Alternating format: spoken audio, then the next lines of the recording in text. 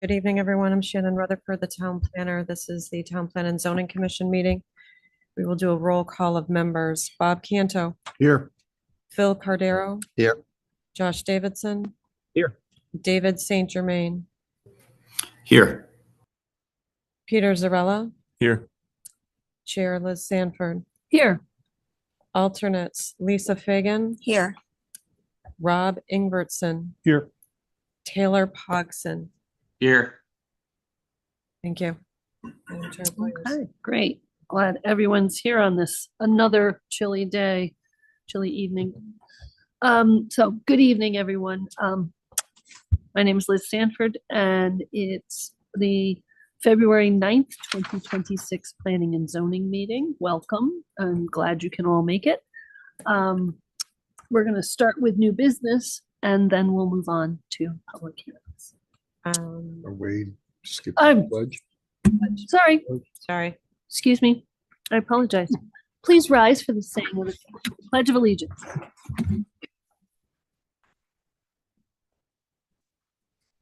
I pledge allegiance to the flag of the United States of America and to the republic for which it stands, one nation, under God, indivisible, with liberty and justice for all.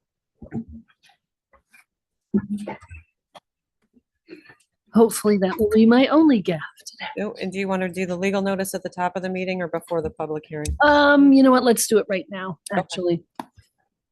Dave, if you could read the legal notice. Sure. Notice is hereby given that the Town Plan and Zoning Commission will hold a hybrid in-person and online public hearing on February 9th, 2026 at 7 p.m. in the Town Hall Council Chambers on the following applications. Big Y Foods Incorporated, application for a special permit and site plan approval with landscape waiver for the construction of a grocery store at 500 South Road in a BR zone. Interested parties are encouraged to participate in this hybrid public hearing. Participation in person is at 1 Monteith Drive, Town Hall, Town Council Chambers, or online participation is via the link to the meeting on the Town of Farmington's website. A copy of this proposal is also available online or by calling the Planning Department at the Farmington Town Hall at 860-675-2325. Dated at Farmington, Connecticut, 20th day of January 2026, Town Plan and Zoning Commission.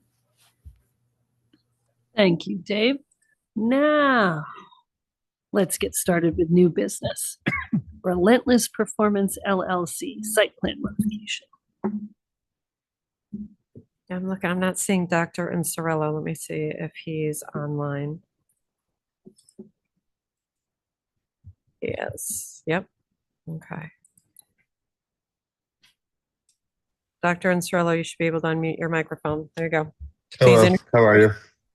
Yep, please introduce yourself and explain your application to the commission.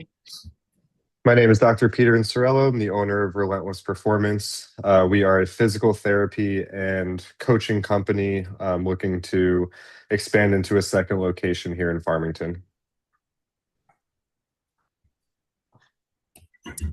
Where, like your whole application, so you're going to have to provide the complete for the commission for the record, please. Got it. Okay. So are you just looking for the terms and use? Yeah, and what building you'll be occupying and Okay, so we are So we're looking to go into building 4 of 170 Scott Swamp Road. We have submitted an application for a 4,800 square foot building with up to 14 parking spaces. Our goal is to have operating hours Monday through Friday, 3 to 8 p.m. and Saturday mornings, 8 to 12 a.m. At all hours, there will be up to 2 doctors of physical therapy and 1 coach on staff. And we will be working up to 5 clients on site simultaneously, providing peak parking demand of 8 spaces during sessions. The revised plan shows 9 spaces adjacent to the building 4 and 9 spaces in between within the lot of buildings 1 and 4. So that should show sufficient parking to accommodate the proposed use. And I just wanted to confirm that because of our operating hours, there shouldn't be any conflict with the other tenants of 170 Scott Swamp Road, with the centralized parking spaces in between.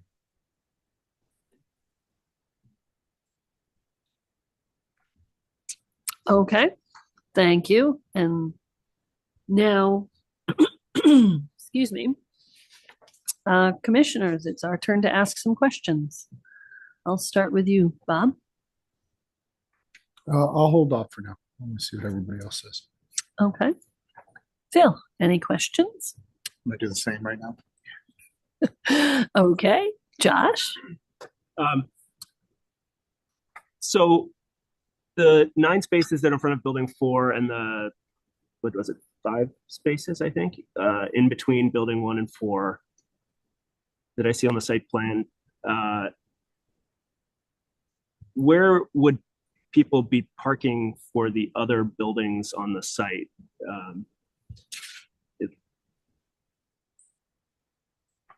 Commissioner Davidson, I can answer that. I'm trying to see, sorry, that. It's a contractor, the approval was originally a contractor Right. facilities building. So the parking count was 1 space internal to each unit because these are overhead doors. So where you see the number 2s Sure. on the site plan, Yep. it's 1 space external, 1 space internal. Got it. Okay. 1 external, 1 internal each. So each time there's a 2, it's because there's 1 internal and 1 external. Same. So that's for all of building 1. It's the same for building 3. There's general parking here on 9, and then these shared spaces here, 5 spaces in between building 3 and 4. With the change to the physical therapy use for one of the buildings, obviously it's inherently a higher parking demand than a plumber or electrical contractor, or as he has, there's the metal supply shop, the one-off person coming in for supply information, or the contractor coming and going for his own business purposes. Okay. Thank you for the explanation. I appreciate it. Yes. That's all. Thanks. That's it. Okay, thank you. Peter? Yes. So are you seeking approval for the, do your plans presently intend to have those 9 spots between building 4 and 1? Or is there some interest in not having those spots? So I believe that our parking need will be covered with the spaces that are in front of building 4 and the shared spaces of 5.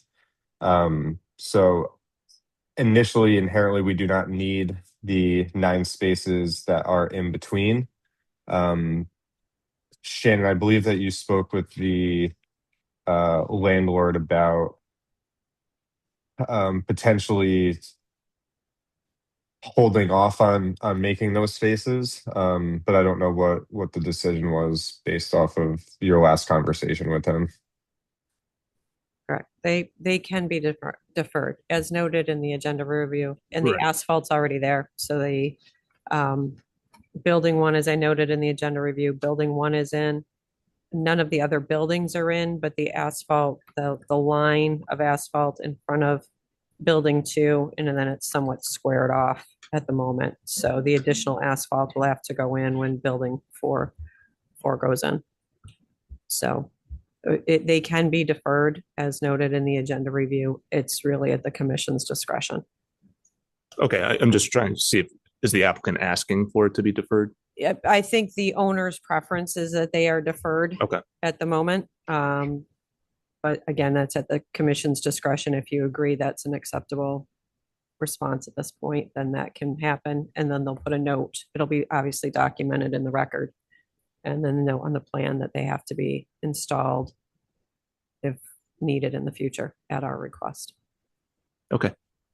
Thank you. No further questions from me. Thank you. Okay, Dave, online? Yeah, I'm looking at the items to consider, and I see something about requiring submission of plan and use to CTDOT, making sure that there's no modifications of the site driveways is required. Where are we with that, Shannon? We contacted DOT, but we will have, if it's approved this evening, then we will have the owner and applicant follow up with DOT as part of this and as part of the building permit and CO. So probably not prior to building permit, we'll have them start the conversation prior to building permit, and we'll need concurrence from DOT prior to CO. All right, very good. The other thing I was looking at is the septic system. We're sure it's going to be able to accommodate this change of use. Has that been checked? That'll happen during the building permit process. So if a change needs to be made, it'll happen then. There should be plenty of room. The septic system sits out front of building 1 in the lawn area that's out in front. So if an adjustment needs to be made, there should be plenty of room. But Farmington Valley Health District will review that at the time of building permit. All right. And the other businesses, we said were mainly contractors, is that right? Correct. There is no tenants yet for buildings 2 and 3. I believe building 1 has a fence company, Cape Cod Fence or something to that nature. And then the metal superstore took 2 of the spaces in building 1. Okay. All right, I've got no further questions. Thank you. Thank you. Okay, and now back in the room, Lisa. No further questions. Thank you. Rob, any questions? No, I have nothing at this time. And online, Taylor? I think everything's pretty good. The only question that I have, it's more of a DOT, maybe Shannon directed question, actually.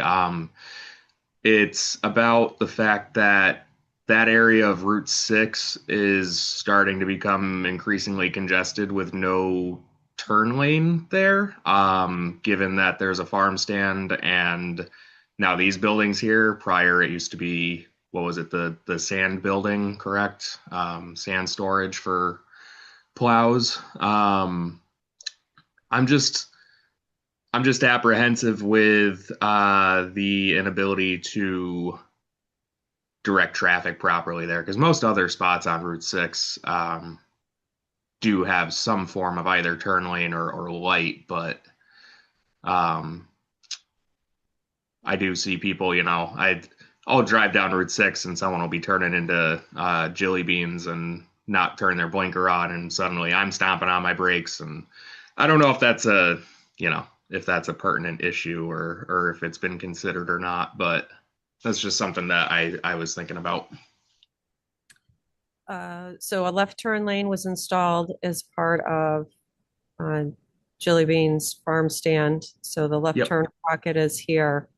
And then at the salt shed where this proposed project is, and like I said, building 1's in already, DOT has limited this driveway to a right in, right out. There are no left turns entering or exiting that driveway, which is the reason we want DOT to take a look at this with the change of use. And as I said, we've spoken with them and we've emailed their district engineer all of the documents. Okay. Yeah. No, I was aware of the left turn lane. It was more of a right turn lane kind of idea. But if that's not, on the docket, then that's not on the docket. Okay. Anything else, or is that it? Nope. That was all I had. Okay, great. My only question is that the owners is amenable to adjusting the traffic flow. I'm just thinking trucks with trailers now getting between 2 rows of parking. That is, I see the pattern is, and that was shown for a tractor trailer, like a big. That EV actually trailer? shows our emergency access Um, vehicle. oh, That's okay. So a fire, so if the parking lot was full, a fire truck can still have full access. to the Okay. Facility. So ideally deliveries, so with the contractor storage, most of the deliveries will probably be in the morning. Mhm. The coming and going, the heavy coming and going typically will probably be the morning. And Dr. Incerello has indicated they won't, their hours of operation are going to be 3 to 8 on the weekdays. So there should not be a lot of overlap. Could there be some issues in the afternoon? But that's the owner. We've spoken to the owner extensively. And this is the pursuit the owner is wishing to go if the commission's agreeable to the use.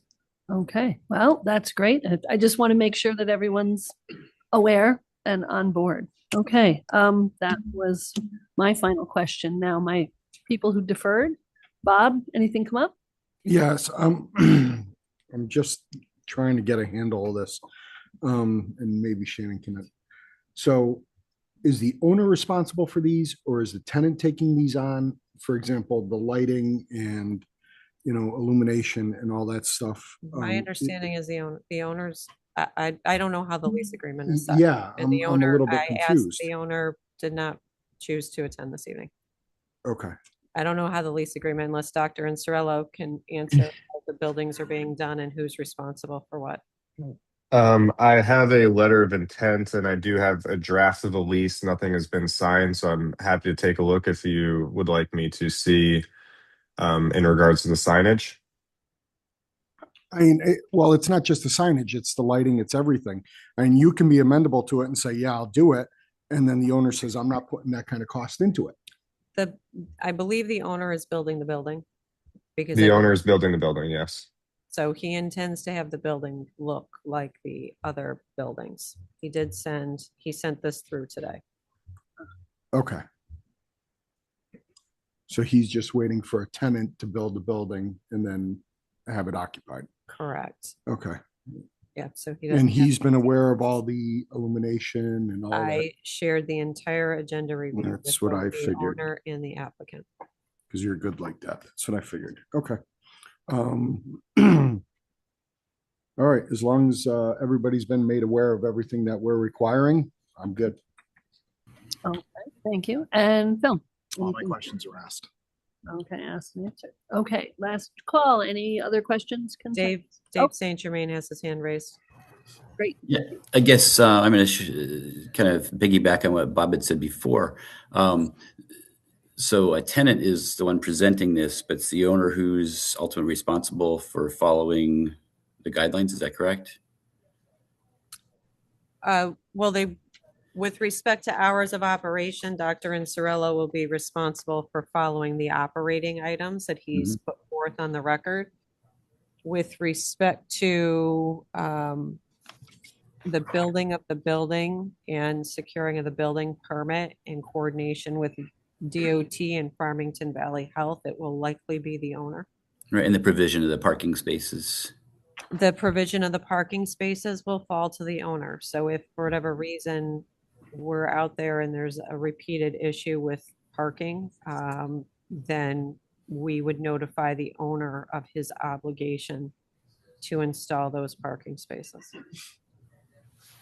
Okay. The owner remains legally responsible for the property. So if there's an issue, regardless of the tenancy, the owner is the one that is responsible and who we will be in touch with. I just think it's interesting that I guess who puts the application in this case. Well, they did. So the tenant can put the application in and it's with the owner's authorization. So both gentlemen have been on the emails repeatedly with me. Okay. All right. Thanks. That clears that for me. Okay. And last call?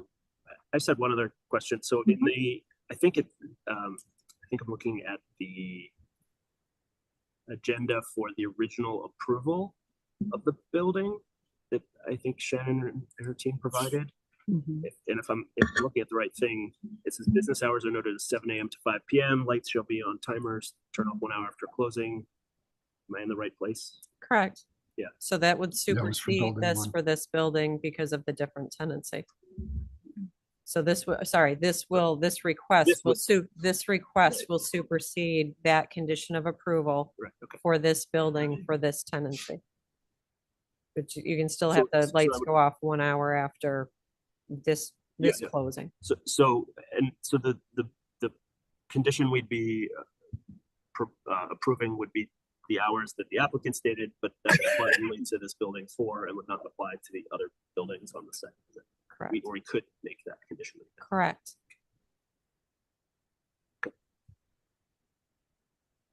Okay, I'm good, thank you. okay, great.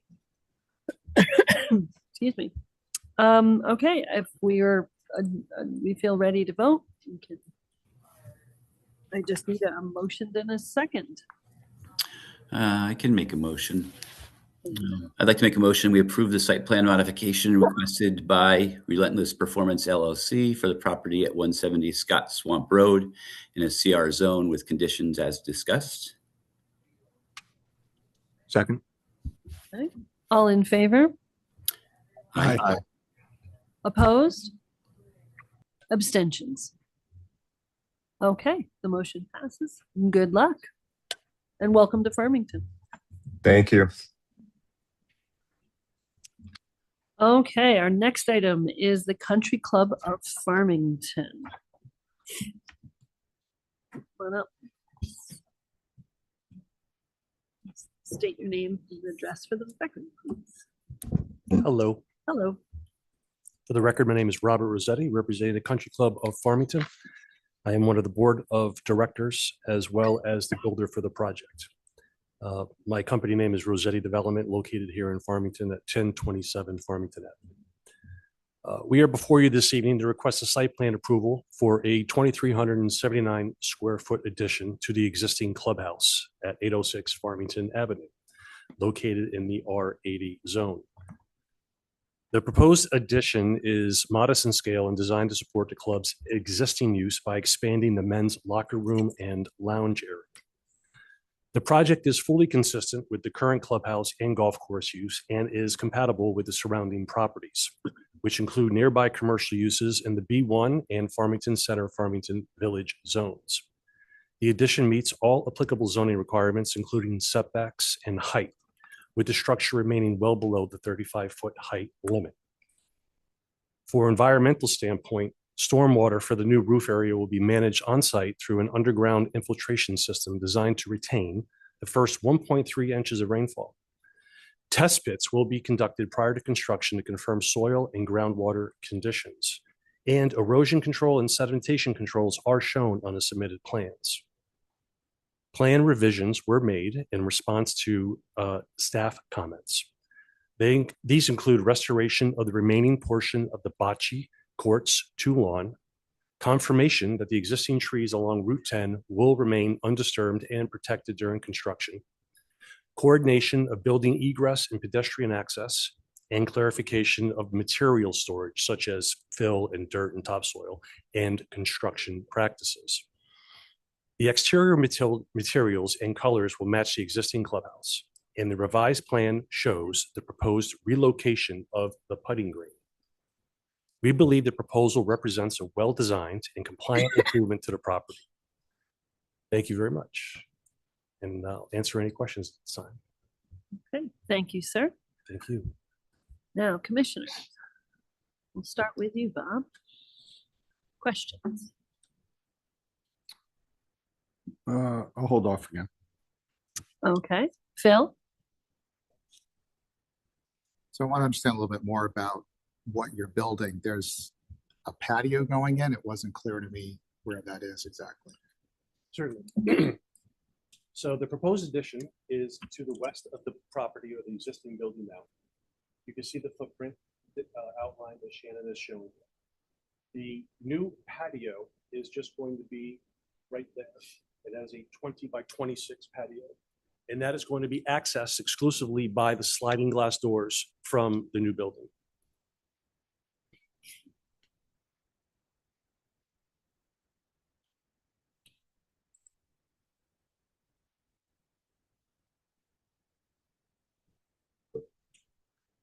All right, I have no more questions for now. Okay, thank you. And Josh? Good evening. The setback to Waterville Road obviously is decreased here. It looks like it's 25-ish feet Correct. with the addition. And what would it be today? With the building, sir?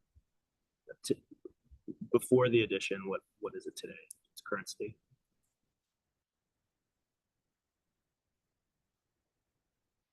Plus another 15. I'm gonna estimate 20 it's roughly 20, probably 30 25 feet, because it's gonna be this, from this southwest corner. That'd be the shortest one. So this southwest corner to this property line, you're probably only another 5 feet, roughly. Yes, probably about 20 feet. Because right, the property line is angled because of the curvature of Waterville Road.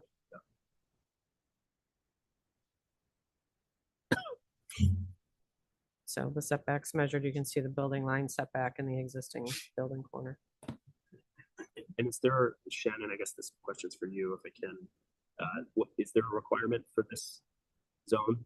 For I don't know if that counts as a side yard or how this would involve. Correct. So this is this is considered it's the side yard on a street. So I thought I had put that in. Yeah, the zoning setbacks in R80 zone are 50-foot Oh, I front see, and sorry. 25-foot side along the street. And then the frontage is off of Farmington Avenue. I got And it. then the Thank you. side off the street is the 25. Sorry for making you repeat. No, that's okay. And what you said would be a locker room. Can you describe what's in this locker room? Or Sure, la- it's an locker room and lounge, I believe. Correct. It's an extension of our locker room currently right now. So if you look at the floor plan, it's just going to be a glorified lounge area that is exclusively for the men. So it's off of the men's locker room. So there's a bar, it looks like. Correct. Food will be served here Potentially. and games played. So Card tables.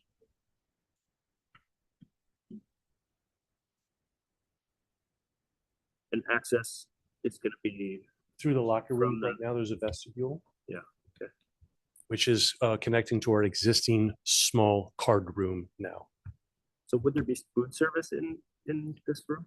Such as right now, we have food service that is brought into the card room, so it just probably just be a continuation of that. There's no kitchen or cooking into that area. Plumbing for the bar, I assume. I'm sorry? Plumbing for the bar. Correct, sir. That's all I have. Thank you. Okay. Have you had a chance to review the conditions that are stated in the agenda review? I did, sir, and in my opening comments, I pretty much addressed all of them. I can go through them line by line item if you wish. I just wanted to make sure that you had a chance to review them and you're in agreement with the conditions where we grant the application. Yes, that is correct. The only one really that I'm in disagreement with would be when the comment in regards to the building height, they talk about 27 feet. That's actually not accurate because the raised patio in the back now negates that elevation drop in the building height. Okay. But besides that, yes, everything else has been addressed and or in agreement with. Thank you.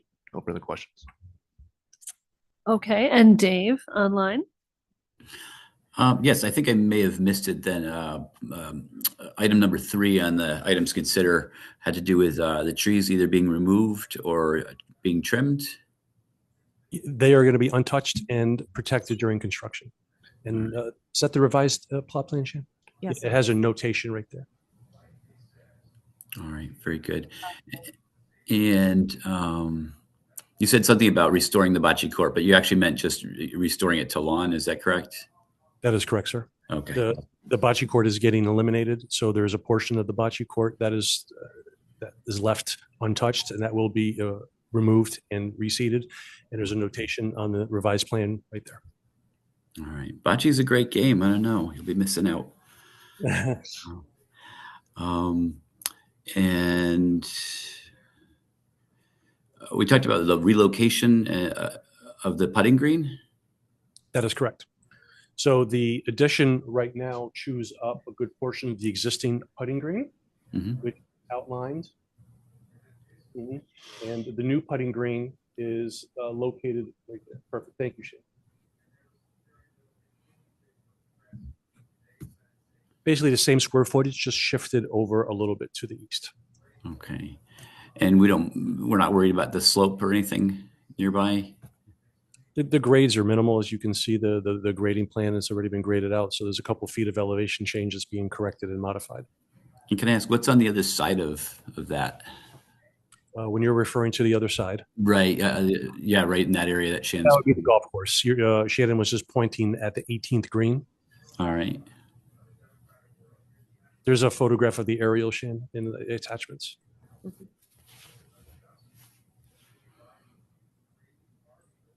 To your left. Too much cold medicine this weekend. Mhm. Farmington jug handle. Here we go.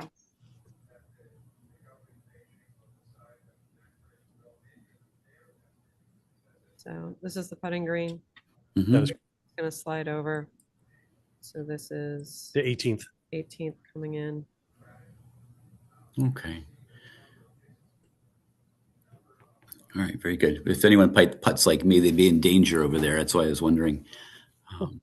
If anything, we're making it much flatter. Right now, it's a pretty steep practice putting green. All right, very good.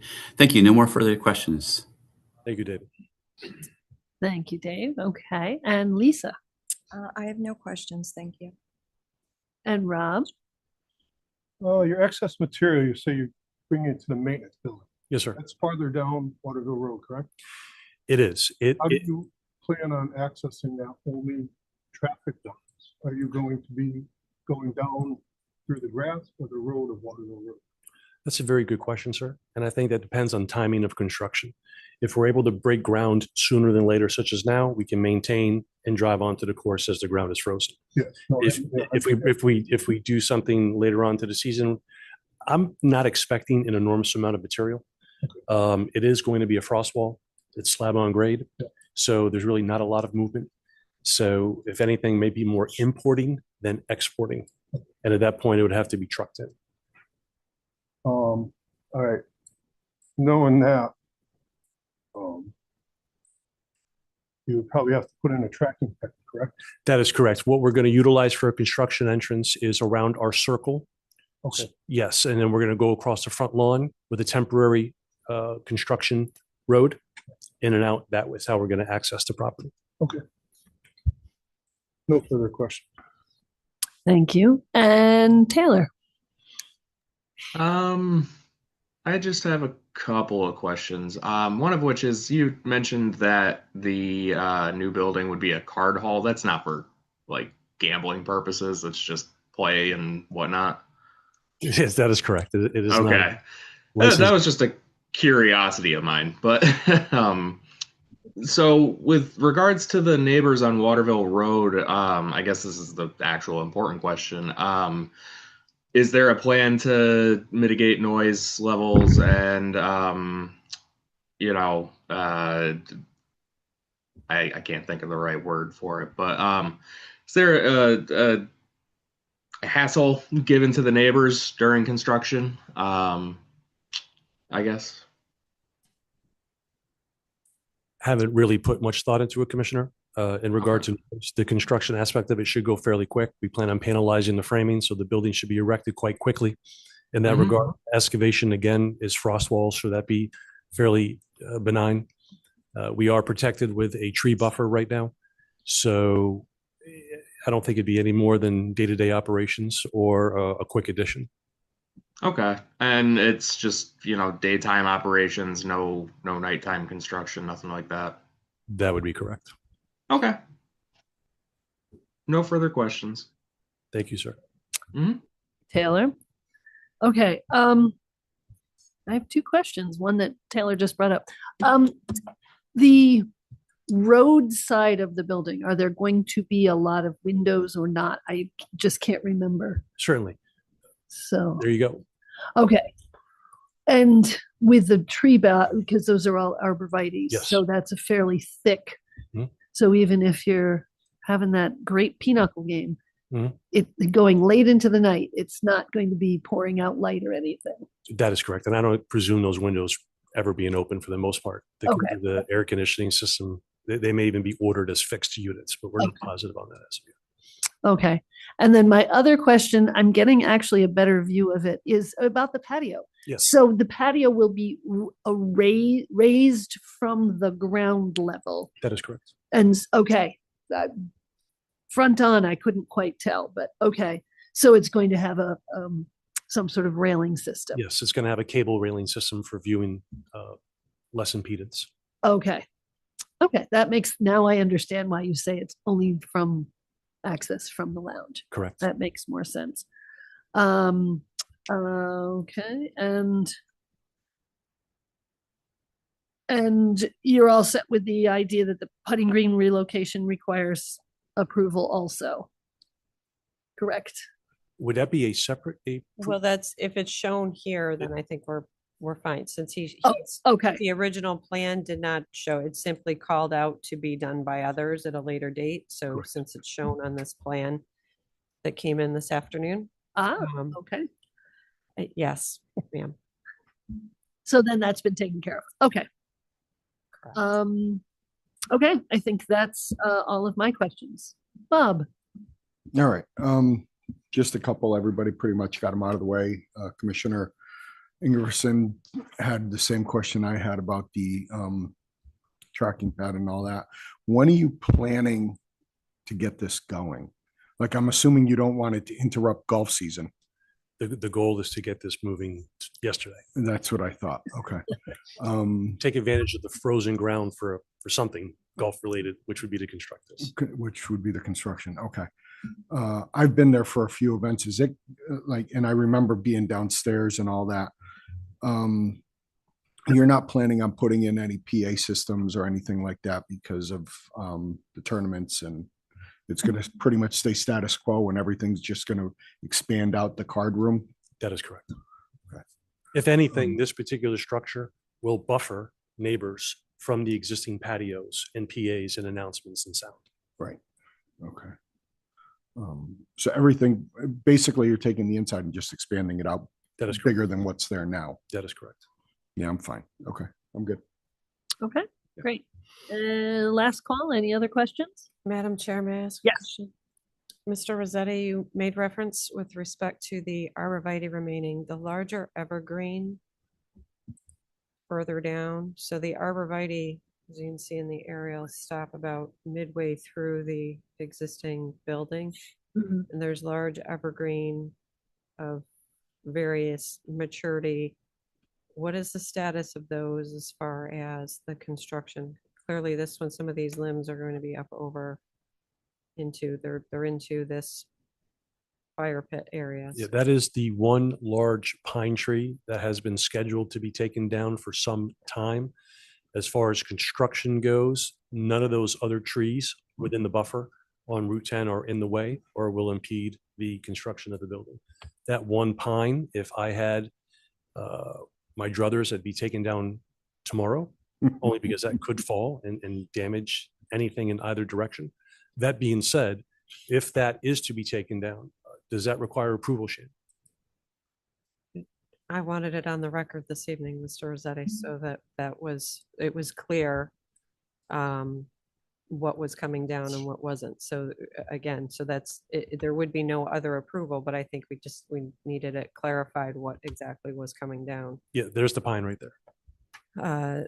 Is it this one? It's this one that's up in the middle of the tree. That is correct. Seeing. It provides nothing for coverage and foliage on the lower section, and yet just you can see some of the limbs touching the telephone poles now. Mhm. There it is. It's this one. Okay. No, I just wanted it on the record. Thank you. Yes. And obviously, if anyone has any follow-up question, then Yeah, Shannon, can you stay in the picture with the arborvitae there again? yes, sir. Scroll up a little bit or down. I'm sorry, the slide just before this one. The next one. This one here. Yeah. I'm just looking at some of the arborvitae looking kind of in need of some help. Any thought in replacing those? If there's any dead ones, we would gladly replace it. I don't know when this photograph was taken. This was taken from Google Earth and a screenshot. Ah, So let's see, it was summertime. I'm not positive if it was 2 years ago, last year, or this summer, sir. okay. All right, thank you. You're very welcome. Okay, what were you gonna say? Sorry, if you want to. Go ahead. You go. I just had further follow up on this as well. So I believe the image that we're looking at, I'm looking at live Google Street View, and it says August 2025. So it appears that's the same image. There are a couple gaps sort of to the right of this image that is shown on the screen, kind of closer to the corner, that maybe we could fill those in. It would be amenable to that. And then to your point of kind of for the neighbors, you know, you're gonna be getting closer to them, closer to the road, and sort of beyond where the arborvitae's end today on the north end of Waterville. Would you be amenable to extending those further down to the extent of the current mulched area, which there's basically a guardrail that starts along the road, so roughly to that area, to provide further screening for both visual and, you know, you described PA announcements and sound, and maybe there are music or events going on, I don't know. Right now, there's just a handful of kind of shrubs that are, I don't know, I'd say maybe 3 feet tall, that are very sparse, and it might be nice to be able to provide more, since we're providing more. You're going to be increasing the intensity of the usage and moving closer to the neighbors. Yeah, so from that view. Correct. So kind of down to roughly where that guardrail is south from this point of view.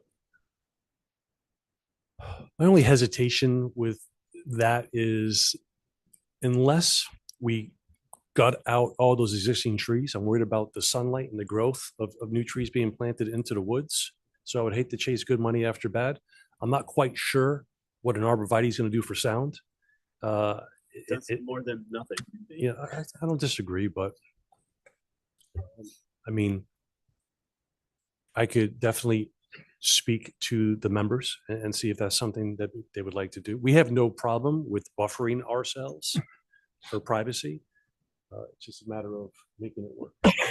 For To what perspective, extent? the neighbors across Waterville Road are all businesses. It's all B1 zone. The property at the corner is long been vacant, which most of you are well aware. This is owned by the same owner. I'm not sure if that building is, I think that building's occupied. This building is occupied, but it is a business, so there's not residential neighbors immediately across the street. So I think perhaps there's a need from a visual screening more than perhaps an audio screening. But I think it'd be helpful, the commission needs to decide, I think, if it's a visual screening that you're looking for, and whether you want mature buffer plantings, because you're not going to get understory under those existing evergreen, not easily. So commissioners, what do you feel about trees? I will start things out. If you do take that pine tree down, which is a big pine tree and could cause a big problem if it does decide to come down, I would like to see something maybe go back in there, because it also will be a gap. Sure. You know, but We don't want the same thing to grow again. exactly, you don't want another Correct. spindly. Maybe a nice maple tree. That would be lovely. Sure. We will all hang around and wait for it to grow. But yeah, I that is my feeling. I think the arborvitaes do a great job where they are, and on that corner. And if you do take that pine down, I think that'd be great. There are not that good of an arborist to know what the other trees are. There are some plantings, and I'm sure tree would hopefully slow down some rogue golf balls here and there. No ball should ever go into that vicinity. We're way too far away from the course. Don't say shouldn't. Or they shouldn't. It's gonna say, You know, maybe John Daly will decide to play one Listen, day and Yeah, really. Don't forget, 18 is a par 3, so it's much short of that. So, okay. So that's my one comment is if we take that big one down, we should place something back in there. Any other comments or feelings? No, I have a question with that. So who's responsible for that tree? Is it you or is it in the right of way or is it, Well, are we waiting for the power company because it's entwined in the power or what's the holdup? they have butchered that tree several times. I so know. There's not much around the power lines to my last recollection. It's our tree. If they were going to take it down, they would have already. So we're going to be responsible to take it down. Okay. So And again, when the ground's frozen, is the time to take down a tree of that magnitude because it will require a crane. crane, right. Or So I'm kind of in line with you. I mean, yeah, I'd love to see that thing come down. I go by it, 4 or 5 times a week and it's always amazed me how that hasn't snapped and caused problems. But I would like to see something in replace of it. Fair enough. But I also agree with you about not putting good money after bad, putting arborvitaes underneath the pines because they're never going to grow. Correct. So- And to that note, as nice as, now I'm thinking about it, as nice as a maple or a tall tree would be, once it does grow, Eversource comes through and they're just going to say, They're going to lop it off. they're just going to lop it. Right. So Cut it in half. maybe we'll discontinue the arborvitae and then maybe do some nice lower plantings, such as some tall grasses and things like that within that area. Something with a little bit of Junipers, color. Some color, some. Mhm. Yeah. That part's easy I'm for good. us to do. Okay. Does that make sense to anyone else? Okay. Any other? Oh, Taylor had his hand raised. I He don't know did? if he still had anything. okay.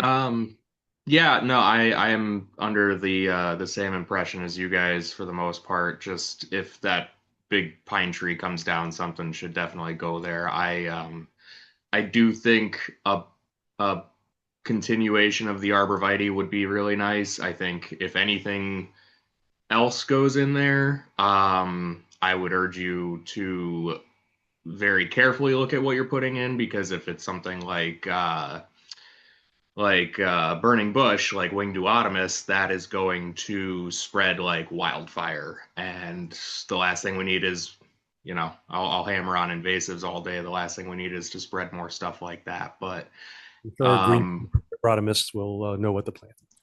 yeah.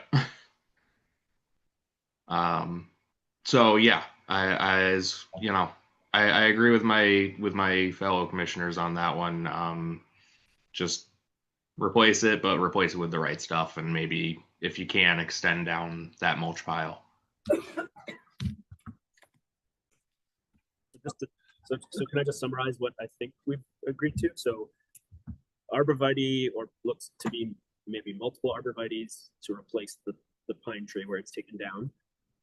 Replace any dead or dying arborvitaes along that stretch that need replacing, and fill in the gap. There's two gaps surrounding one further towards the traffic. There's a slide, Shannon, that shows it better, but yes, They're right. the arrow's right there. There is some that are missing. Yeah. So just is that what Right there. Agree with that being the request? Just to summarize the details, so ensure the applicant's clear and knows what we're asking. Okay. I just wanted, you're not talking about going farther down with it, down Waterville Road with any more arborvitae, correct? South or north? But when, We're saying north because the pine tree is north. right, So anything that to the left of that, you're not talking about extending everybody's that way, because you were at one time. That's right. I'm not stating that any longer. I'm only stating sort of, the one or two, whatever it would need Okay. to sort of. Right. Thanks for the clarification. Yeah, no, I just wanted, personally, I don't see any need after that tree to put any more arborvitae down that way. Especially there's businesses down there anyway. Well, I think two houses, I believe there's two. Oh, yeah, but businesses one on house there. I is think so there's far another set that's- back down there, Hard to know if. oh yeah, that house that's down there is set way back. Okay. Have we come to consensus? I think. Okay. I need a motion and a second. I'd like to make a motion that we approve the site plan for a 2379 square foot addition requested by the Country Club of Farmington for the property located at 806 Farmington Avenue in an R80 zone with conditions as discussed. Second. Okay. All in favor? Aye. Opposed? Abstentions? Okay, that motion carries. Okay, good Commissioners, luck. thank you very much. Appreciate it. Happy building. Thank you. Okay, thank you very much. Next thing is we need to accept an application for 97 River Road. So I need a motion and a second. All right. I'd like to make a motion to accept the application from LADA PC for special permit and site plan approval to pave outdoor storage and retrofit site for stormwater controls at 525 New Britain Avenue in a CR zone and schedule a public hearing for Monday, March 9th, 2026. Second. All in favor? Aye. All opposed? Abstentions? Okay, motion carries. Now, now we get to the public hearing portion of our meeting. Just a brief explanation of how public hearings will proceed. Applicant will present to the commission. Commission will then ask questions. Then we'll open to public comment, first in the room, then online. Once all the public comments received, we'll ask the applicant to respond. And then we'll ask, and then we just ask that you keep your comments to about 5 minutes. And feel free, if you agree with the person who spoke before you, you can say, I agree with them. And we just want to make sure that we're respectful of your time and all our commissioners' time, because we are all volunteers here. But we want to make sure we hear from the public. So, okay. So our first matter of business is Big Y Foods. So please come on up and make your presentation.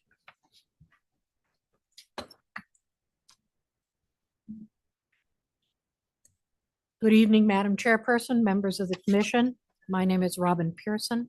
I'm an attorney with the firm of Alter Pearson and Hope in Glastonbury, Connecticut at 2650 Main Street. And I'm here on behalf of my client, Big Y Foods, Inc. They are proposing, as you're well aware, a special permit site plan review for a Big Y market in the southeast corner of the existing West Farms Mall property. The application also includes a request for a 5-foot reduction in the required side yard of your regulations pursuant to zoning reg section 13B6.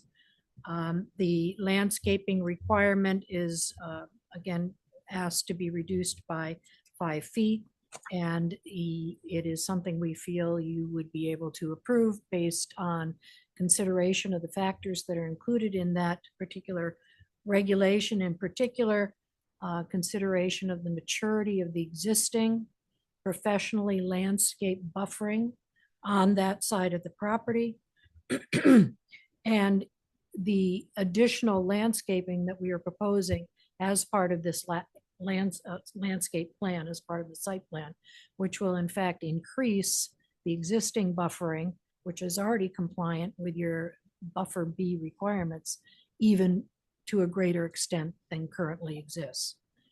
With me this evening, actually we've got a lot of people here this evening. Guy Heskett is with F.A. Heskett and Associates. He will go through the plan details of the proposed store. He is the lead engineer on this proposed development. Also here with him is Scott Heskett. He is our traffic engineer.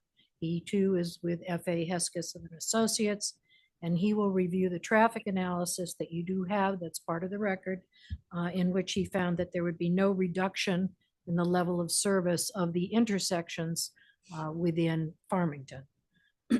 Also here is Dave Ziyax. He is sitting behind Scott. Dave will not necessarily be speaking this evening, but he is and has been the lead engineer also with F.A. Hesketh Associates for West Farms since its inception back in 1989. And just in case you have any questions that go back about the history of that particular approval, he is the one to answer those questions for you. He doesn't look that old, but he's been here a while on this. Also here this evening on behalf of the applicant Big Y and also of the mall owner, now Simon Properties, should there be any questions that come up, they're not planning on presenting to you, but Chris Elliott is here. Chris is with Big Y. He is the Director of Design and Construction. He's also accompanied by Matt Demore from Big Y. And then we have two individuals here from West Farms Mall. One is Michael Gonsalves, who is a mall facilities manager, as well as Brian Holgus, also involved in the maintenance of West Farms Mall. And between them, they have, well, one's been here for 6 years doing this work and another for 11. So they are very knowledgeable should you have any questions about the operation and how things move around on the West Farms Mall site. The signs have been timely posted. They're still out there now. We have provided a very significant mailing. We've mailed to, by certified mail to approximately 80 property owners in the area, both in West Hartford and Farmington. And we provided the notices, the return receipts that we have received to date from that certified mailing. You have in your packet the staff's very comprehensive agenda review. Planner did a great job. I'm not going to go through all the aspects of it, but I would like to bring certain points to your attention. One is that we did receive wetland approval already from the town of Farmington. It's Inland Wetland Agency Conservation Commission. They reviewed the development plans and the application was approved after a public hearing back in December of last year. There were no public comments received during the course of that one night of presentation, another evening of public hearing. We did not receive any comments from the public at all with regard to the development plans at that juncture. There is also a West Hartford component to this development. A small portion of the area for which the development of the supermarket is proposed lies in West Hartford. And it is part of a special development district in West Hartford that encompasses, it's at the bottom of a triangle that encompasses the rest of the property that's in West Hartford. And West Hartford has a process that allows you to go through an administrative amendment to what was previously approved within that special development district. And that is conducted by staff alone. But it does go to the West Hartford Town Council to make sure the Town Council doesn't think that there is anything about the change to that portion in West Hartford that deserves special review by the Town Council, which is the zoning authority in West Hartford. So signs have been posted for that process. They're out there. So there's both West Hartford and Farmington notice signs along New Britain Avenue and South Road. And we did receive a notice of intent to approve by the West Hartford Town Planner. That has gone to the Town Council. The Town Council will decide, most likely, there's no reason to think otherwise, to accept his recommendation or his intent to make those, make that approval part of the record and a modification of the existing special development district. The only changes that are proposed is a reduction of 9 parking spaces and some reconfiguration of the landscaping, not eliminating any of it, but just moving it around within that small triangle portion that's within the West Hartford portion of the Big Y site. To date, the planner told me today, the West Hartford Town Planner, they received no public comments as a result of the signage that they've had out there also. So before we move to the details of the application, I'd just like to say that we concur with the 4 considerations that your town planner has requested you to keep in mind as you deliberate on this application. The last one, there are 5 comments. The last one has to do with any comments you come up with, which of course we cannot anticipate. So we'll hold off on our concurrence with regard to that after we conclude this public hearing. So with that, I think we'll turn it over to Scott Hesketh to go through, to Guy Hesketh, to go through the specifics of the development plan and store particulars. Thank you.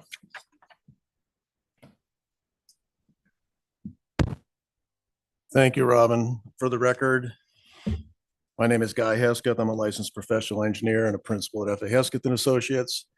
And our offices are located in East Granby, Connecticut. And our firm assisted Big Y in the applications to both Farmington and West Hartford, including the application you have before you for consideration this evening. And I'd like to start, Shannon, if you can go to the overall plan as part of the, I think it's up one more from there.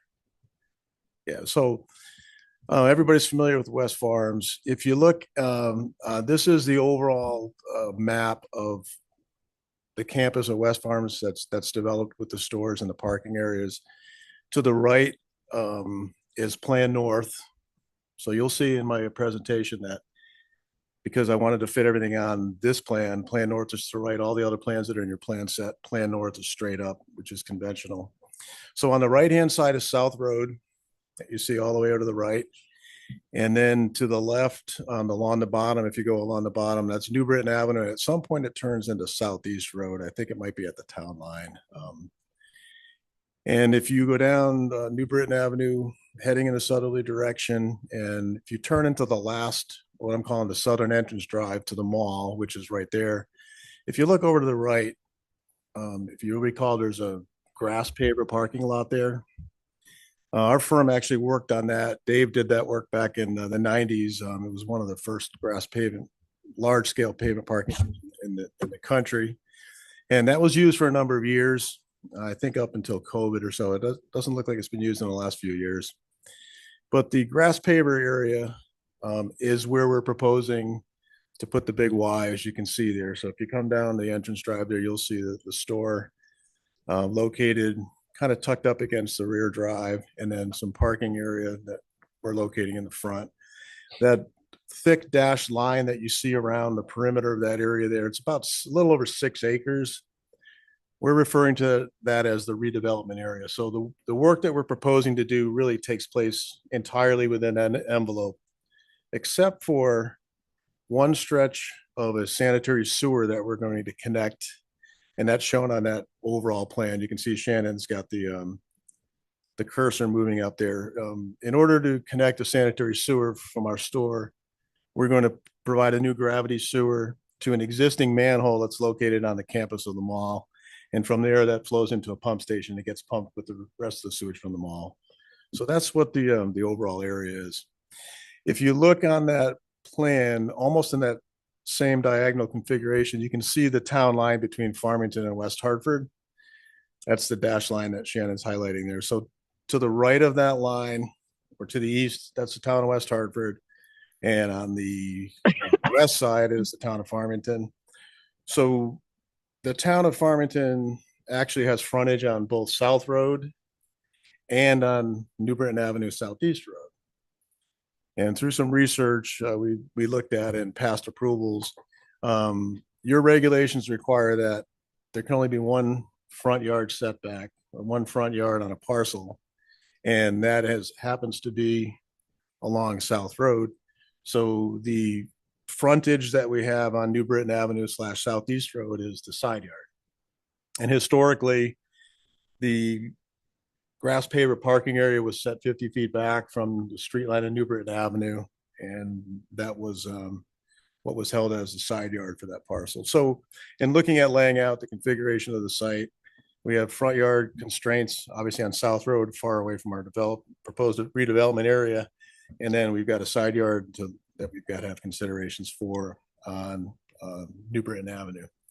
And as council indicated, Your regulations, like as I go through the presentation, just keep in mind that your regulations stipulate a 50-foot landscape buffer for a side yard. We're requesting a reduction of that from 50 feet to 45 feet. And I'll explain the reason for that is we have some pretty tight configurations for the building and some conflicts on the site that require us to ask for that slight net reduction. And keeping that in mind, we are compensating for that with the generous amount of landscaping that we're proposing on the site itself. So again, this overall plan depicts the area of redevelopment, and then it shows where the sanitary sewer line is. And if you also look on here, you can see over where the scale is, there's a proposed green space compensation area. And there are two little areas in there that are not really within the town of Farmington, but the town of West Hartford has a requirement that we cannot reduce the net green space area on the site. And because we are losing a little bit in West Hartford, we're compensating for that by taking some existing paved, delineated line striped islands out of the parking lot and replacing them with landscaped islands. So you'll see on the plan and carried out on the more detailed plans that green space compensation area. So if you go to the LA1 sheet, which is the next sheet in the set, this is that area, the 6.2 acre redevelopment area with north facing up. You can see the town line between West Hartford and Farmington. So you'll notice that most of the work that we're proposing is within the town of Farmington, but there is some reconfiguration of some parking areas that are being done in West Hartford in that area there. And that includes some additional parking that we're proposing along the edge of New Britain Avenue. And the rest of the balance of the work is being done in Farmington. So on this plan here, what we do is we depict the overall configuration. The elements on the landscape plan are the grocery store that you see. It's a 50,200 square foot footprint building, a 2,300 square foot mezzanine, which is basically a second level where there are some offices and some administrative areas. And we've shown on this plan a dedicated truck route. You can see along the eastern edge in the gray shaded area, which is delineating the truck access. So we propose to have sort of two circulation patterns for the site. One of them is for the patrons. The patrons will enter coming down the south entrance, turning right on the access drive. And then when they get past the store, they can turn right into the area that we have and then fan out to the left to park in either the area north. And there's another area along the western side of the building where the customer base can park. Or customers can continue to go up the road to the north, turn right, and then circulate with another right and then access the main parking field that's in front of the building. The trucks, however, have to go up the right drive. Up the drive that's on the western side, turn right, and then access around the perimeter of the building. So we're keeping the truck traffic segregated from the patrons in their cars. And then if you look at the truck access area in the back, we provided sort of a cul-de-sac in the rear of the parcel. And what that does is it allows trucks to enter and they can make a full 180-degree turn back into the loading docks. You'll notice on the facing west, we have a double loading dock where two full-size tractor trailer trucks can back in. That's a 4-foot depressed dock. So the trucks are level with the finished grade of the building. And then on the other side, there's another loading dock, again, 4-foot depression that allows access. And if you notice to the north of the double truck loading area, there's an access ramp. We call it direct service delivery ramp. And that is a ramp that is used by vendors such as Coca-Cola, the Lay's potato chip guys, the Entenmann's guys, things that come in with the smaller trucks. They actually park their vehicles in the back and then they have little carts that they run up the ramp and bring the products into the store. In the back of that area also, we have a compactor, which you can see where Shannon's showing that. And then to the right of that and a little bit further north, Big Y has a electric whole store generator, some electric switchgear, and a transformer. What that does is allow them during power outages that the store can stay fully powered, works great in emergency situations where people need food and access to medicines and things like that. That provides them a 24-hour service 7 days a week. To the left in the back of the loading area, we also have a dumpster pad and a small container for rendering recycling.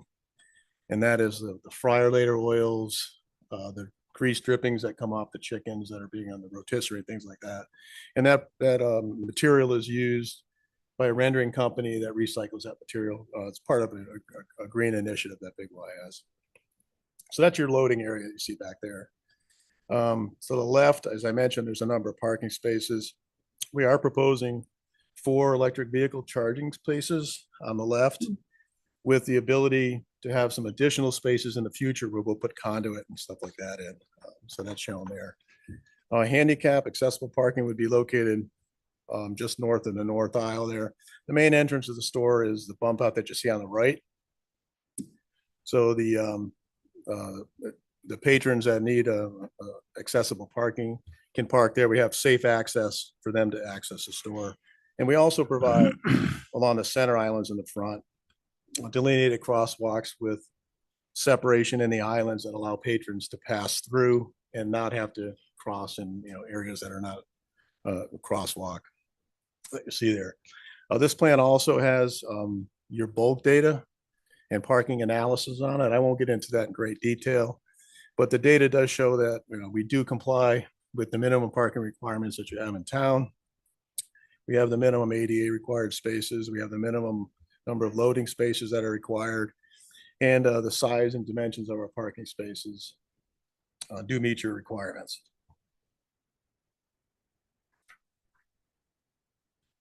Can you go to the landscape plan, Shannon, the next sheet down? Excuse me. So we also included in the package our landscape plan, and as I mentioned, we have a pretty generous landscape planting plan proposed along the southern edge and along New Britain Avenue of the site, where we wanted to provide some screening because of the loading area that's located there. There are a number of street trees along New Britain Avenue and along the access drive that we're not going to touch. The shrubs and the trees that are on New Britain Avenue, we're not proposing to do anything with that. We are going to do some grading on the other side of those and grade down because to get the grade to the store that we need. And we are proposing to supplement the existing landscaping with a number of deciduous and evergreen plantings, trees and shrubs that you have a listing there. And then also along the southern perimeter and the western perimeter, there are a number of street trees that were planted several years ago. They're London plane trees. They look similar to sycamore tree. We're maintaining all of those trees, going to supplement it with some additional plantings. And then we're going to continue that treescape all the way up along the edge of the Western Drive. In that area that Shannon's pointing out now, there are a couple of spot islands in there with a few trees, but we're going to create a new canoe island that will continue that theme of the London plane trees all the way across that western perimeter.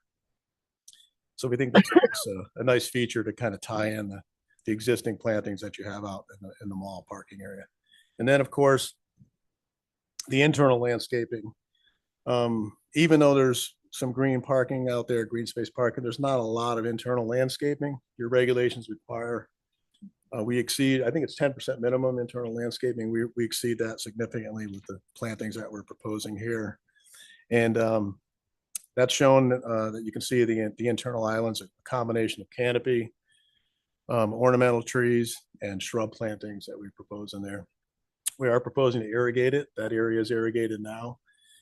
Big Y will continue to irrigate that, so we'll have a healthy streetscape and a healthy landscape that will be maintained for years to come.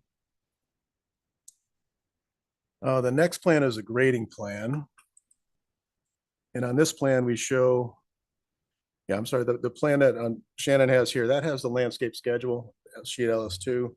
You can look through that. That tells you the size of the plantings. We meet your town minimum standards, the number of plantings, the Latin names for them, the common names, and then a number of landscape notes to show that we will install these according with industry standards.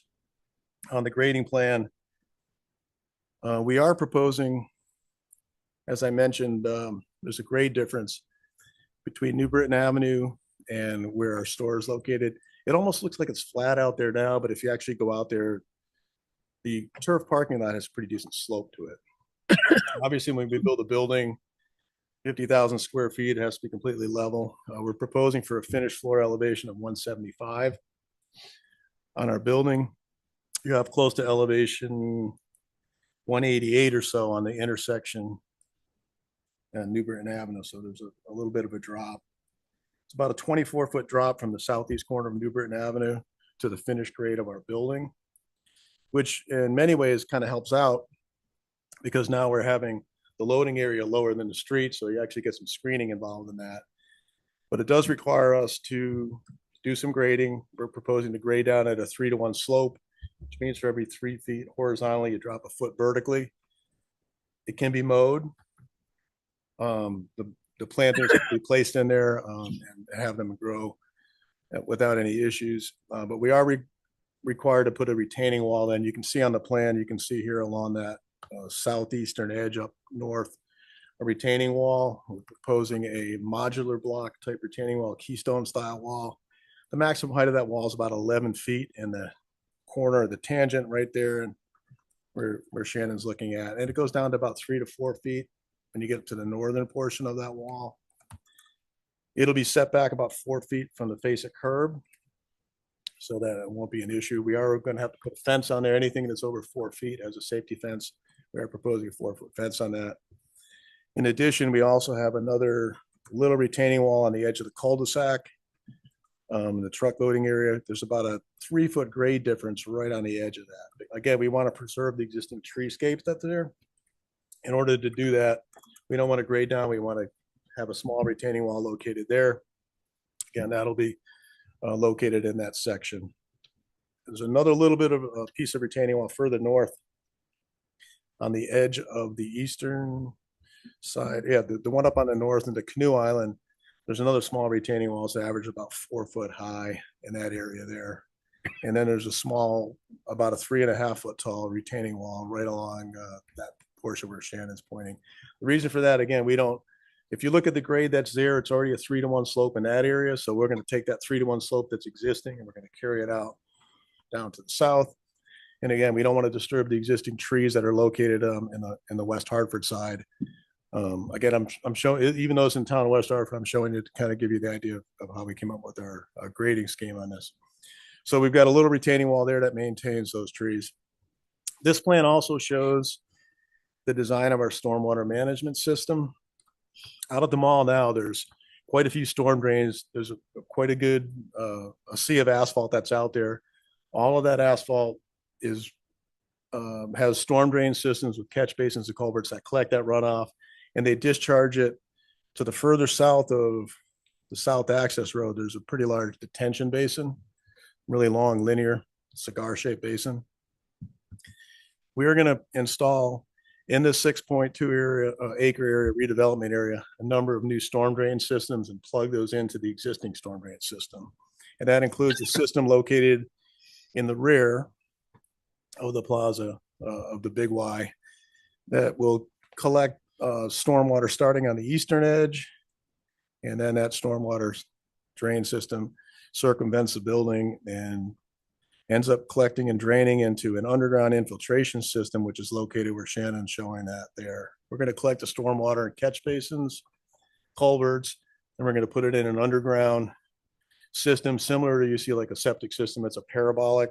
It's made of parabolic shaped plastic galleys, and that provides for both volume and allows for infiltration of stormwater. So that whole eastern area behind the building and this western area along the side of the building will be collected by one system. And then the north parking lot, we're going to pick up some storm drainage throughout there and put it into another underground infiltration system that you see located up in the northwest corner on that diagonal. And these systems have been sized to handle the runoff volumetrically and to handle the peak rate of runoff up to the 100-year storm. We submitted a pretty comprehensive stormwater management report with the application that includes analysis for that. And we also demonstrate that we meet the the minimum size requirements for the pipes to handle the 10-year storm, which is required by your engineering standards. So those systems plug into the existing storm drain system, and then they discharge down on the western side, and they end up in that detention basin where the runoff goes now. So we've managed to, on one other thing, the roof runoff, because it's relatively clean, that's going to be directly discharged into that same storm drain system. And those three systems will drain into the detention basin and then again discharge north through the site. If you look on the plan, and this will get back to the request for the reduction in the landscape buffer, right where Shannon is showing, there's a 72-inch, 6-foot diameter concrete pipe that runs from the detention basin north past the building, sort of S curves around the front parking area, and then eventually discharges to Rockledge Brook and in the town of West Hartford. So that pipe is located about 8 to 10 feet from the west wall of our building. And when we design our building, we need to make sure that we don't have any unreasonable load on that pipe, because it does affect the integrity of that pipe. So we've got our structural engineers looking at a design for that pipe. We can't get any closer to that pipe with that west wall of our building. Hence, that requires us to keep our building kind of pushed as far east as we can. And in order to be able to get a 24-foot wide drive, which we need for safety and for access of our trucks, and have the trucks make the swing that they can make to get out of there, we need that relief from the 45-foot setback or 50-foot setback to the 45-foot setback. So that's why we're asking for that. If we could push the building over 5 feet, that wouldn't be the case, but we're really kind of caught between a rock and a hard place there. So if you just keep that in mind.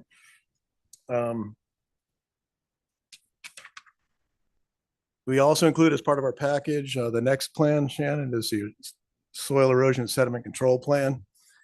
Now, both your town regulations and the Connecticut Department of Energy and Environmental Protection require us to develop a soil erosion sediment control plan that meets the minimum standards that the state has specified, and your zoning regulations also have requirements for that. This plan addresses that. It includes a number of best management practices, a construction exit, inlet protections on catch basins, perimeter controls such as silt fence erosion control, sediment logs. We do have temporary soil stockpiles, a gamut of things that are all listed in the legend that are on the plan here.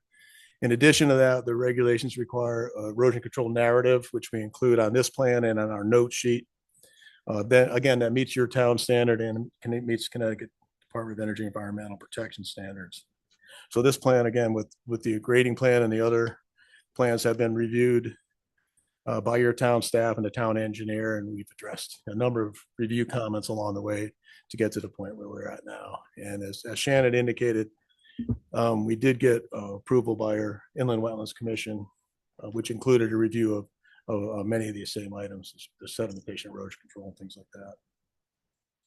The last plan I'll show is the utility plan. And on this plan here, we show the utility connections for the sanitary sewers. I mentioned we're gonna have to put in a new sanitary sewer system that almost runs parallel to the town line, but most of it ends up in Farmington once we get past that corner. Now, Big Y has, for management of their sanitary sewage, we have 3 different waste lines that come out of the store. One is, because you're a grocery store, you generate fixtures that have fat oils and greases in them. We have sanitary sewers that are specific to those types of fixtures and floor drains. Those are collected, it runs through a grease trap.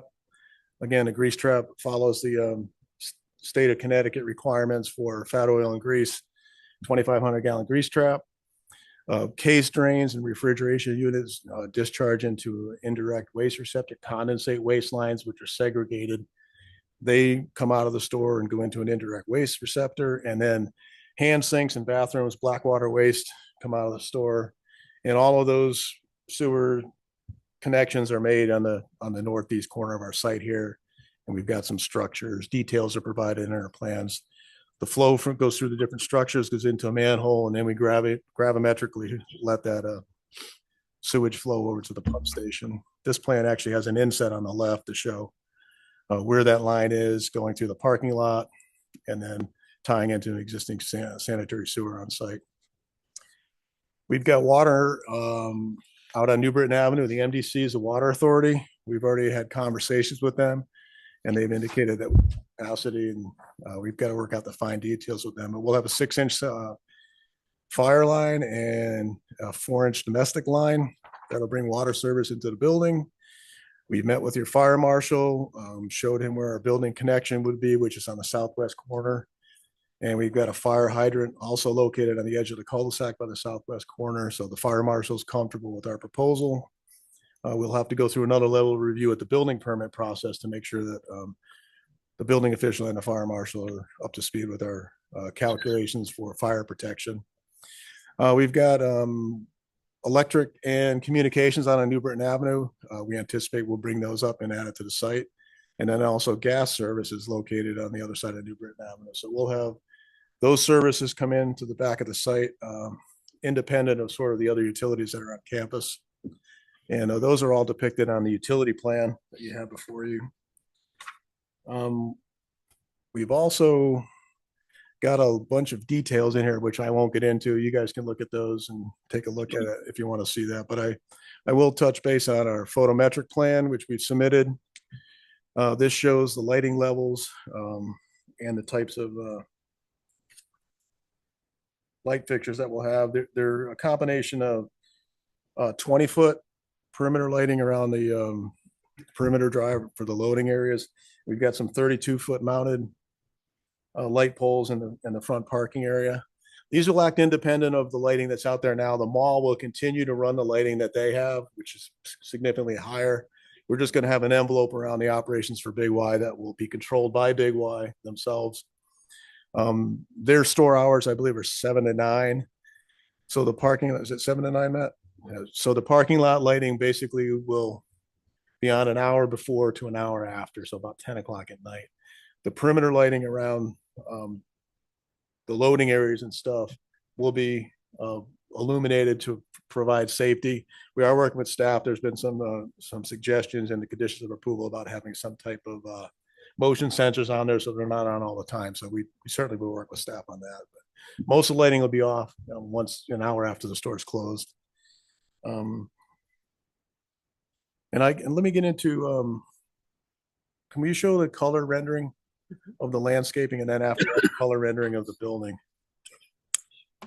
So I had my landscape architect just do a quick rendering to show sort of what the impact is of the landscape. So you'll notice that the lighter green trees on the right side are the existing trees that are on campus, and the darker green are the ones that we're proposing. And then again, the shrubs and stuff are worked in, and the evergreens a little bit darker. So just want to emphasize that the landscaping buffers that we're proposing here with the elevation difference will provide significant screening to that loading area as you're either driving up New Britain Avenue or coming into the south entrance.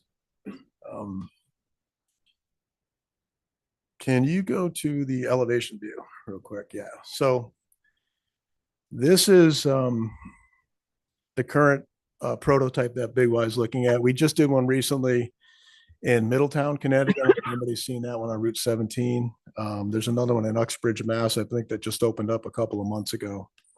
So this is a little bit departure from the arch structures that you'd see a few years ago. Very attractive building, very modern looking. It has the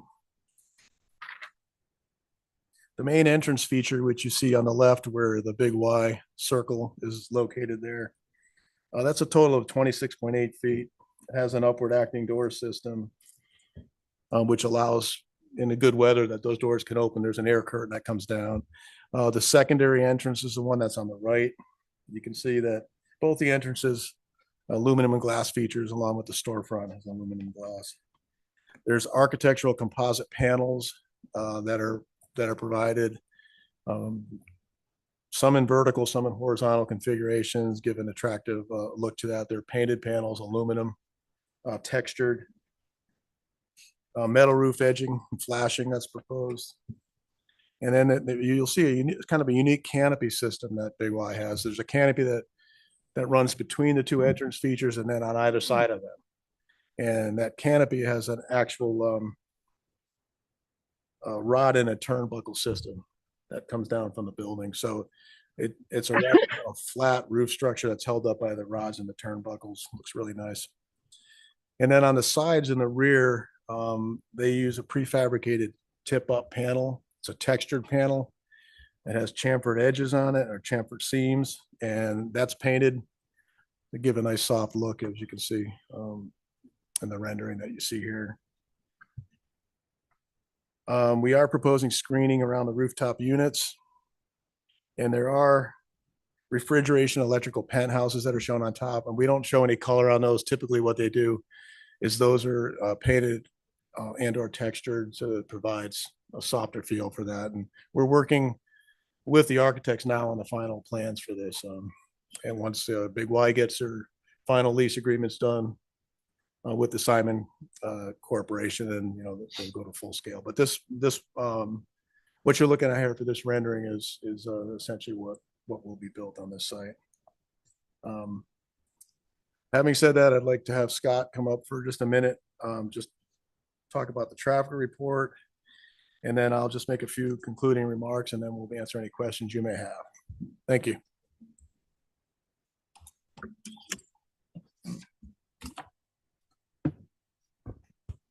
Thank you, Guy. For the record, Scott Hesketh with the firm of F.A. Hesketh and Associates. I am the traffic consultant for the project. We wrote a report dated January 5th, 2026, which has been submitted in support of this application. We've asked to take a look at the traffic impact of this proposed development. In the course of doing so, we took a look at the Connecticut Department of Transportation's historic traffic volume data.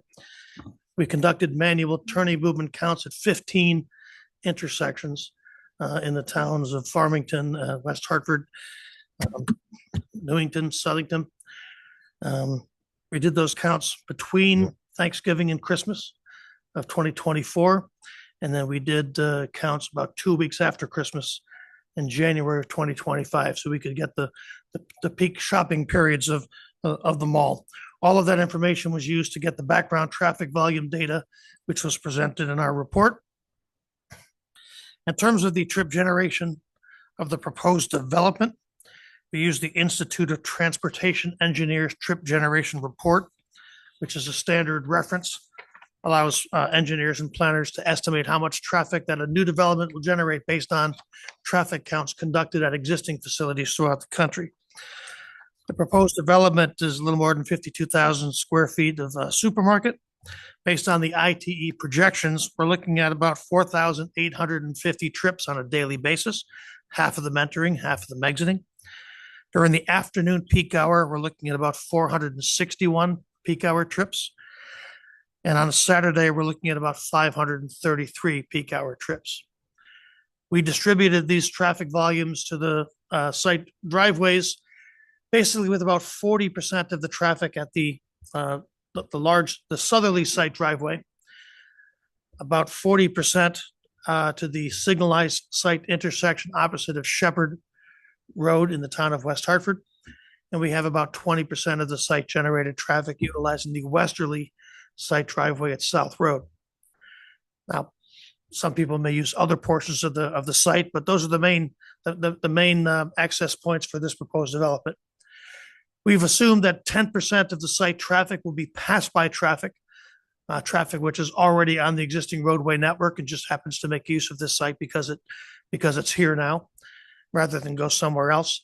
And we've assumed 10% of the site traffic would be shared traffic with the mall itself. So it's people that have gone to the mall, and after they've done whatever shopping they do there, are going to come over and get some groceries here, or vice versa. Probably that way, so your ice cream doesn't melt.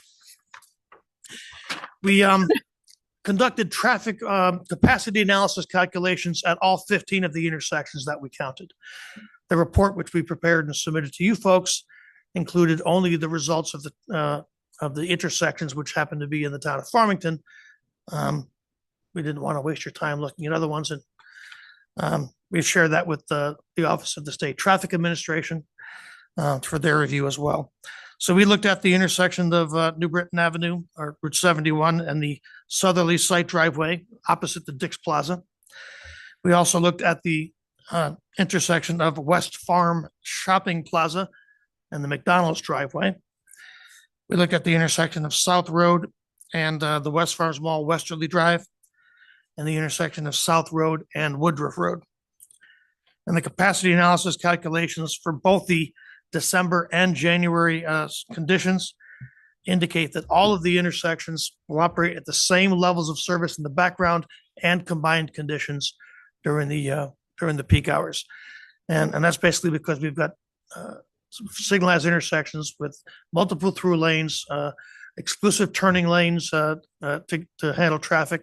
And in the case of the southerly site drive to the mall, it's got a northbound double left-hand turn into the mall, as well as an eastbound double right-hand turn onto Route 71 out of the mall. So we've got high capacity, high volume intersections with great levels of service, and the addition of this proposed development should not impact the operations of those locations during those peak hours. We did receive review comments from town staff. We have prepared a letter dated January 5th, 2026, responding to those comments. Most of them are relatively minor. We did make an error in calculation in the shared use and pass by. We corrected it in that report. We did check with the DOT, and they told us that currently they're allowing 10% for shared use traffic, 20% for pass by traffic. Our report includes 10%, 10%. So we're a little bit conservative on that front. We did have a few vehicles, about 5% of the site traffic, exiting the driveway opposite of Clover Drive. My mistake, that's an entrance only driveway.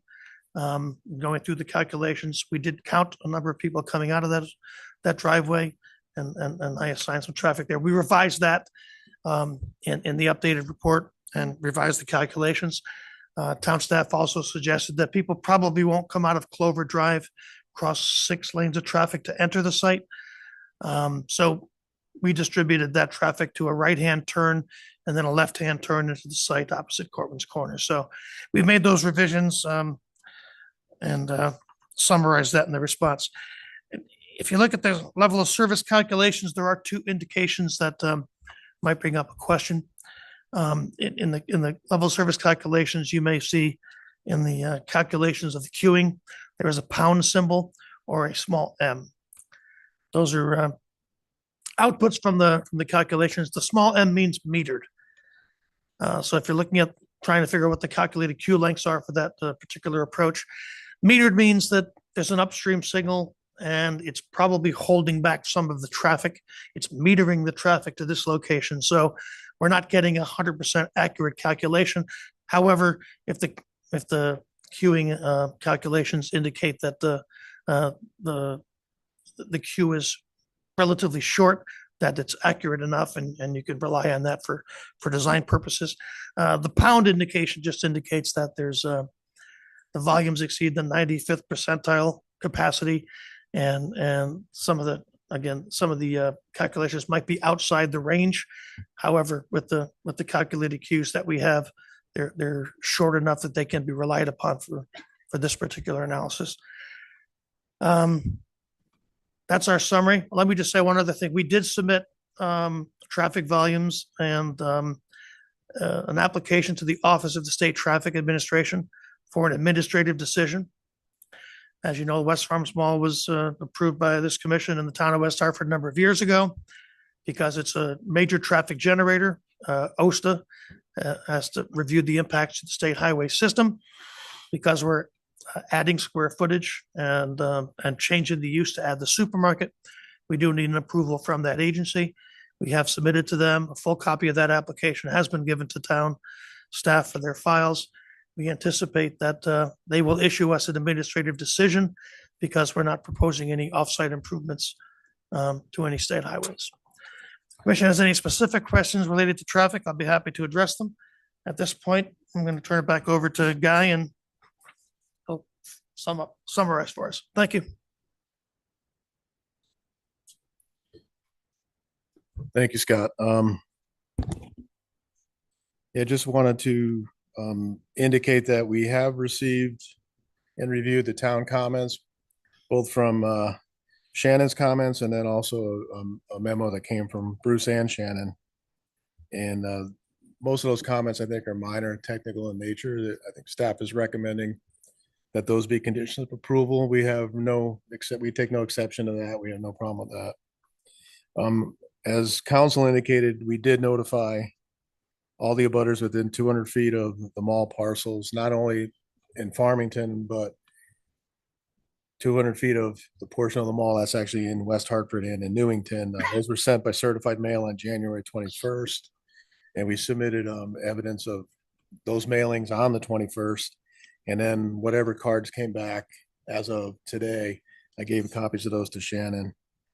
The Wetlands Commission, as council indicated, did approve the application back in December. So we went through that process with your Inland Wetlands Commission. And just a reminder, we are looking for approval of the site plan and the special permit because this use is a retail use in the zone, which requires a special permit. And then we'd like consideration and approval of that 10% reduction in the landscape buffer from the 50 feet to 45 feet so that we can construct a safe driveway there. Having said that, I'll conclude my presentation and be glad to answer any questions you may have. Thank you. Okay, thank you very much for a very thorough excuse me, presentation. Commissioners, it's our turn. Bob, I'll start with you. Okay, thank you very much for the thorough presentation, as Liz said. Just for clarification, hours of operation are 7 to 9, 7 days a week? Okay. And then the lighting schedule is going to be independent of the mall lighting schedule. So you're going to have lighting based an hour prior and an hour past opening and closing, regardless of what the mall does.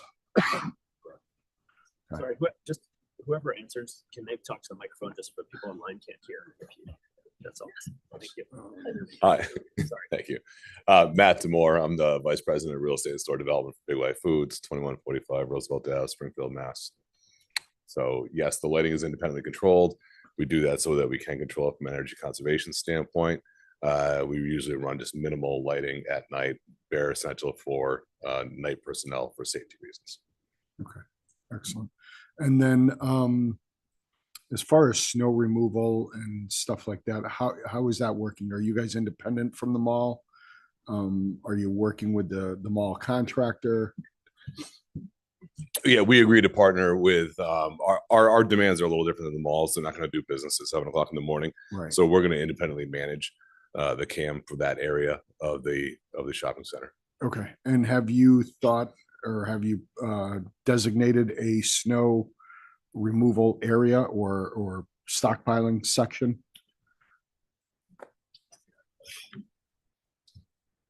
For the record, Guy Hesketh, can you go to the layout plan, Shannon?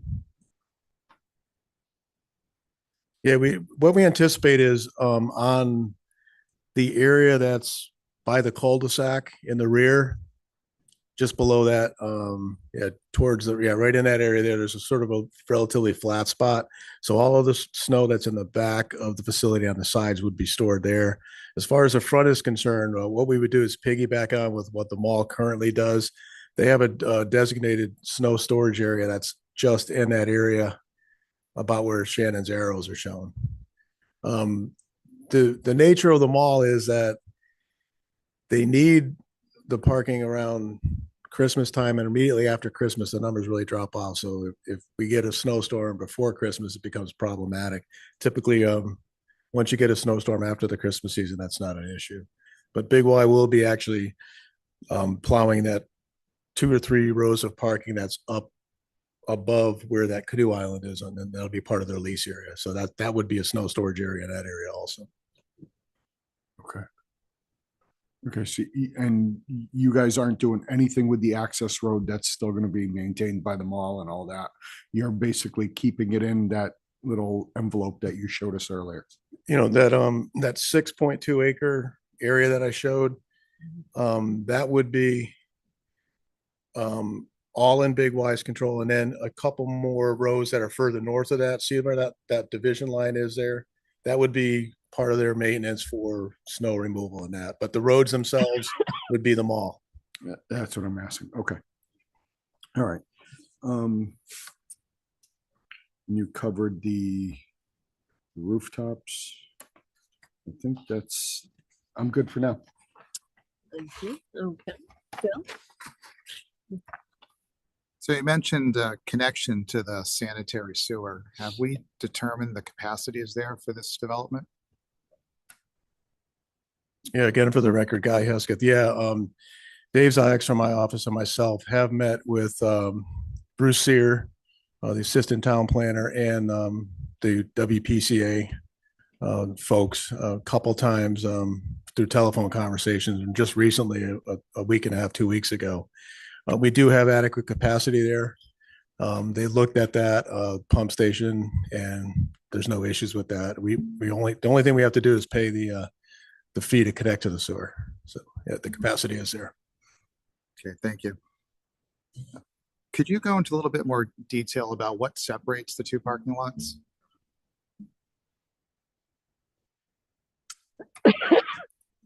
Oh, on the graphic that you're looking at here? Correct. Yeah, there's a landscaped island that's located along the northern edge. What we refer to those as canoe islands. So that'd be a canoe island there. If you look at both ends, it sort of looks like a canoe. That would be a landscaped island there. And then along the other edge, that's a full landscaped island. So there's no traffic that can pass between one and the other. The only way cars can get in is along the entrance drive in the front, and then also up on the northeast corner. Okay. So there's actually a curb and landscaping and another curb. Okay, thank you. You mentioned that there were 4 EV parking sites, right? Well planned at the moment. You might expand it to more. Would that expansion require any changes to the infrastructure on site, or would it just be running wires? Well, we actually do show, if you look down to the bottom of that, it might be on that plan too, Shannon, a little further down, right in, may not show it there. If you look on the utility plan in that corner, we have a placeholder for a transformer and some gear. Yeah, if you zoom in close there, see that? Yeah, that's a transformer and load center for future EV parking stations. Okay. So we have the capacity for the service that we have in the store to run 4 EV charging stations. So we're going to run a conduit to those.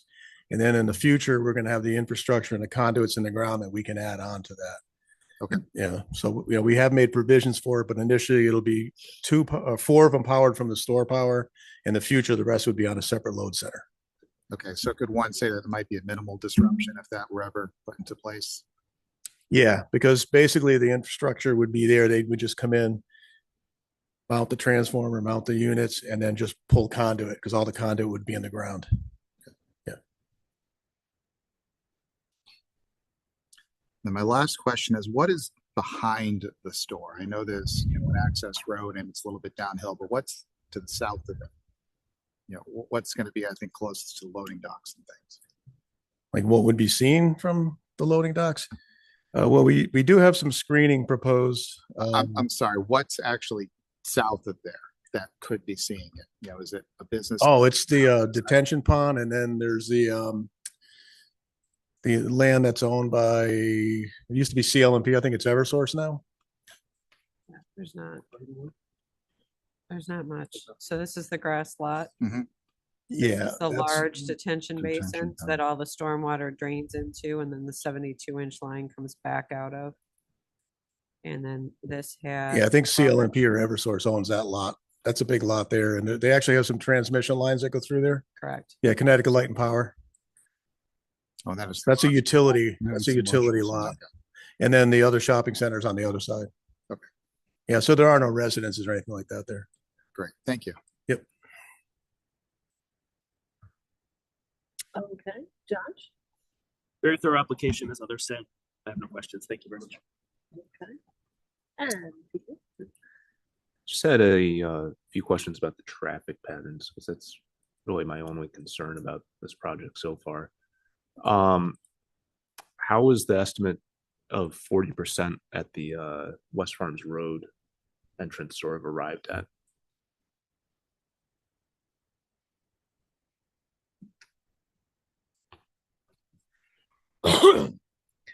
Generally speaking, based on the traffic volume counts, and where we think people who are going to be frequenting the facility are coming from, So it, Route 71 you can come from either direction. You have access to Route 9 and 91. So we assign about 40% to each one of the two driveways, one north of the site, one north of the supermarket and one south of the supermarket. The other 20% is Farmington residents coming off of, or West Hartford residents coming from Woodruff Road or on South Road using that entrance to South Road in that location. We figured they'd probably come through the mall rather than wrap around the facility.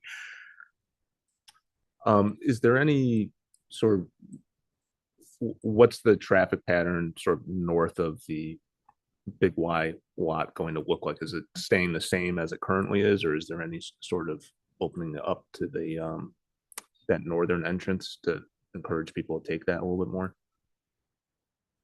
Well, there's a large parking area. There's drive aisles on either side of the parking areas. So we're not proposing to make any changes to that.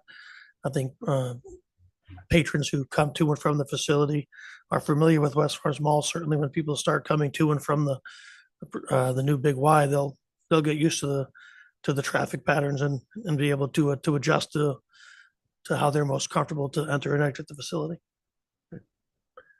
Okay, thank you. No further questions. My pleasure. Thank you. Okay, and Dave? Sure. Thanks for the presentation. I do. Shannon, can you show yeah, this is actually the view I'd like. Is that turnaround for the trucks? Is that on the same level as the parking spaces there on the left-hand side? Yes, it is. It's basically the same grade. I'm just going to jump in and ask. Yeah, it's the same grade. There's no grade break between the two. Gotcha. So a fire vehicle could pass through, but we've got signs prohibiting trucks to try to get out that other exit. Right. And how do you, I guess the trucks are going to have to go into that turnaround to access the right-hand loading dock. Is that right? That's correct. Yeah. So the truck come in, go around the cul-de-sac, start heading back out, and then they could back into that other loading dock. Yeah. All right. I think a lot of my other questions were answered. I appreciate that you had the traffic study done, during the peak times. I still am concerned about how busy it will be, but yeah, we started and we did that in 24 because we knew this was going to start probably in the fall of 25 with the approval process. So we wanted to make sure we covered the whole peak season from Thanksgiving through Christmas. And can you tell me how many parking spaces there are available?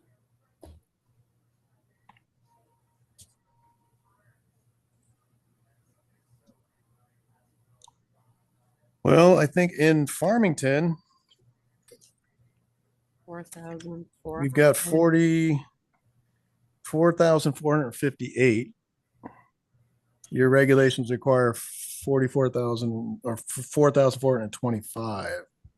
In the Hall Mall, I'd have to look at the analysis for that. I don't have those numbers with me. It's No, over I just meant for the store, this store in particular. 250. Yeah, there's 250 is the typical target number that they have. So we have 250 within that envelope, that 6.2 acre envelope, but Big Y also has a lease agreement to have additional spaces if needed, but they'd be shared spaces with the mall. All right.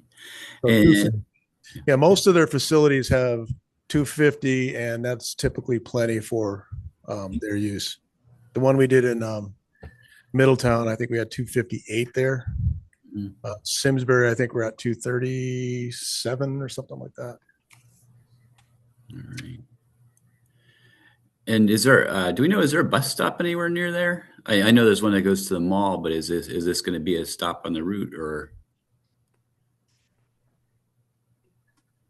There's currently a bus stop at the north end of the mall. I'm not sure what the store is. Yeah, there's a very large bus stop at the very northern entrance in front of the right in that location where she's at the pointer. That's correct. Trying to add bus stops to the Connecticut Transit route is tricky. They don't like to add bus stops as it adds time to their routes, and therefore it makes it more difficult for them to complete as many routes during the day. So they try to pick points which are convenient, but that is the bus stop at West Farms Mall. There's several bus routes go through there, and it's a transfer station, and you can make connections at that location. Anyone, I guess, utilizing this facility would have to walk up to that bus stop. Okay. And are you foreseeing any issues with the carriages?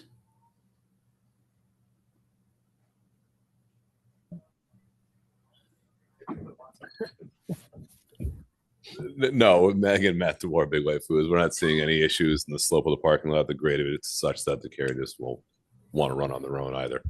Yeah, so wandering into the mall parking lot and all that. Yeah, will they be locked? They will not be locked. You're going to want them locked. I was going to suggest that. We could lock them. I'm- I'll add a chain. We're gonna want them locked. Yes. Yep. Because all of the carriages from over in this plaza get dumped and left in front of what's the former Barnes and Nobles, because there is a pickup here, and the number of carriages that get left here is problematic. You're gonna find them all in front of PF Chang's. That won't be a problem. I'd love to say it's unique to here, but we spent a lot of time and money hunting carriages. So happy to. All right. Thanks very much. I've got no further questions. Okay, thanks, Dave. And now back in the room, Lisa. I'm satisfied with everything on record. Thank you for a comprehensive overview. Okay, Rob No, I have nothing. Thank you. and Taylor. No, I don't really have any comments besides thank you guys for a really good overview on this. And I did actually take a look at the landscaping a little bit closer, and I'm a big fan of what you guys are planting there. There's no Bradford pears or anything like that, so I think everybody's going to be happy with that. Yeah, that's it. Okay, thank you. Okay, so I also want to thank you for a very thorough presentation. I also want to thank you for introducing me to the term canoe island. I had never heard that before.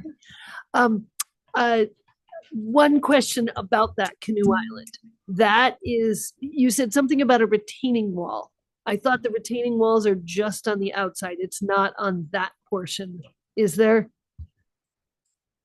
Yeah, there is a low height retaining wall that's located right beyond the parking spaces there.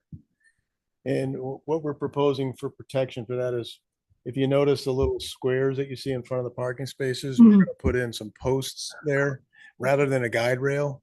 Okay. So a wooden post, 8-inch diameter, that will provide something more aesthetic than having a guide rail in that area. Okay. I like that idea. That makes sense. I think that is all of my questions. Okay, so now it is time to open it up to the public. If you would like to ask a question, if you have a comment to make, you are invited to come up to the podium, state your name and address for the record, and ask away. Okay. I'll check online. If anyone's called in to offer comment on the application for the Big Y Supermarket at the West Farms Mall, please raise your hand using the feature in Zoom to ask your question and address the commission. Again, if anyone's called in to offer comment on the Big Y Supermarket, I do have a hand raised. Jim, if you should be able to unmute your microphone. If we can get your full name and your address, please. Go ahead. Hi, my name is Jim Barbeau. I live over at 23 Glen Lane, directly across from the proposed site, New Britain Ave. Okay, thank you. And what's your comment or question? So I got a few comments. First of all, I guess I'm really skeptical about this traffic analysis that had been done. Considering my backyard butts New Britain Avenue, I see the real traffic on a daily basis. Pretty much I can count on every weekend southbound traffic heading down New Britain Avenue is a bumper to bumper situation. It also gets that way heading northbound as well. I can tell you that it's extremely annoying from just from a backyard perspective to listen to all the horns that are beeping and loud music and aggravation from drivers. It's pretty brutal. Not to mention the fact that if I want to get out of my neighborhood at Shepherd, the only way to get out of there is to go northbound. There's no way to get across the street and get on, because basically the traffic ends up backing up through all the intersections. So I really don't understand where this data came from. I'm really calling this out because I see it from my window every day or out my backyard. It's already, ever since Costco came in, it's gotten to the point to where it's brutal to just be able to get around. I have to get out of my neighborhood early in the morning, 8 or 9 o'clock. Anytime after that, it starts getting incredibly difficult to go either left or right from Shepherd Road. So I'm having a hard time believing that this is just going to have a minimal impact, if none at all, the way it's being presented. There's often at times people that are venturing through the lights, blocking intersections, blocking people from getting out of that south entrance that you have there. They can't merge onto New Britain Ave in the time for the traffic lights. There's often at times there's police officers that got to manually man those lights. And if there wasn't, it's extremely chaotic. I just,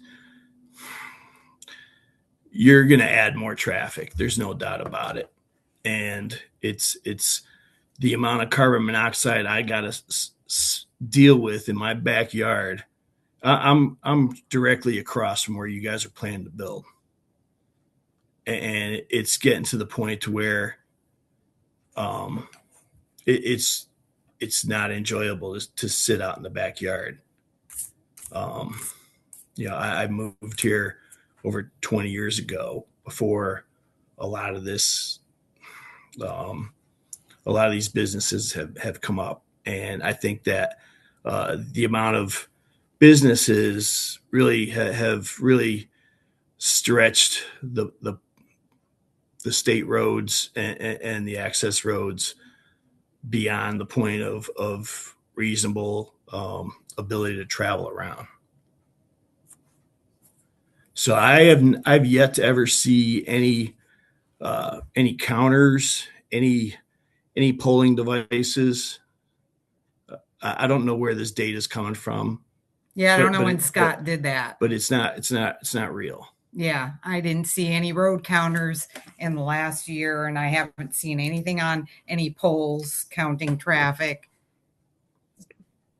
So I can tell you that, for me to have to adjust my lifestyle to be able to get out of my neighborhood only early in the morning or later at night, anywhere around rush hour, forget about it. It's backed up bumper to bumper. So I don't know what you're talking about. Well, thank you for your comments. And I don't know if there's any response from our traffic engineer.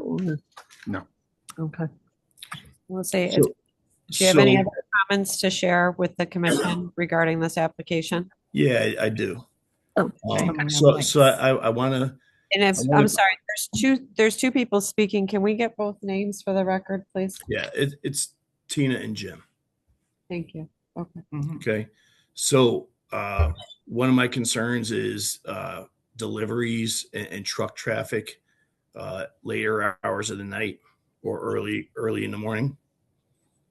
Is there any sort of a planned operations window for when deliveries can be made?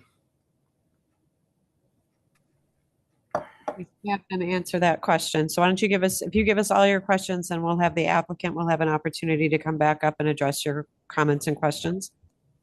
Delivery hours are something we can work with them on. Okay. Lighting, you got to hold true to that. If their hours are 9 o'clock, the lights got to shut off at 10.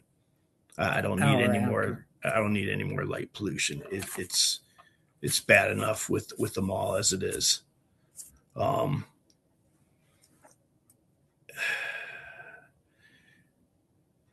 then, finally, I know I can't fully grasp the landscaping design, but I certainly don't want to be able to see neon signs or any other light refraction from any signage into my back of my house. My bedroom is in the back of the house. My windows. I don't need that as well. So I just want to make sure you adhere to that from a light standpoint, and also what sort of a signage are you planning on having anywhere near New Britain Avenue? Yeah, they haven't proposed full signage yet, but we'll have them comment on that as well. Okay, anything else? That's it for now. Thank you. If anyone else is called in to offer comment regarding the Big Y application at the mall, please raise your hand using the feature in Zoom. And you'll be acknowledged to address the commission. Okay. Madam Chair, there are no hands raised at the moment, no other hands raised. Okay. Shall we hear from respondents? I would, yes. Please come up and if you have any responses to the questions or comments.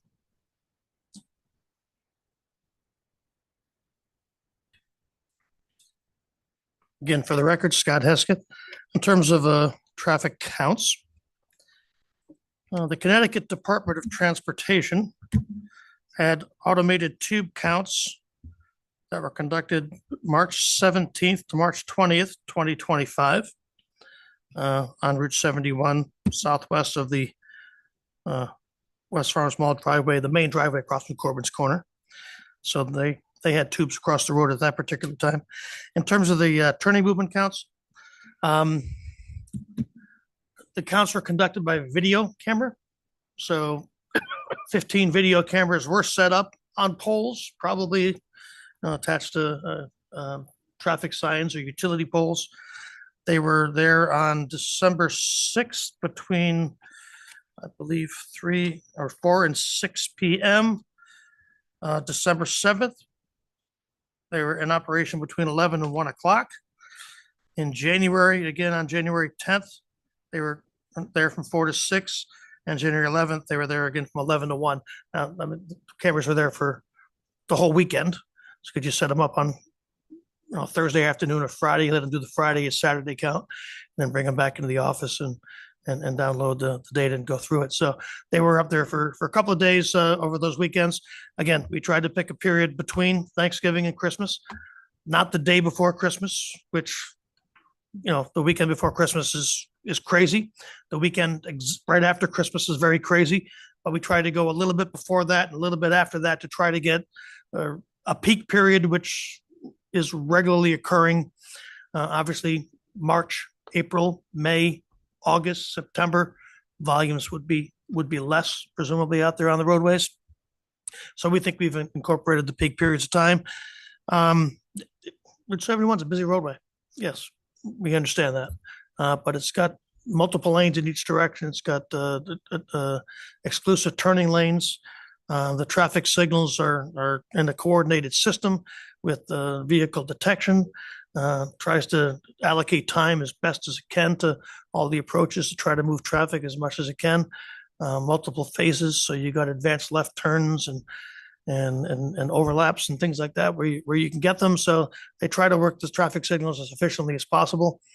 So I mean, you may get stuck at a signal for more than one time period, but having driven through it myself during peak times, you tend to get through. If not the first time, you get through the second time, and you probably get through a couple other signals, and maybe end up stopping at a second or a third one along your trip. But that's what happens in busy commercial areas in the state of Connecticut. So we believe they've got good levels of service. Again, the Office of the State Traffic Administration will be reviewing our data, our analysis, our methods. If they have any questions or concerns with the way that we have done it, they'll certainly point it out and ask us to make revisions. But I think we've used the general standard industry standards in terms of obtaining traffic volume counts and the analysis we've presented, and we've done 1,500 or more of these applications to the state, and we've gotten probably 1,498 of them through. So I think we're doing what they want us to do, and I believe we've done it appropriately. So thank you.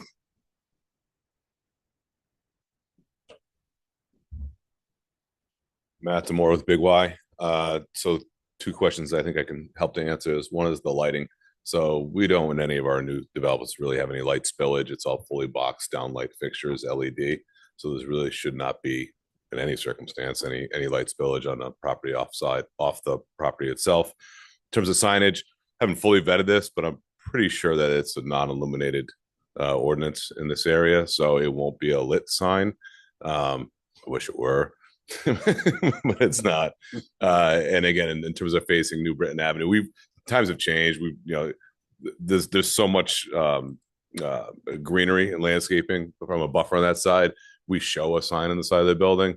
I'm not even entirely sure I'll do it. I think it's going to depend on whether or not you can actually see it. Otherwise, it's throwing good money after bad.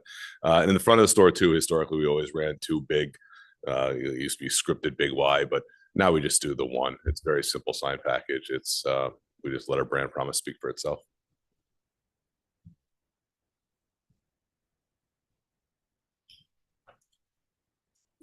To Guy Hesketh for the record, to reiterate what Matt indicated on the site lighting, we did include as part of the package a photometric analysis that shows what the lighting levels are. That's included in sheet PH-1 of your plan set. And as Matt indicated, these new LED type lights are project downward. They're designed so that you don't have, they used to call them cutoff shields in the old days. They're lights that project downward. And I just want to reiterate that at the northeast corner of the store, the store itself is 15 feet lower than the elevation of New Britain Avenue. And it's significantly lower when you get to the southeast corner. So if the gentleman lives across the street from sort of the northeast corner of the building, the lights, the store itself is down at 15 feet lower than New Britain Avenue. And those lights along the perimeter are 20 feet high. So they're only 5 feet above the elevation of New Britain Avenue, again, projecting downward. Now we are replacing the existing lighting that's out there in that area, which is quite a bit higher than what we have shown on our plans. The fixtures out there are pretty tall. If you've driven through the mall, you understand how tall those were when they're built in the 70s. So the lighting that we have definitely will project away from New Britain Avenue, and then that won't be an issue. And then Matt indicated with the signage, yeah, your regulations do not allow internally illuminated signage. Our plans do show that because we took a prototype from another facility, and the lighting package will actually be another level of review that town staff will, in whatever, if we need to make an application before this commission, we will do that as the architectural plans develop, and we will conform to whatever requirements that your regulations have for the lighting. Thank you. Okay, and one other question that had come up was delivery hours. Is that something that you can? Again, for the record, Matt Demore, I apologize, forgot about that one. So again, the business has shifted, so delivery has shifted as well. By and large, we don't run a whole bunch of night crew anymore either. So the preponderance of your deliveries happen during the working day. So from 8 a.m. to about 1 p.m. That's all. The guy referenced it earlier, direct store deliveries. So your Entenmann's, your Frito-Lay, all that. And then again, just as a function of being more efficient, we combo load. So we try to combo load our trucks with fresh and frozen products as well as dry. So you have approximately 2 deliveries an evening, and those are usually in-house before 8 p.m. Okay. Thank you. Okay, and that's, I think, the end of public. Was there any correspondence? There was no written correspondence, and there are no other hands raised at the moment. So it does not look like there's any other online or in-house. Mr. Barbeau has raised his hand again. Do you entertain additional comment from the same gentleman? If you keep me, yeah, yes, for a few minutes. Yeah, I have a hard time with it, seeing as how he's a West Hartford resident. That is a good point. So you may give you 2 minutes. You should be able to unmute your microphone, Jim. Yeah, so just one more thing about dumpsters. Do you have dumpsters on site, and when would they be emptied?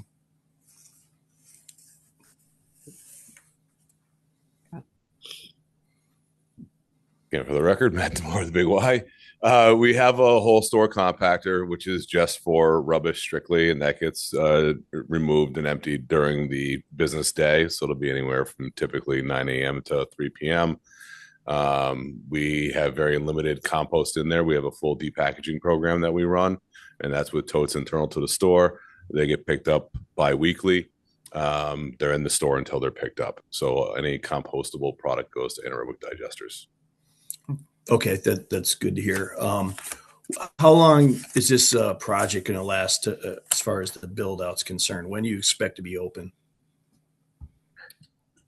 Well, with full approvals tonight. No, so Well, once we what are have you full shooting approvals in for? hand, the typical development timeline is right about 10 months is approximate time of construction and development. And again, that's once all permits are in hand through the whole gambit. Okay, so you're thinking by the end of the year you'll be in operation, provided everything goes through. I'm not the way the permitting is going to run. I don't foresee that happening by the end of the year. I don't envision us getting a shovel in the ground till the summer. Completion would be next spring to next summer. Okay. All right, that's it. Appreciate you answering my questions. Thank you. Thank you. Okay, thank you. Now, commissioners, anything come up? Any other additional questions that you have come up with? Nothing online? Dave and Taylor? Okay, great. Then it is time we can feel comfortable. We're going to close the public hearing.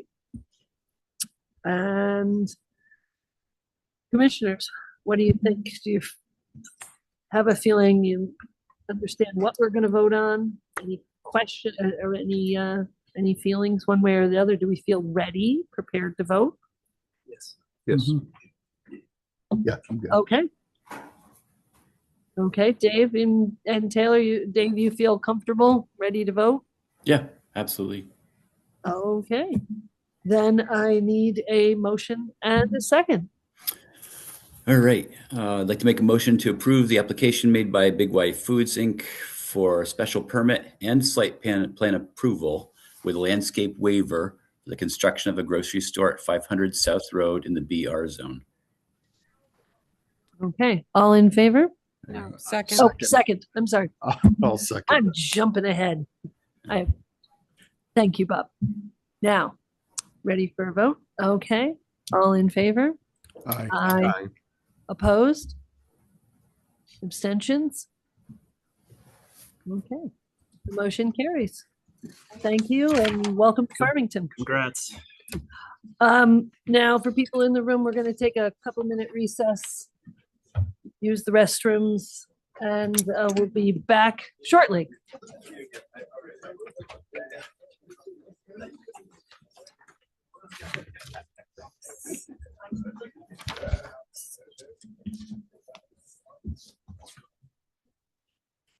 Stand up and move around a little. I know, right?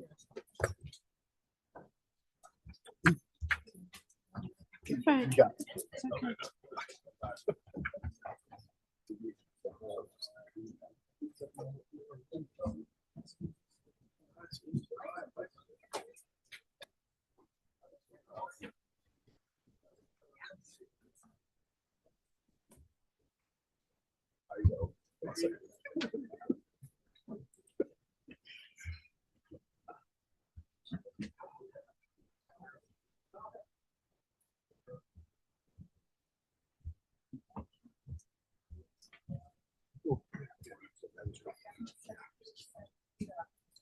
They all said it's less painful than the Patriots game last night. Oh my God. Listen, I like that I have 3 of my squares there.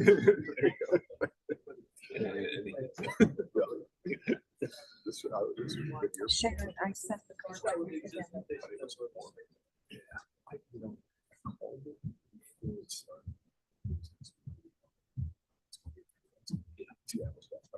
Yeah, my theory of the game was that the Patriots could score 18 points or more. Seemed pretty good for a good stretch there.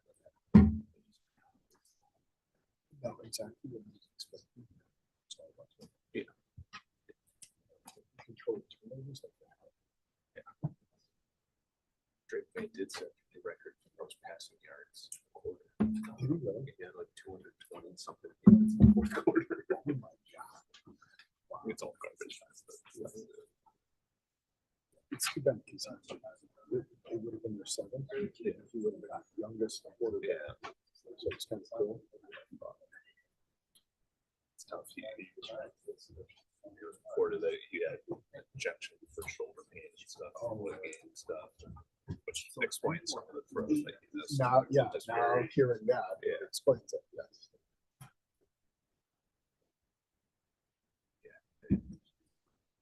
Can't take anything away from Seattle. No, Yeah, that front fours. Defense all day long. Yeah. Yeah, all season long.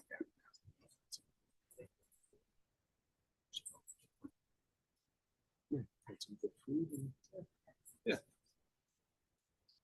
But my wife's like, you're taking it all. Like, I mean, I can't be a spoiled Patriots fan. Like, I've been like, had a great, You've had a good run. fan. Yeah, you've had a good run. You've had a good run.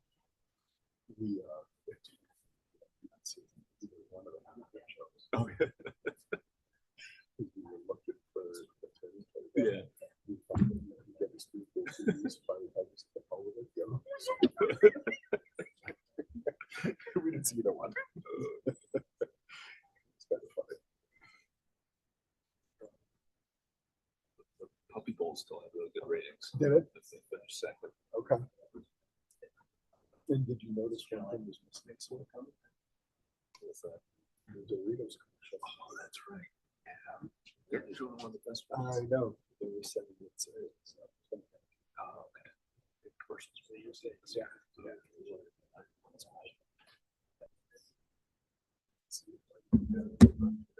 didn't have one that stood out. Yeah. Last year we had one take like, oh my God, that was great. Yeah. Yeah, it wasn't any that anyone's been talking about. No.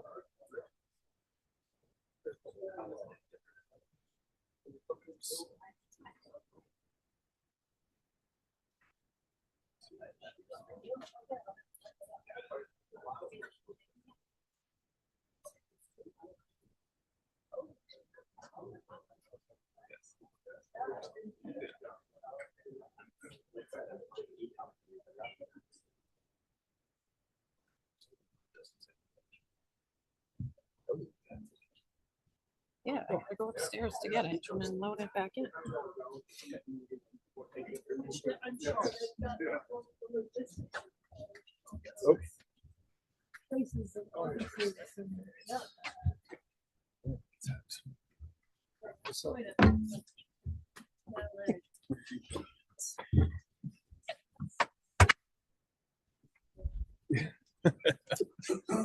More ways. I know. I'm sorry.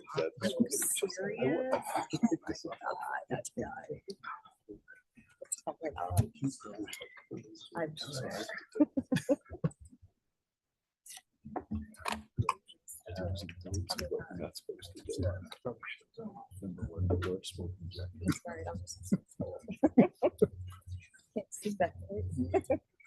No, everyone's finding it. Everyone's finding it. Right, yes. Yes.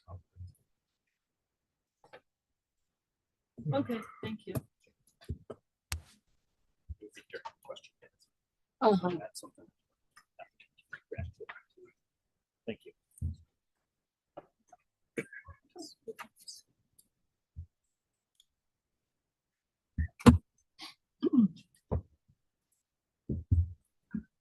I have it, Josh. Sorry? Yeah. It hasn't come through. Cleared out the room. Step. Gardens. Oh. Like the flower shop. The flower shop. It's a good spot. Okay. It's a flower shop still. Are we all set to reconvene? Still. Okay. So, thank you for our pause, a little interlude. Now, let's move on with our next public hearing. That's Farmington Motorsports. Come on in. Good evening, Madam Chair, members of the commission. My name is Robert Reeve.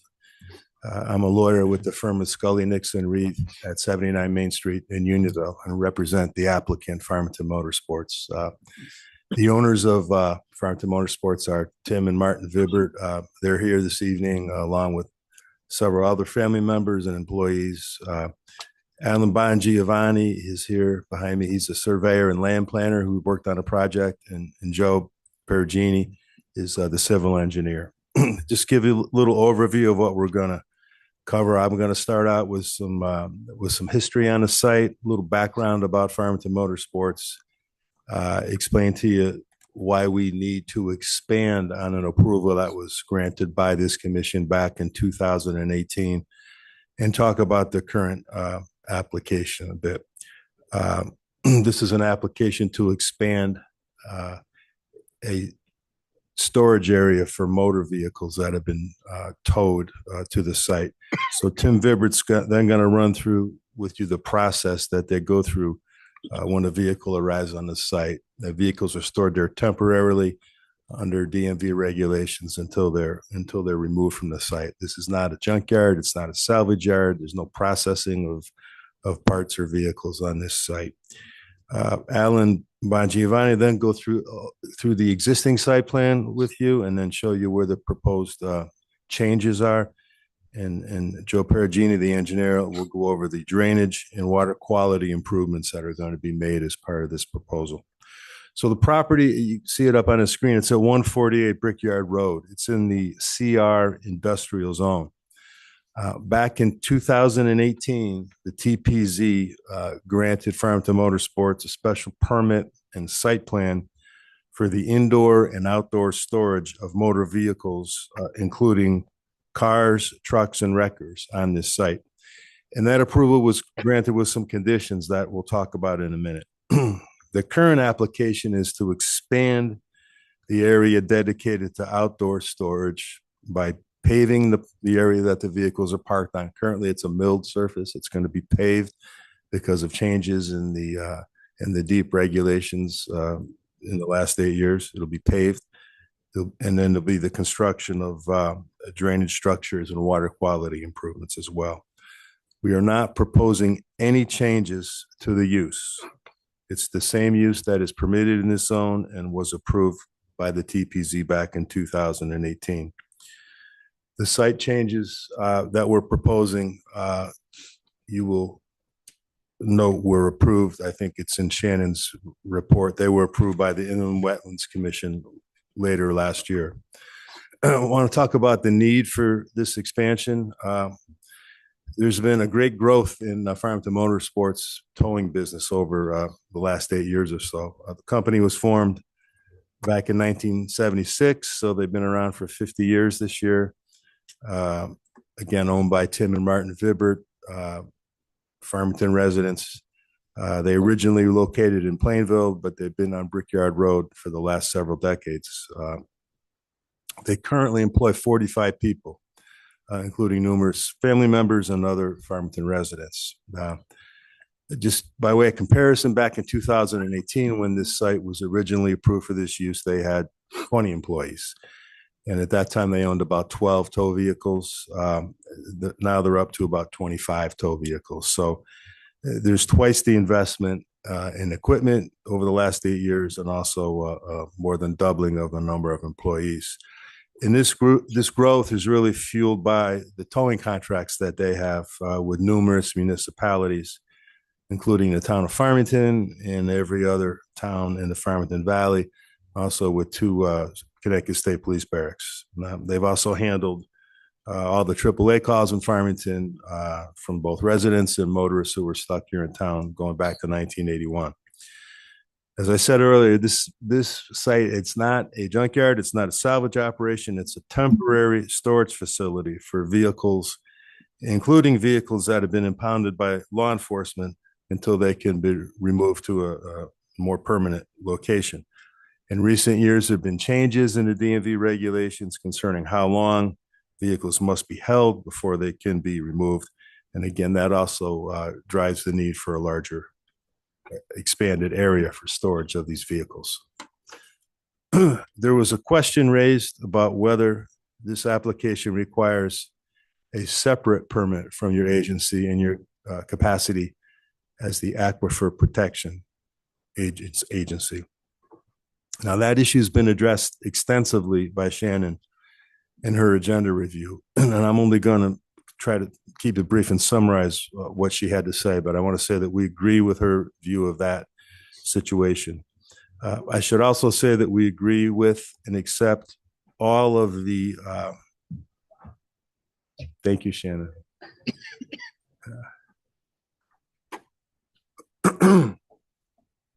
We agree with and accept all of the considerations that Shannon has brought up in her agenda review, as well as all of the comments from Bruce Sear of the Engineering Division and his proposed potential conditions of an approval. We have no trouble with anything that the staff has asked us to do. So anytime an application for any type of activity in land that's in an aquifer protection area is filed, a copy must be sent to the water company. That was done back in 2018, and there was a lot of input from the water company at that time. And based on the input from the water company, the approval granted by the commission at that point had a condition on it. And it's contained in a letter it's in the record. It's dated October 15, 2018. It's from Diane Tucker, who was the secretary of this commission at the time. It's addressed to me. And condition number 1 states that the property will be used for outdoor and indoor parking and storage of motor vehicles, including trucks, cars, and wreckers. Indoor storage will be in a building with a cement floor and no floor drains, no vehicle repairs, no outdoor storage of vehicles that may be leaking fluids, and no storage of hazardous materials will be conducted on this site. No junkyard or salvage operations will be conducted on this site. So that was a condition back in 2018. Shannon has suggested it be considered as a condition by you if this is approved tonight, and I want you to know we accept that condition. The Connecticut Water Company for this current application was again consulted, and they responded by way of an email to Shannon, which is again in the record. It's from David D'Onofrio of Connecticut Water, addressed to Bruce Sear, carbon copy to Shannon Rutherford. It's dated February 3rd, 2026. States in relevant part, I have reviewed the plans and notes and have no concerns on our end with the project as it is currently proposed. And again, the reference on that was Farmington Motorsports application 148 Brickyard Road. There's also an email in the record from the Department of Energy and Environmental Protection that supports the conclusion that the Aquifer Protection Agency does not have jurisdiction over this proposal. And again, basically because the storage of motor vehicles is not a regulated use in the Aquifer Protection Zone. And that email's in the record. It's from Melissa Fahnestock to Shannon Rutherford regarding Farmington Motorsports application 148 Brickyard Road. It's dated January 27, 2026. States in relevant part, thanks for reaching out regarding 148 Brickyard Road. The agency's determination in 2018 that the activities at 148 Brickyard Road are not regulated under the APA program and are permissible in the APA is correct. And the agency that she's referring to there is you folks that were who you were in 2018, the Town Planning and Zoning Commission in 2018. She goes on to say, with regard to the current proposal at 148 Brickyard Road, this is not a regulated activity per the APA regulations. So in summary, I just want to say town planner, prior TPZ and Connecticut Water all approved this use. It did not require an APA permit because storage of motor vehicles is not a regulated or prohibited activity in the Aquifer Protection Zone. This expansion has now been approved by our Inland Wetlands Commission. Your town planner, Connecticut Water, and DEEP all concur that the use is appropriate in the zone and not regulated under the Aquifer Protection regulations. As I said, currently the parking area is covered with millings, which was allowable under DEEP water quality regulations in force in 2018. There have been changes since then. We now have to provide a paved service with extensive water quality treatment measures, which you're going to hear about in a moment. So we think the site is going to function better if you approve this application than it does currently, because you'll have better water quality treatment, and you're simply allowing for greater utilization of a property for a use that has already been permitted in the past and is appropriate under your industrial zone regulations. So with that, I just want Tim Vibber to briefly explain to you the process they go through when a vehicle is towed to the site. And then we'll hear from the surveyor and the engineer. Thank you. Good evening. My name is Tim Vibert. I live at 90 Main Street, Unionville, Connecticut. I'm the president of Farmington Motorsports. I'm also the person in charge of the towing department at Farmington Motorsports. We've been in business, as Bob said, since 76, and we have, over the last 8 years, have grown tremendously. Some of it's due to new life brought into the business. The sons and daughters of myself and Marty have come in and gave the business a little bit more new life and some newer directions. So with that, I want to talk a little bit about processes of, we go over the Farmington Valley. We do all the towing here in Farmington, whether it be motor vehicle accidents. We do a lot of police-related, no insurance, registration issues, and those cars are all brought to our lot at 146 and 148 Brickyard Road. We have been a good steward on 148 Brickyard Road about vehicles. No vehicles are stored there that have any thought process of leaking fluids. We are really good about that. Our trucks that are parked there we have a new fleet, and we're very proud of the fleet that we have. And with DOT regulations, those trucks are clean and dry from oil and that type of stuff. So some of the processes that we do is when we bring the car in, we evaluate the condition of the car and whether it's a potential. We know this really right from the drive up to the site of the accident or the motor vehicle stop, whether this car has some sort of an issue.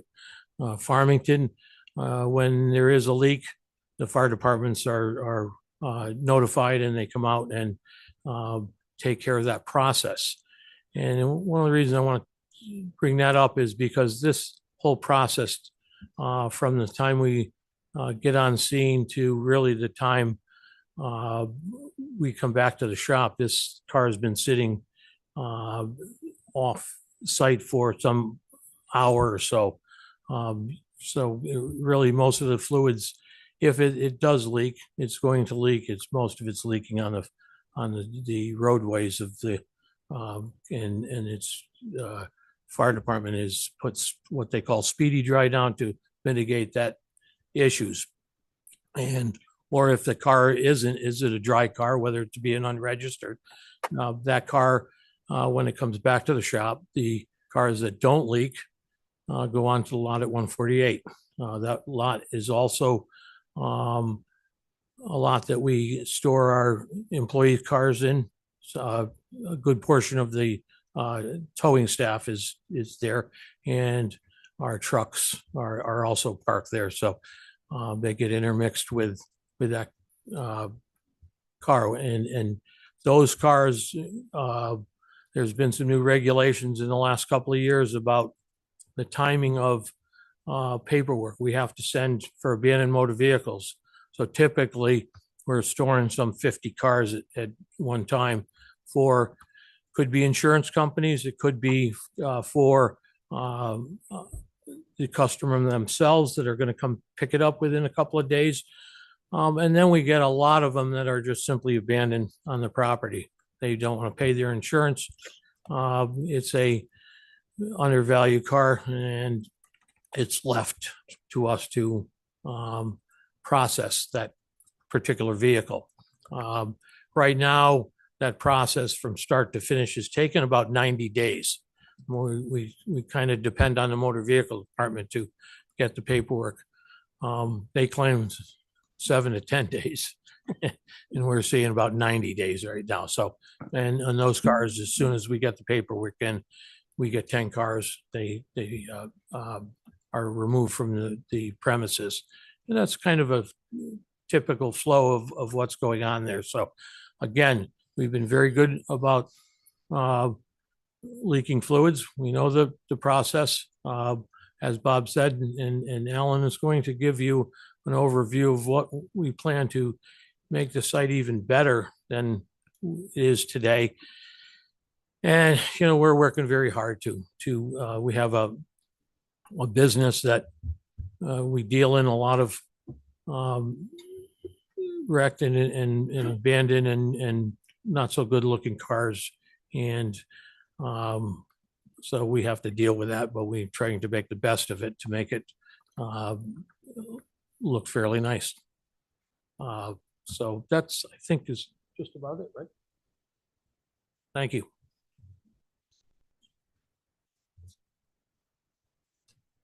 Good evening. For the record, my name is Alan Bongiovanni. I'm a licensed land surveyor in the state of Connecticut. My office is at 170 Payne Road in Newington.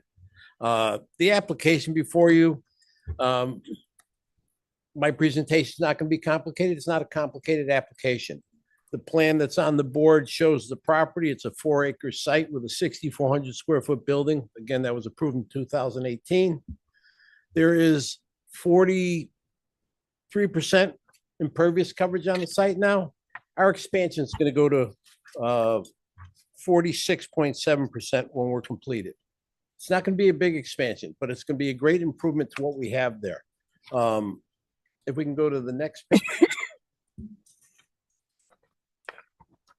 So it's a little bleached out here, but the light gray area, it's a big square that encompasses a center page, a part of that page is going to be our paved area. We're going to remove some of the gravel millings from the north side of the property line because it's really close to the property line and bring that down about 15 feet or so. We're going to remove a little bit on the east side, and then we're going to square it off and pave it. A paved parking area. Again, that area is going to be a total of, including the building, 46.7% of the total site. It's not a large increase. I'm going to let or have Joe Perugini talk about the drainage and the water quality. Since he's such a good engineer, I don't want to take his thunder away. But we spent an awful lot of time evaluating the site. There's some constraints. Joe's going to talk about the elevation of the building, the elevation of the water table, and all the issues we had to work with here. It is an existing recycled milled asphalt base that's been very stable. That no longer is going to satisfy the water quality requirements. So we're going to pave the site. We've graded it such so that we can make everything work and still have an outlet for the drainage. The existing building is going to stay the same. There's no utility services for the building. There's no sewer or water. It's a building that has electricity for lights and security, and I guess a few power outlets. And then there's propane because they can keep it at a minimal temperature, because sometimes vehicles that they do have to store have materials inside that can't freeze. Beyond the improvements to the actual parking area, storage area, and the drainage improvements, we're going to redo the buffer area that's required under the zoning regulations to have a Class C or Type C buffer, the 100-foot buffer per Article 4, Section B of Section 13B4. There it is, Shannon. Thank you. And to the left of the page or to the west of the site is the rails to trail. Our 100-foot buffer is measured from the center of that out 100 foot to the east, and it captures all of the property and a large drainage swale that traverses the property from north to south in the buffer area. We've gone through your regulations, your planting standards, and we think we've done a very good job of meeting the intent of your regulation to accommodate the best possible screening that we can have in the area that we have to work with. We don't have 100 feet of land area because there is a water course there. Our intent is to utilize some of the existing vegetation where it's we can feel comfortable that it will survive and provide the desired effect. And we do that through the staff. So there's certain trees we probably leave, and any that needed to be replaced, the planting plan covers that. Along with the actual planting, we are raising the grade, creating a 3 foot high or so berm, so that will enhance the shade or screening from anybody from the west side of the rails to trail into this site. Site lighting. There is some floodlights around the building. If they haven't been removed already, they will be removed. The only lighting that will be done on this building is over the doors. There'll be security lighting, full down shaded fixtures, so that there's no fugitive lighting, but just to provide lighting for the actual access into the building. As you know, sometimes the deliveries or drop off of vehicles are done all hours of the night. There has to be some lighting, but there's no need to light the entire site. With that, as I said, it's a very basic application. I'm going to introduce Joe Perugini.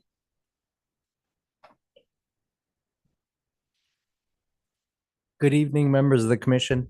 My name is Joe Perugini. I'm a professional engineer with Weston and Sampson, located in Rocky Hill. In 2024, we had test pits done at this site. These were located on the left side of the page or the west side of the site. This is in the location of the proposed stormwater basin.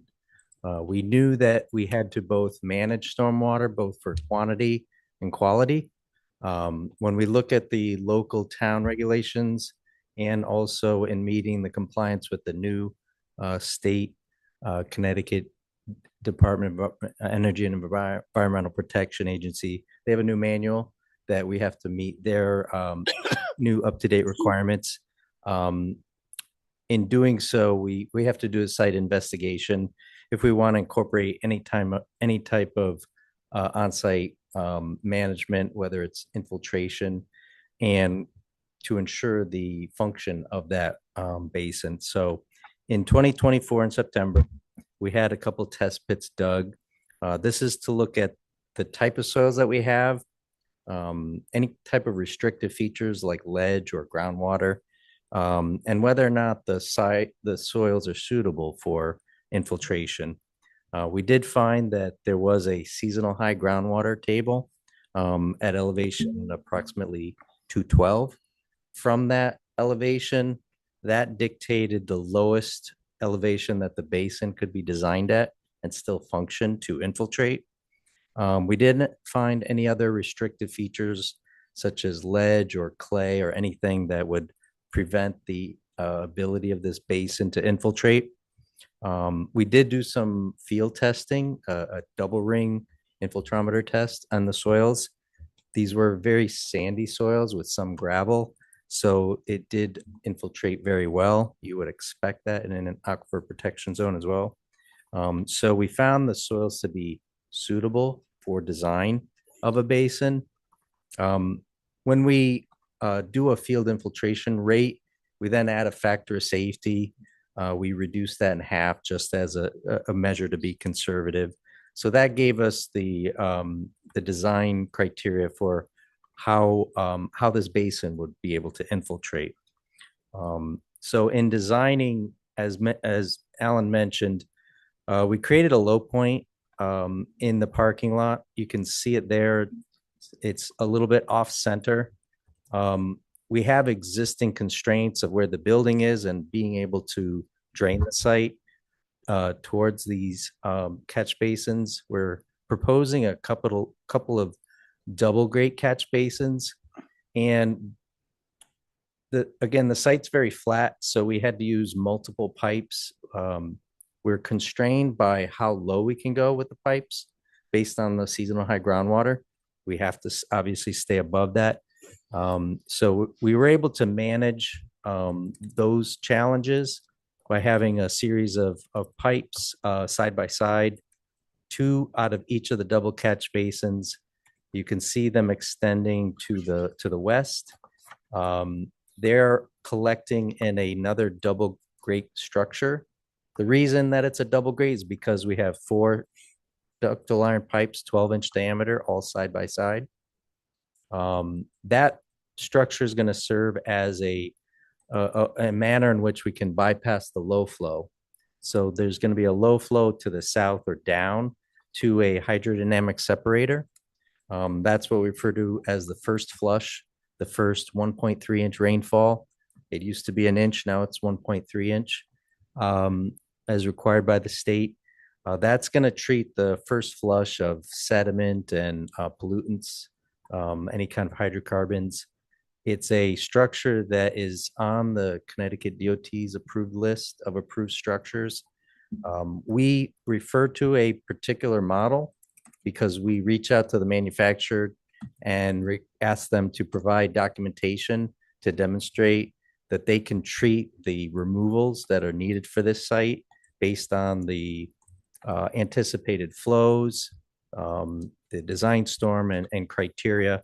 And we have to include that documentation in our stormwater report. So that indicated that it will remove well over 80%, upwards of 90% of total suspended solids. Now that's going to be pre-treatment. We have additional coarse sediment retention in the deep sumps and the catch basins, but you'll get that fine sediment removal, the total suspended solids, primarily through the hydrodynamic separator. Again, that's pre-treatment. So then when that outflow reaches the infiltration basin, the idea is that you've removed all the very fine sediment materials, and that basin can function as it should for a long period of time. I always like to mention that the infiltration basin is also a form of treatment. So when you couple the pre-treatment and the basin itself, we use Massachusetts has a manner in which to estimate what that would be. So it'd be well over 95% of total suspended solid removal. The basin is sized for quantity reduction or reduction of that peak rate of runoff. So by adding all this impervious area, we calculate what the increase would be. And so the size of the basin, the rate of infiltration, we're able to reduce the peak rate of runoff for the 2 through 100-year storms to well below that of existing conditions. So much so that the basin itself will not allow any runoff to leave the site up to the 10-year storm. So it's going to fully infiltrate it and recharge the groundwater, which is something that is highly desired with sites to retain a certain amount. For the 25-year storm and higher, it will breach. We have a proposed stone weir that's being highlighted now. This site currently drains to that wetland area to the south.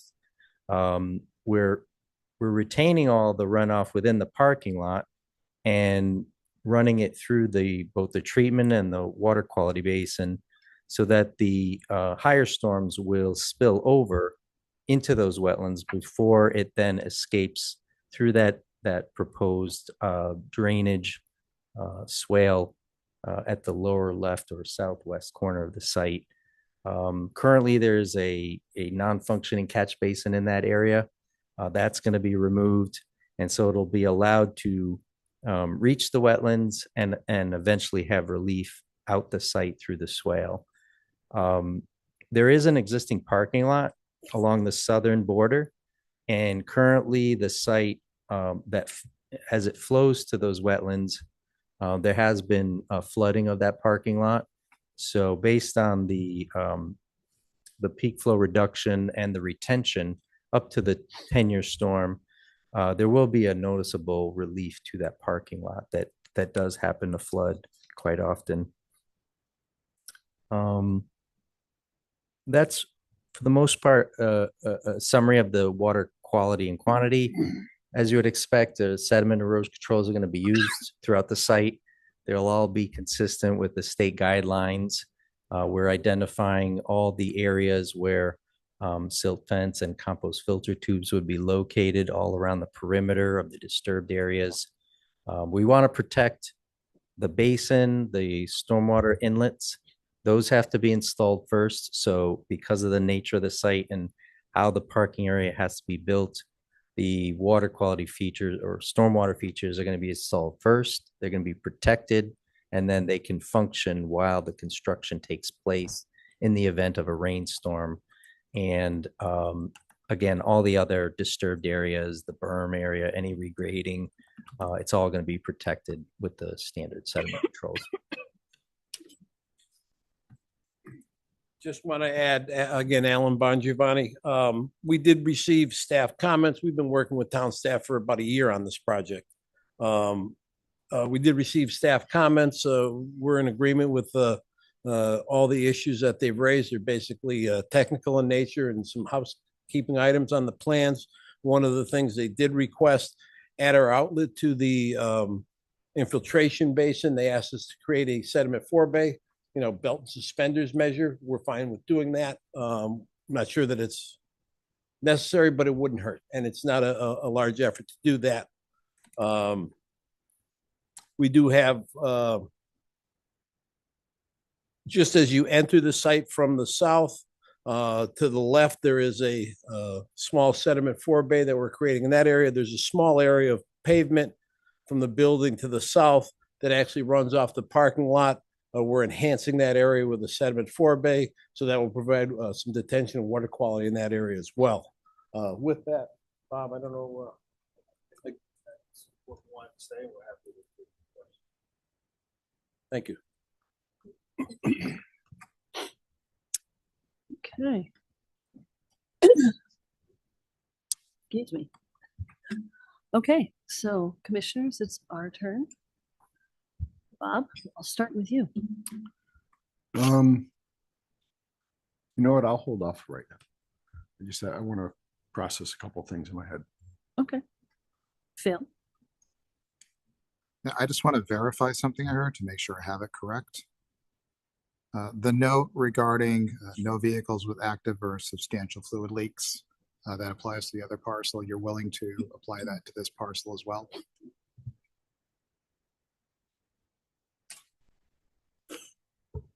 Robert Reeve. There's a condition on the existing approval for this parcel. uh, talks about no outdoor storage of vehicles that may be leaking fluids. And that's a current condition on our existing approval, and we're willing to accept that on this approval as well. Correct.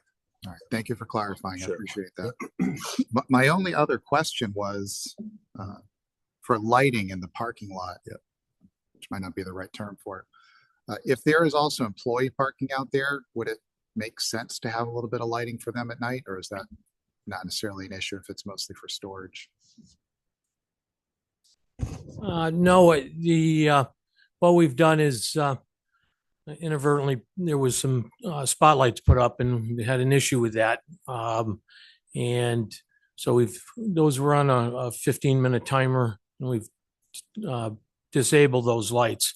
What we have is the typical new style down lighting over the bays, so that there isn't, and one of the reasons we did that is because the insurance companies were concerned about this very thing. So the lighting doesn't go out, it just goes straight down over to the doors, so that for our employees and anybody else that's inside the parking lot. Thank you. Okay, thank you. Josh? Good evening. So I want to go back to TPZ minutes, October 10th, 2018, which was the date of the approval of this parcel being utilized with your current special permit and site plan approval. In the minutes for that hearing and in your project engineering report, the site coverage was stated as 24%, which is roughly 36,000 square feet. Do you guys concur with that? Is that accurate? Any questions about that? Alan Bongiovanni, I believe it was 24.7, the original approval. I'll go with that, sure. So then in your current application, the existing site coverage is listed as 43%, with including the building and the current millings area, which amounts to roughly 75,000 square feet according to the site plans. Okay. So my question is, when did you guys receive when did that happen? When did that expansion happen? And when was that approval provided by the commission? As I'm told, the expansion happened gradually over time.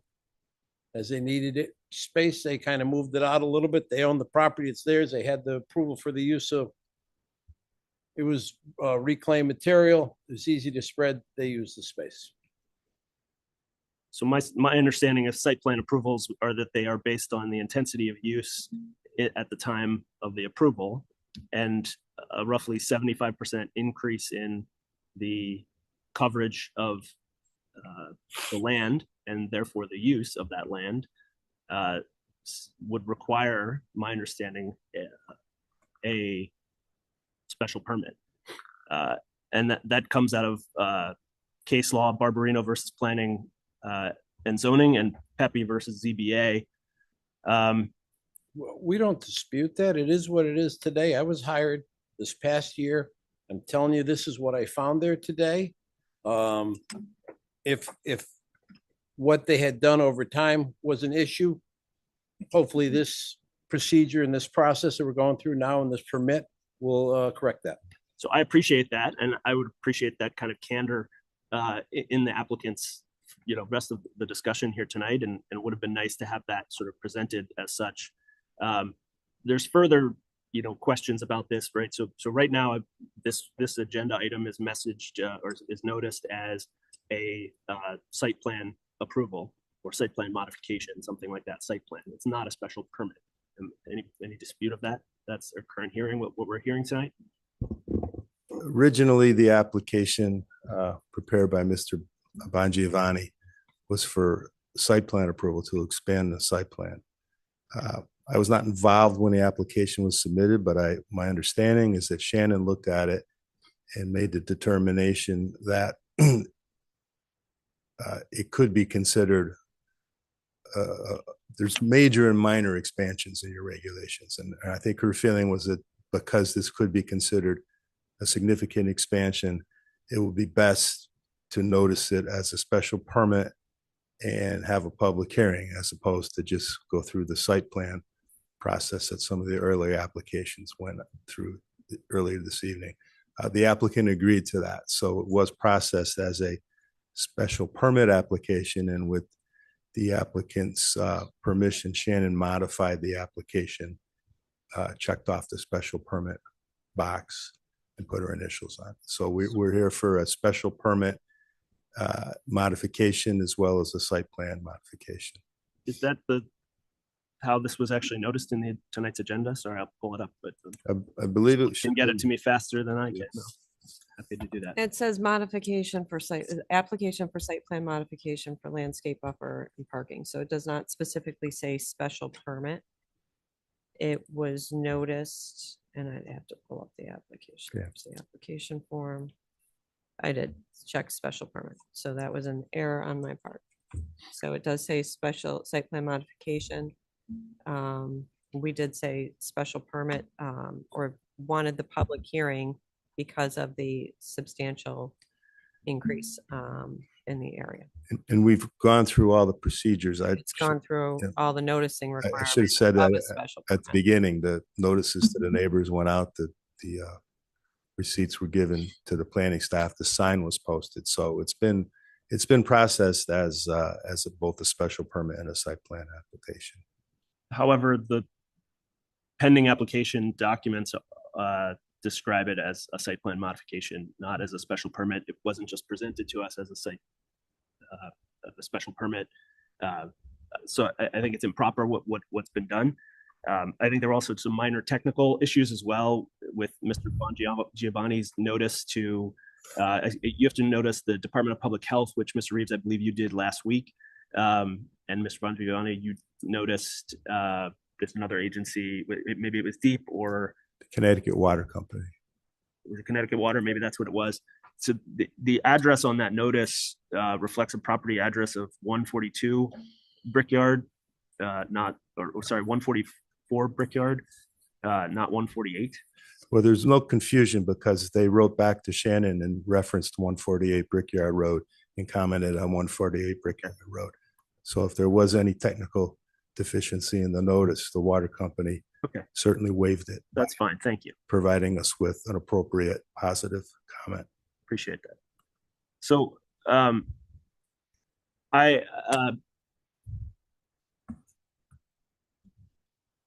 so Madam Chair and fellow commissioners, so I just need to make a statement for the record regarding evidence that I recently came upon and that I requested of the planner just before this hearing to help facilitate me to the technical ability to present that and share that during this public hearing, which is the purpose of a public hearing. And as a commissioner, I have a legal duty to base my decision on the actual conditions at the site, not just the paper application provided by the applicant. Courts have established that commissioners are expected to use their personal observations and knowledge. And right now, if I'm blocked from being able to show this evidence, then I'm being prevented from fulfilling my duty to the town.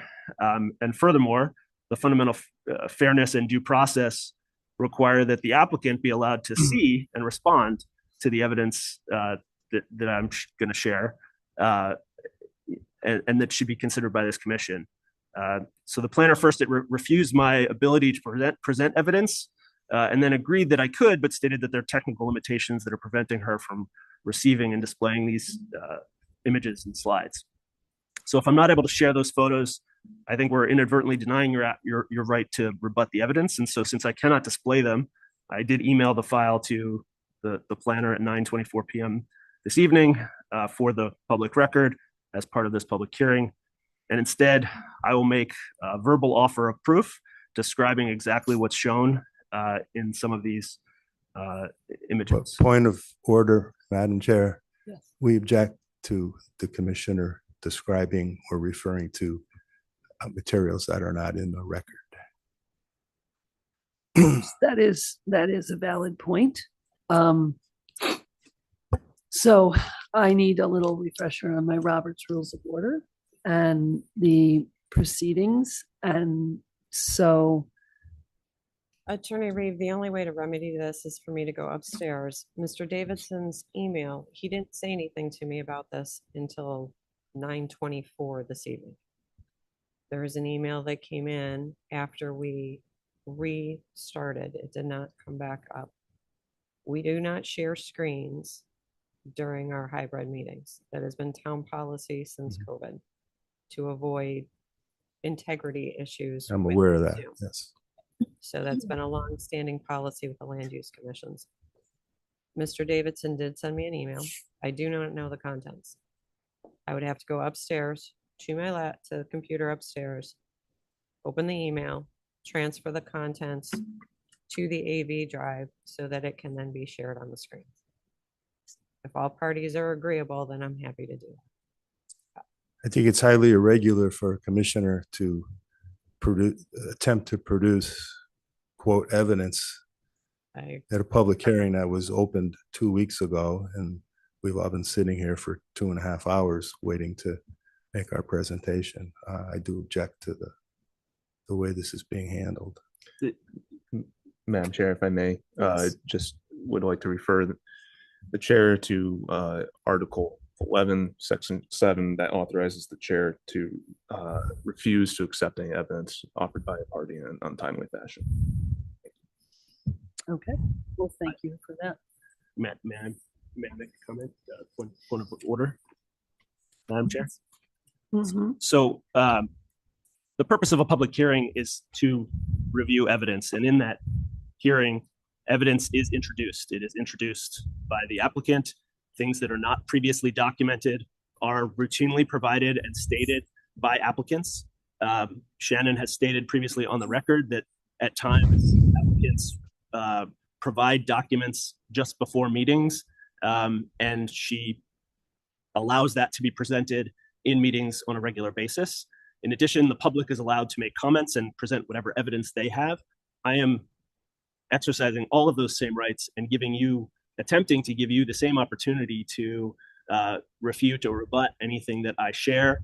Everything that I share is from personal observation or publicly available information that was distributed posted publicly by employees of Farmington Motorsports, or an employee, actually multiple employees of Farmington Motorsports. And so it's in the public domain. So this information is out there. I'm not manufacturing anything. And I believe it is relevant to ask to show you, so that I may ask you questions about this information, to ask you about its relevance to the application before us. We stand on our objection, Madam Chair. Understood. I will say, in referring to previous things, information that has come up last minute, those things are processed when time is available. Shannon has told us that there are things that come in at 5:30 on Monday, and she does her best, but is unable to present a full or share it completely. I feel that an in-meeting email is not the best approach, and I think I'm going to have to say no in my role as chair. I find this highly irregular. I understand you have a point. You've done a lot of research and you want to make sure that information gets shared. But I don't think we can it is, as I said before, it's 10:15. We are all volunteers here. I find it highly unusual that you are pushing this. So I will say, in my second whole meeting as chair, I don't have a lot of experience to draw on. So I guess I have to ask, and I'm sorry if I'm scrambling here, but Shannon, you are I guess you're my point of reference. So my options are to I guess, what are my options? So you could uphold Attorney Reeves' objection to introducing this information at this particular point in time.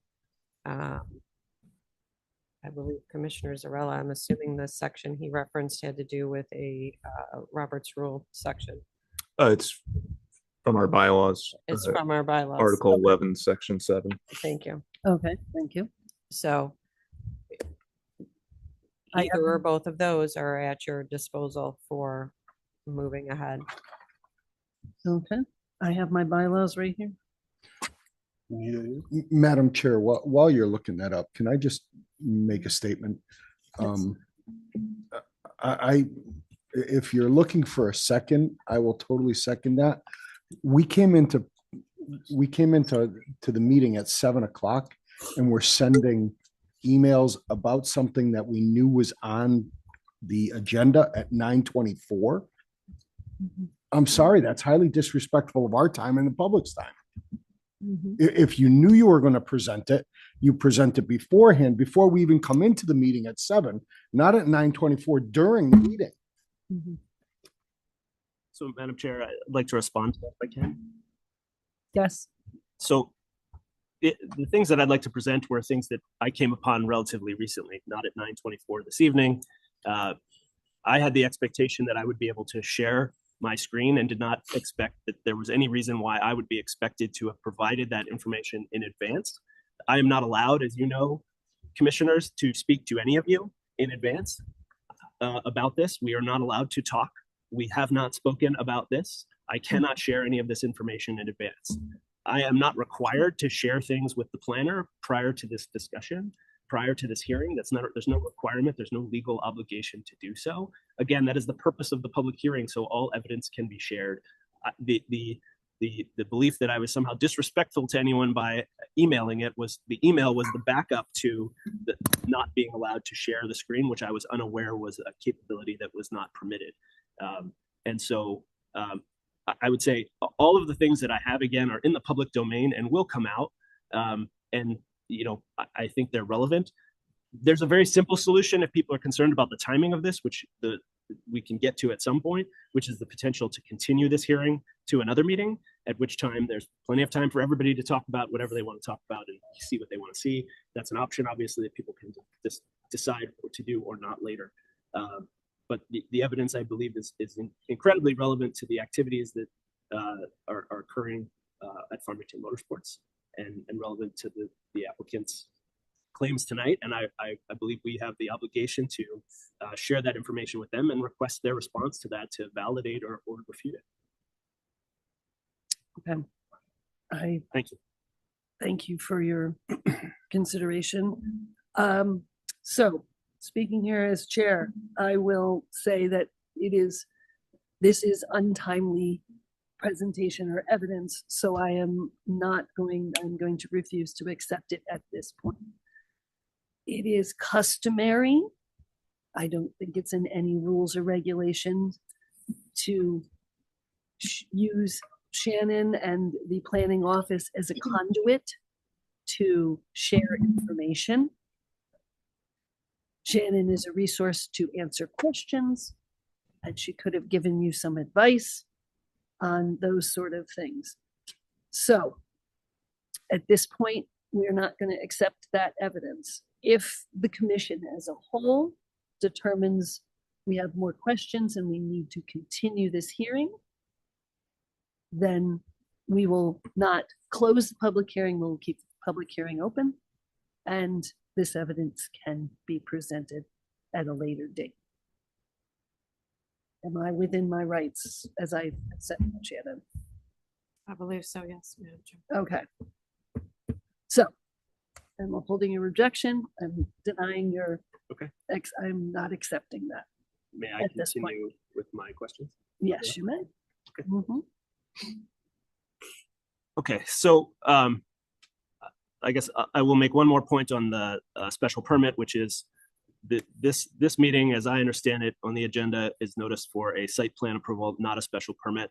I believe that a special permit is required. I believe based on the expansion that has already occurred, as the applicant has acknowledged and admitted to this evening, they are currently in violation of their existing special permit. And the only way to rectify that would be to adjust the special permit to address the expanded use. I believe the legal notice, I didn't ask a question, Mr. Reeve, so I'd ask you to remain quiet until I ask a question, please. I'm happy to do whatever you wish, sir. Thank you. My pleasure. So my next question, so on the engineering report in 2018, the runoff from each, it states, quote, the runoff from each half of the proposed building roof is routed into an underground concrete storage galley system.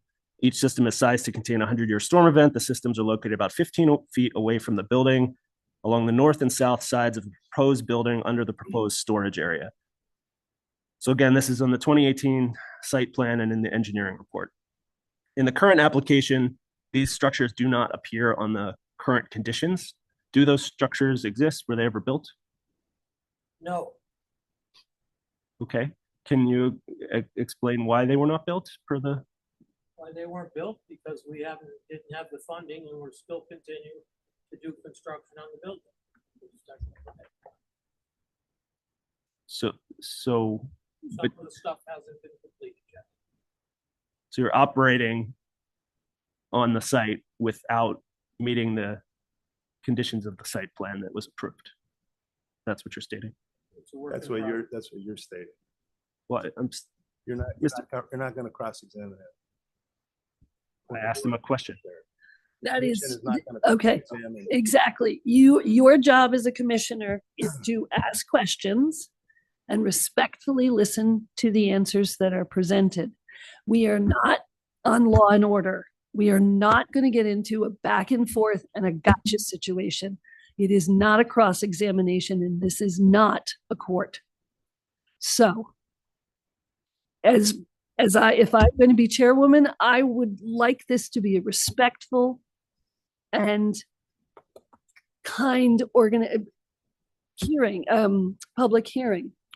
We are all here for the betterment of the town of Farmington and trying to either have making some sort of points that are not salient or cogent to this point is, I find, a little off-putting. So you may ask a question and listen to the answer. If you have more questions, you can ask another one. But we're not going to cross-examine each other. Thank you. Thank you, Madam Chair. So, Mr. Ribber, how many records do you currently operate out of the Farmington About location? 25 that I own. Okay, and Includes my tractor trailers. thank you. And when you acquired these, do you acquire them new or used? Both. And one of the things I know you're known for is your trademark blue color and your sort of brand. What can blue do for you? And so, amongst other things, do you paint those vehicles when you sort of get them? And Just got one in that they're sent out either when we buy a Peterbilt builds it in the factory that puts the.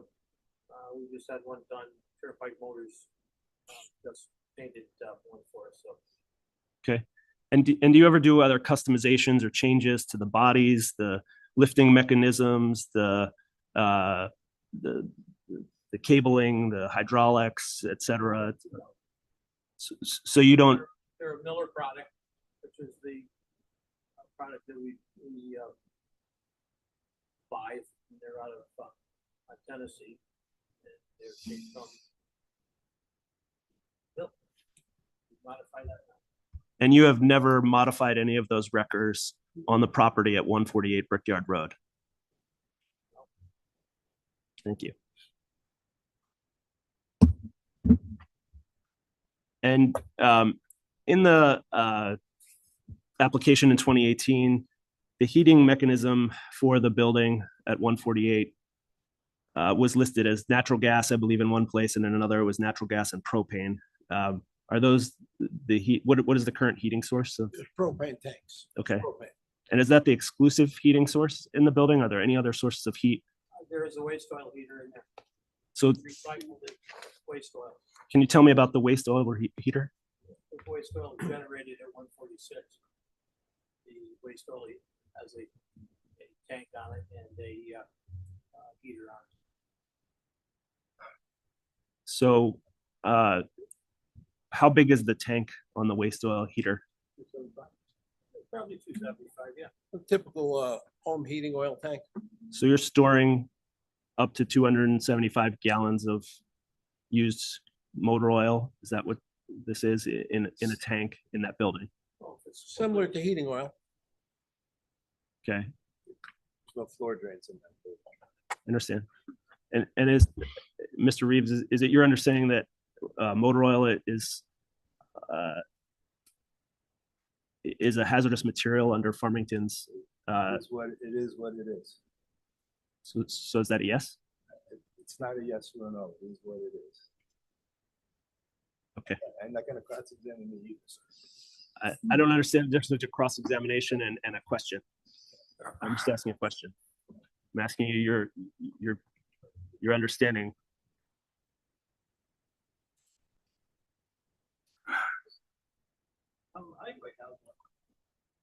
Okay, I'm sorry, we can't, I understand, but we can't have comments from unknown people from the, And Mr. Vibert, do you have any fluid dispensing tanks located in the building on 148 Brickyard Road?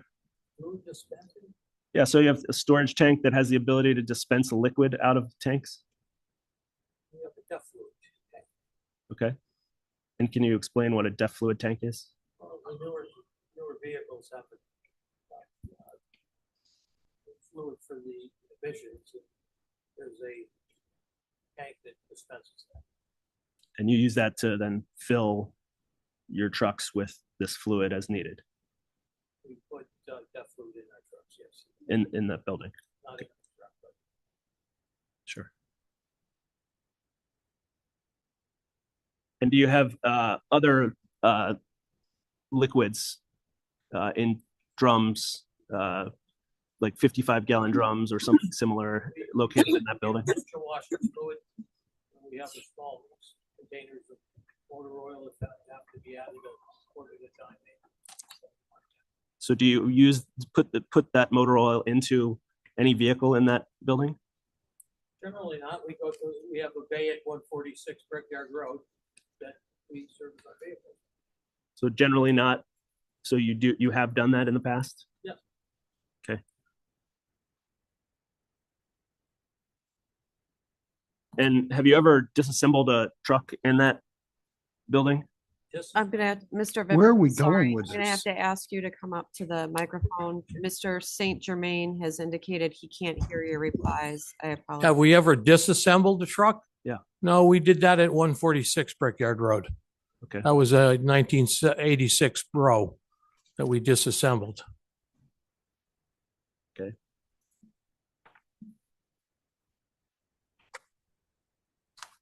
Have you ever set up an inflatable paint booth in 148 to paint any panels of a vehicle or doors of a vehicle? No.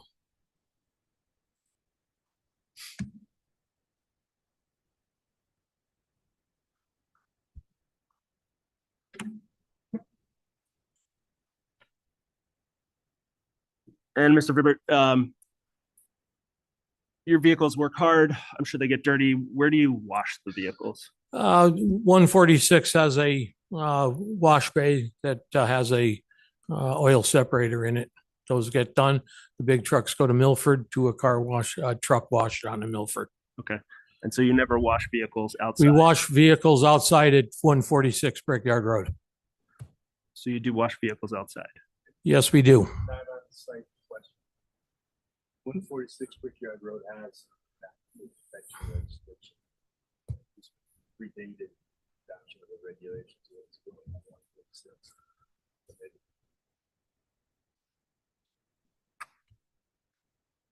So it's your contention that you're permitted to use chemical agents to wash a vehicle on 146? Excuse me, Madam Chair. We're confusing two sites here. I withdraw the question. That's fine. Thank you. Thank you. Mr. Vibert, do you have shipping containers on the site at 148 Brickyard? Yes, we do. And are those owned by you or your company? There's some owned by us and some are, they're being stored. Okay. And so what do you use those for? Storage. Okay. And so are you aware that the zoning regulations prohibit container storage without a special permit specifically authorizing those? No, I don't. I don't know. Okay, thank you. And similarly, the zoning regulations also prohibit trailer storage. Do you have any trailers that you use for storage on the site? Part of my job is to tow trailers. I have trailers on site that have been towed in per the police departments. Okay. And per aerial imagery available in the town GIS, it appears that there are items in the storage area over years that are not vehicles. I don't want to. I clean out by law. I have to go to commuter lots and clean the commuter lots. I clean off the highway of boats, campers, and anything else that they deem they want us to remove. That's what I store there. I can't get rid of the boats. And I have mopeds there. I have motorcycles, and they sit there because I can't get rid of them. Okay. And so, Mr. Reeves, you talked about junkyards earlier, and sorry, I want to get the language correct here.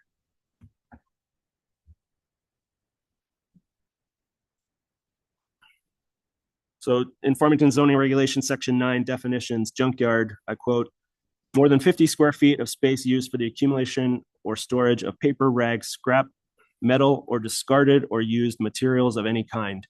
Mr. Vibert, would you say that you have more than 50 square feet of any of those materials on site or have ever? Point of order. We have a permit to store vehicles. Correct, but not. It's described. Correct. It's not describing paper or cardboard or junk or anything like that. Do you have any tires, like old tires stored on property that are not on a vehicle? That are not in a vehicle? Not on a vehicle. I'm storing a vehicle that was impounded by the state police that has tires in it. It is a trailer, 53-foot trailer that has tires in it. There's Okay. tires stored outside on the No, ground? they are not. They're stored inside the trailer. They're not. That's part of the package that was towed in. Okay, thank you.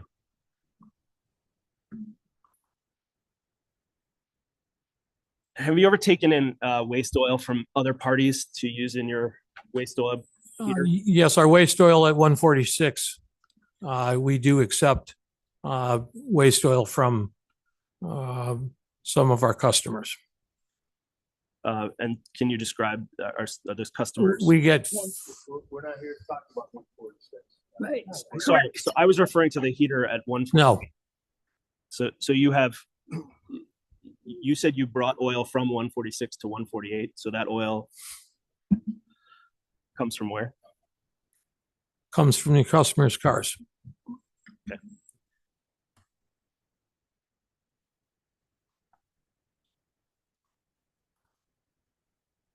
And just for the record, you stand by the conditions that Ms. Reeves stated earlier that you do not do and have not done auto repairs on 148. That's correct. Okay. That's all I have. Thank you. Okay, Peter? No questions. Thank you. Okay, online, Dave, do you have any questions? I'm going to hold off for a minute. Okay, back in the room. Lisa, do you have any questions? I'm gonna pass at this time, thank you. And Rob? Just a couple of simple ones. The millings, when you strip those, number one, how thick they are? Fighting chance. Just Did your probably borings, 6 inches. Did you check with borings or anything like that? No, we didn't, of course. Okay, are you going to reuse those as the base for the pavement? Some of that won't be, there's gonna be some of that taken off site just because we don't have the luxury of changing elevations. We gotta work with, controlling factors. So we'll probably have to take some of that off. We have pavement details on the plans as to how the parking lot is to be reconstructed. And then I'm assuming the two 12-inch ductile iron pipe. I'm assuming you're using 2 in each basin because of low coverage. Low coverage, you can't use 1 24-inch pipe. Yes, You you're don't have enough correct. coverage. Okay. Yeah. All right. They can withstand the minimal cover of pavement. Okay. I know, I understand. I was just, okay. All right. That was all. Okay, and Taylor? I just have hopefully just one question. On our agenda, there's a point where it says waivers for impervious coverage and landscaping.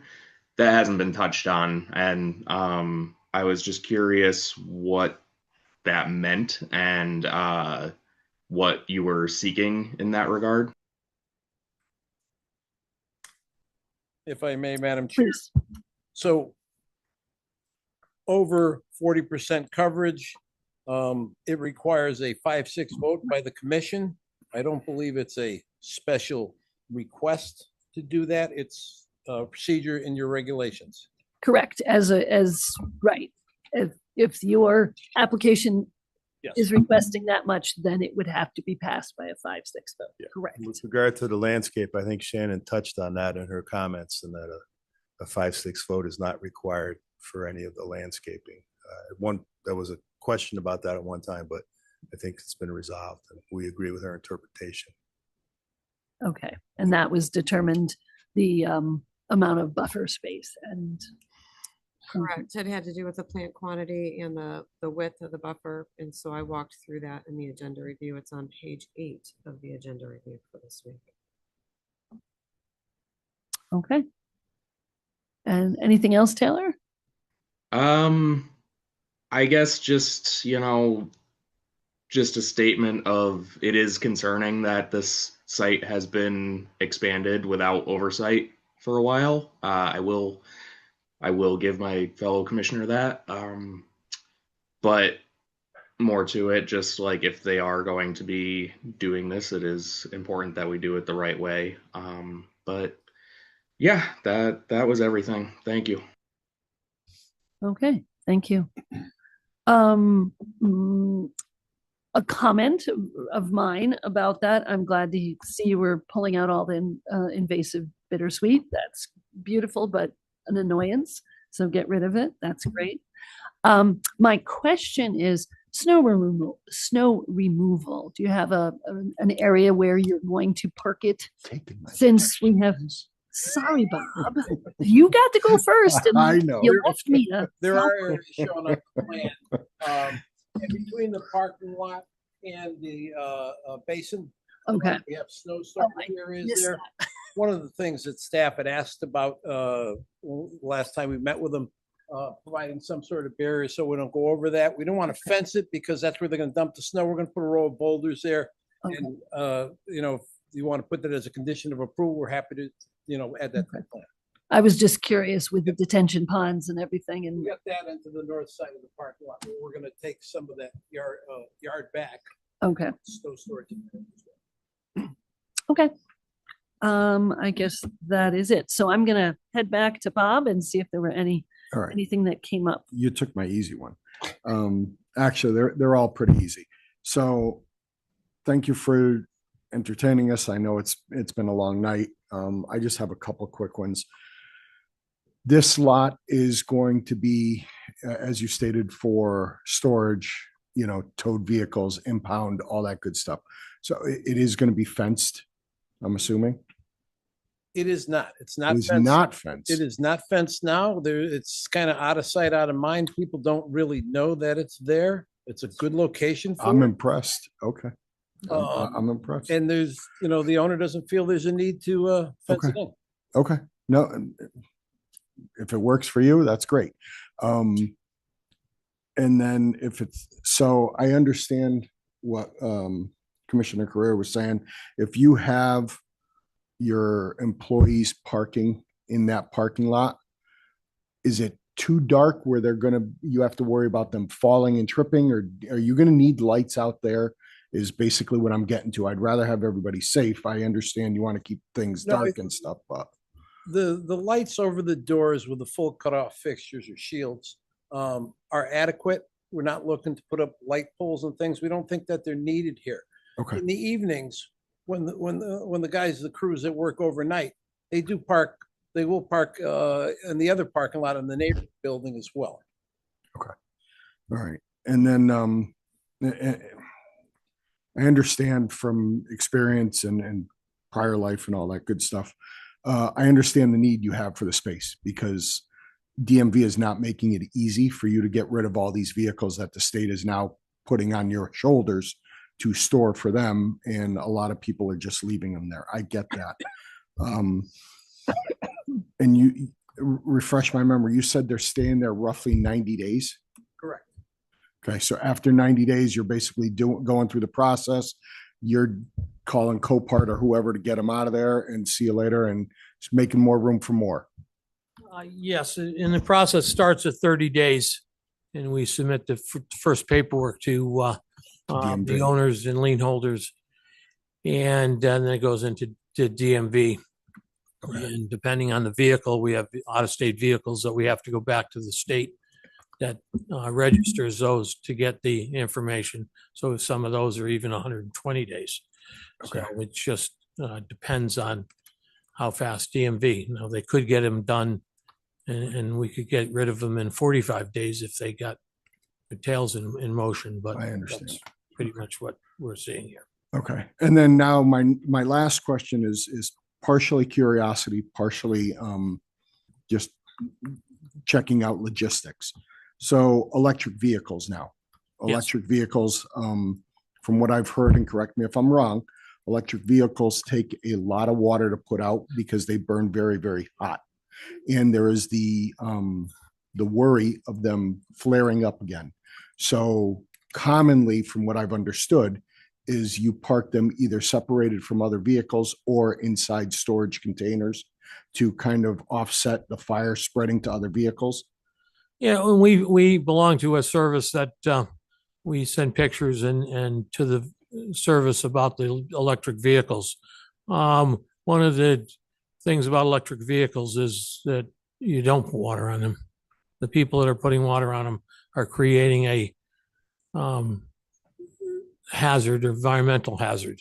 So that goes to my next question. So, and I hate to cut you off, but you may be answering it. And there's no fluids in it per se, gas, oil, all that, but you have all that liquid or whatever was putting out that fire. Is there any worry about that going into the system and creating a? Well, if we put water on a vehicle, that's when so what they basically have said is that to cure the vehicle of reigniting is to let that vehicle burn till it's done. And that's really the only way they can guarantee that the batteries will stop reigniting, if you will. Reigniting. So the problems that they had in the past, they put them in water and they've taken them out, they put them on tow trucks and they reignite on the tow trucks, things of this nature. So the recommendation, and not everybody has does this, but the state of Connecticut, and I know that in their incident management program, has a issue where they're going to let the vehicle sit on the roadway and burn for that 4 hours.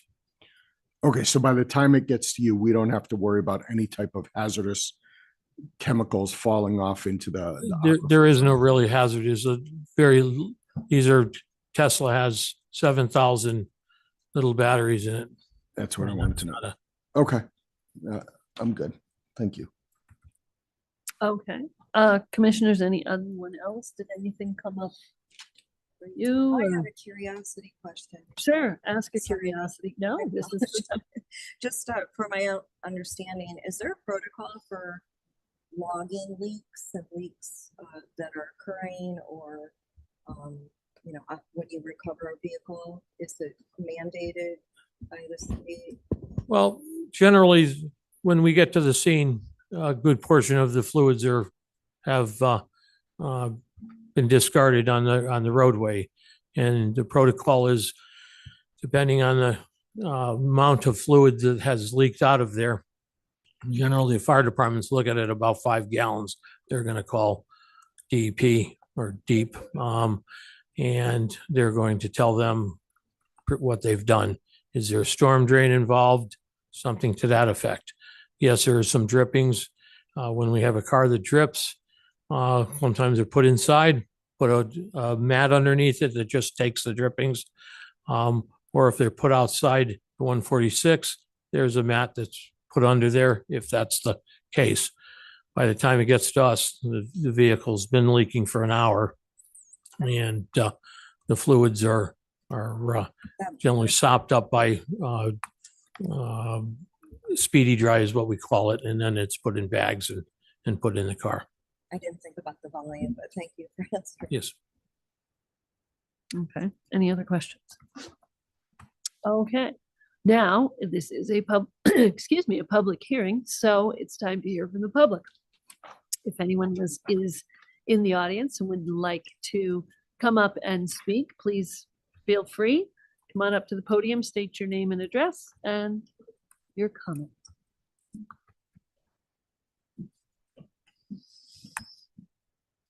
Hi, my name is Lisa Bouchard-Ozaki. I live at 12 Rosewood Drive. My house is directly across from this building. And all I see all night long is the lights shining directly into our house. Our bedrooms are right there. I want to know, I understand you're putting the shielding down. Does it comply with like the lights cut off lighting and the bright skies? Also, like this berm that's going to go up, since you took down all the trees that were in the wetlands before and created more lighting in our area, the whole neighborhood is lit up, basically. Can you speak into the mic? Please? Sorry, the whole area is like lit up.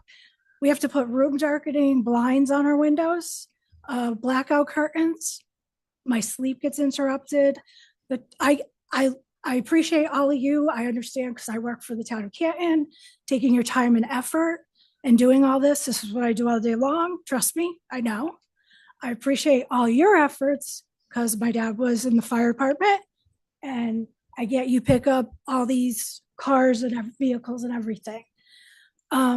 It's just that we've witnessed over the years how much you've invaded into your space constantly without like getting the proper necessary permitting.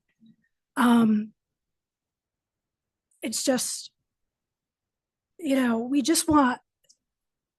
want to be able to like live in our area. You don't need lights in your parking lot. Trust me, they can see perfectly because I can see their parking lot. Their tow trucks come in, shine directly into our house.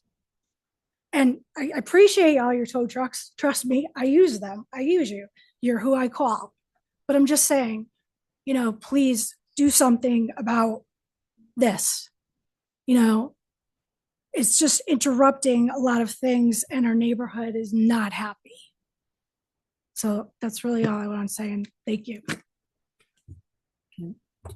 Thank you. Any other questions or comments from the public? Please come on up, sir. Greg Botker, 14 Rosewood. A question on the infiltration basin. Will there typically be standing water?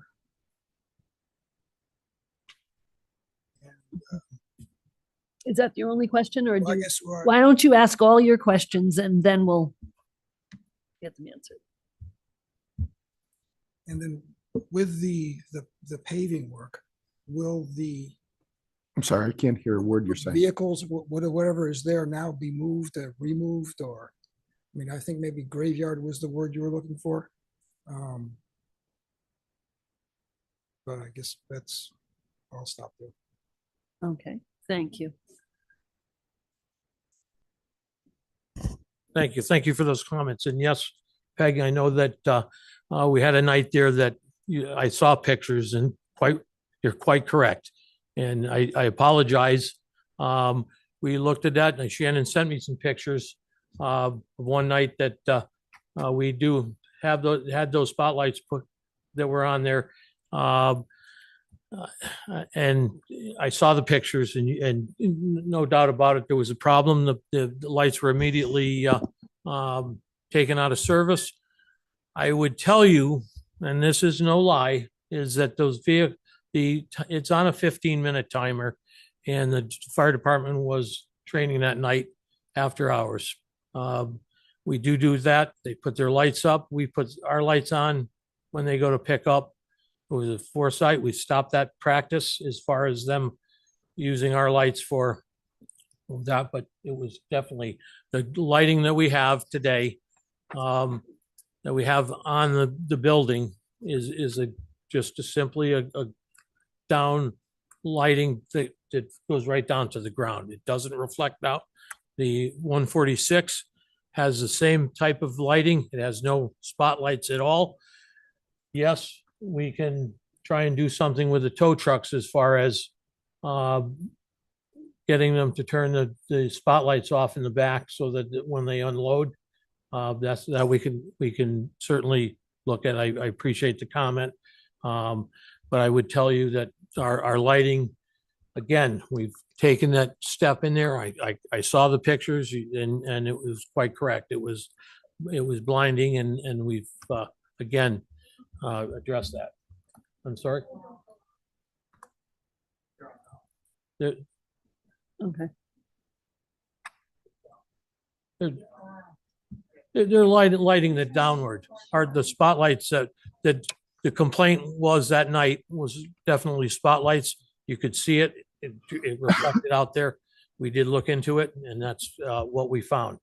Again, I would tell you that those aren't the lights that are being used tonight, and they're not used at all any night. Standing water. Joe Perugini, Weston and Sampson. With regards to the infiltration basin, it's a good question. Typically, we try to design them so they fully infiltrate and dissipate for no standing water, usually within a 24 to 48 hour period, depending on the storm. But they're designed to infiltrate and not hold water for any long period of time. You're allowed up to 72 hours, but this will infiltrate much quicker than that.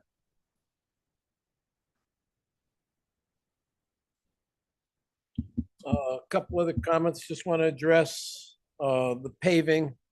In order to construct this parking lot, going to have to kind of phase it and move material around. They may have to move vehicles off the site for a period of time because it is an active parking lot for the wreckers and for the storage of vehicles. So it will be phased and it will be constructed, section at a time. So vehicles will be there, but we moved around the site to accommodate that. And regards to the fugitive lighting and the intrusion to the neighbors, talked with Tim. We'd be happy to do the buffer work in the beginning.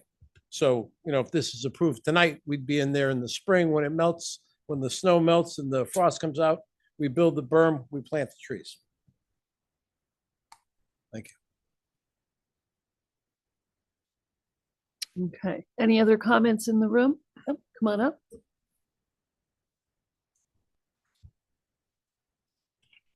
Thank you guys for the time. My name is Sean Doherty. I live at 16 Rosewood. Not so much a question, more of just a comment. I'm a little bit concerned about the continued site expansion. Mentioned, there's been 75% expansion over the past couple of years. I'm a little concerned about not wanting to put in a fence or boulders, things like that. I've seen how the site is used. And I get the confusion for, why things are being mailed to different spots.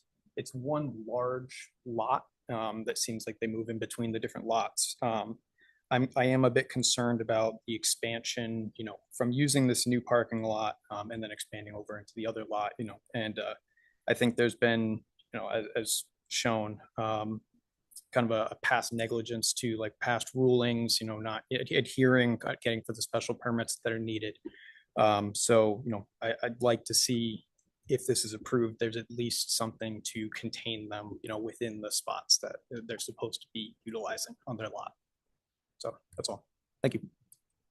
Thank you. Okay, Do you want me to check on, do you want me to check online, Madam Chair? certainly. Did you want to? Just, Oh, sorry. so we are offering to put a row of boulders in there at the edge of the paved area so that there would be no further encroachment. There will be that basin installed, so we really can't get into that area. And then along the south side, we've got curbing. That's part of our wetlands approval for that there. So it will be defined as to where the limits are, and they won't be able to grow beyond this. Okay, thank you. And yes, Shannon. If anyone's called in for the application at 148 Brickyard Road, please raise your hand using the feature in Zoom. And we do have somebody. Okay, Keith Thompson, you should be able to unmute your microphone. We can get your address too, please. Hi, my name's Keith Thompson. I'm at 10 Rosewood Drive. I'm fully aware there's a pattern of even numbered Rosewood Drive residents. And I just wanted to echo and support the things my neighbors have said. It has been it's been a little troubling just to sort of see how the site's expanded. To echo Lisa, the trees coming down was a little revelatory. So, I hope that they're giving thought to giving us some buffer against what's going on there. But also just, the expansion's been a little troubling. But my neighbors have said it all beautifully, so I just want to echo and support what they're saying. Okay, thank you, sir. Anyone else? Anyone else is called in to offer comment on 148 Brickyard Road, please raise your hand using the feature in Zoom to address the commission. Madam Chair, there are no other hands raised. Okay, wonderful. Are there did we receive any written correspondence? No, there was no written correspondence regarding this matter. Okay, so right now we are at the time where we would close the public hearing if that is acceptable. If we have people, we had a previous issue earlier on with information being presented. Commissioners, do you feel that we have more information to hear, more questions to ask? Good. I know, Josh, you would say that you have more information to share. I have a point of order. I just want to note for the record that I was prevented from displaying or even verbally describing evidence.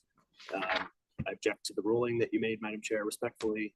I believe it creates a legally defective record and violates the Commission's duty to consider actual site conditions. I have emailed the file to the planner, so it'll be preserved as part of the record, and that's what it is. Okay, well, we don't have to close the hearing at this point. We can continue this hearing. And if this is information that is germane and you feel that you would like to present it, given the amount of time leeway, then we should be able to hear it at our next meeting.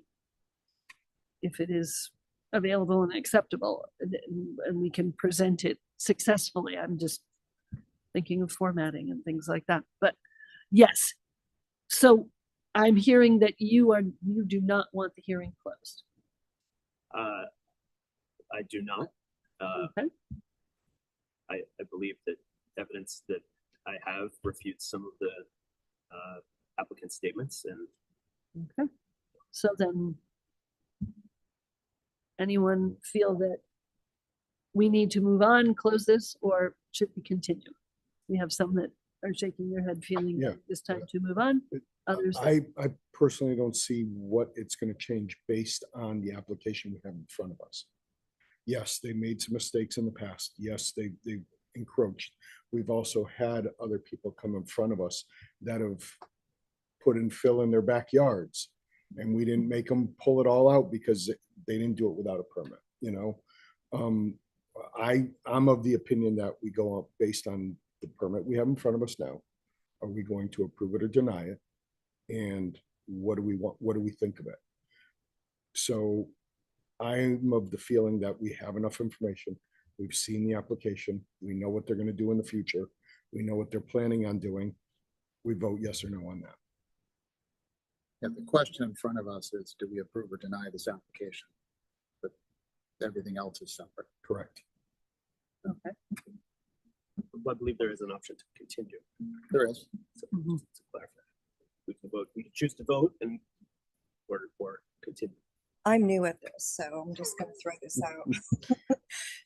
I am also just concerned, how do we address the fact that there are neighbors and people that are concerned about the encroachment and would a fence? How does that fit into this? It's not part of the application, but would it be reasonable to look into fencing to address some of those issues so that there's definitely no encroachment or creeping or whatever you might call it? I don't know. Yeah, I was kind of working my way around. I certainly agree with Commissioner Canto's comments, and I would eventually move to terminate the hearing. But as to the point just raised, I would like to hear a little bit more about the berm and how that could possibly affect the screening on that border of the property, and hopefully provide some screening if it were to be built first. So if you could explain that a little bit. Okay. Certainly.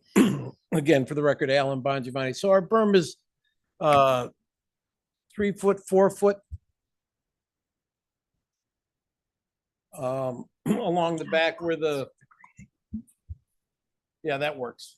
So you've got that hockey stick. If you zoom out a little bit, yeah, that hockey stick shaped set of contours, it gets you an elevation about 3 foot above the existing ground that's there. You can't really go up much higher than that because then it gets too steep and doesn't sustain itself, plus the roots are too close to the edge of the slope. But by raising it up about 3 foot, and I think most of the evergreen trees are 5 to 6 foot in height, you're going to get a 10-foot berm to start with, or screen to start with. Fencing really doesn't do anything for us because the fence is going to be 5 or 6 feet. The trucks, the tow trucks with the floodlights and all that, those are probably 10 feet off the ground. They're going to shine over any fence that we put there, but they will be captured with a 10-foot fence that's there, or with a 10-foot screening that we're going to start with, and it's going to grow. A lot of those evergreens grow 18 to 36 inches in a year. We've got some specifically selected for their fast growth, some of the Jolly Green arborvitaes and things like that, some of the hemlocks that we're proposing are quick growers.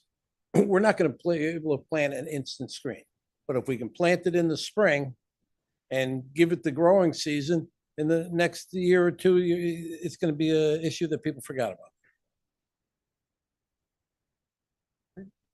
Thank you. Okay. That answers. That answers some questions. Okay.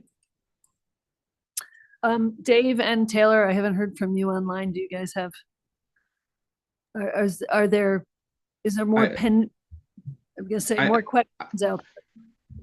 I have a comment, just in regards to the encroachment again, having heard it now from the neighbors too. I realize that this isn't part of it, but or part of what we're evaluating at the moment, but going forward, I think it's an important discussion to have about enforcement and accountability in these matters, because it has clearly been weighing on the neighbors' minds here. So the fact that this has gone on unchecked for quite a while is, I said it before, but it's concerning. So just wanted to put it out there, bring it to everybody's attention that like this is a discussion that we should and need to have at some point.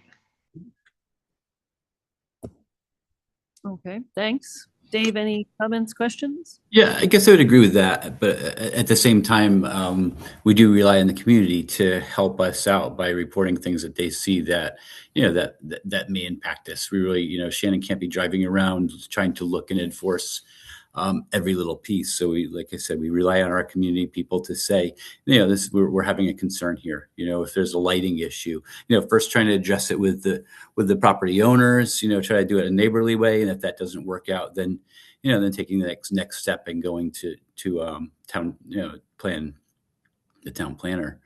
I'm glad to hear. I was concerned about the planting pieces too. I'm glad neighbors spoke up and talked about the lighting, and I was really happy with I think Mr. Vibbert's response about noticing that was a problem. And thanks for being responsive to your neighbors. You want to be a good neighbor to everybody there. I like the idea of these plantings, something natural being there, hopefully blocking some of the light for later on. Yeah, I'm concerned about the encroachment too. I think things happen like that. I'm glad though this seems to take care of that and do more to help protect our water, which is the main point of this, right? Is how is our water going to be protected when we've got more impervious surfaces out there? I do just have a kind of question too. Is there was a mention of a special permit, and I don't see that. That's not actually listed. We were looking for a site plan modification. Are we adding special permit in there or not? It should have said special permit. Yes. Okay. And is that what got posted too though? Is that was in the announcements? So the agenda was written incorrectly. Okay, but I mean, in the announcements, like in the papers or whatever, however we did that.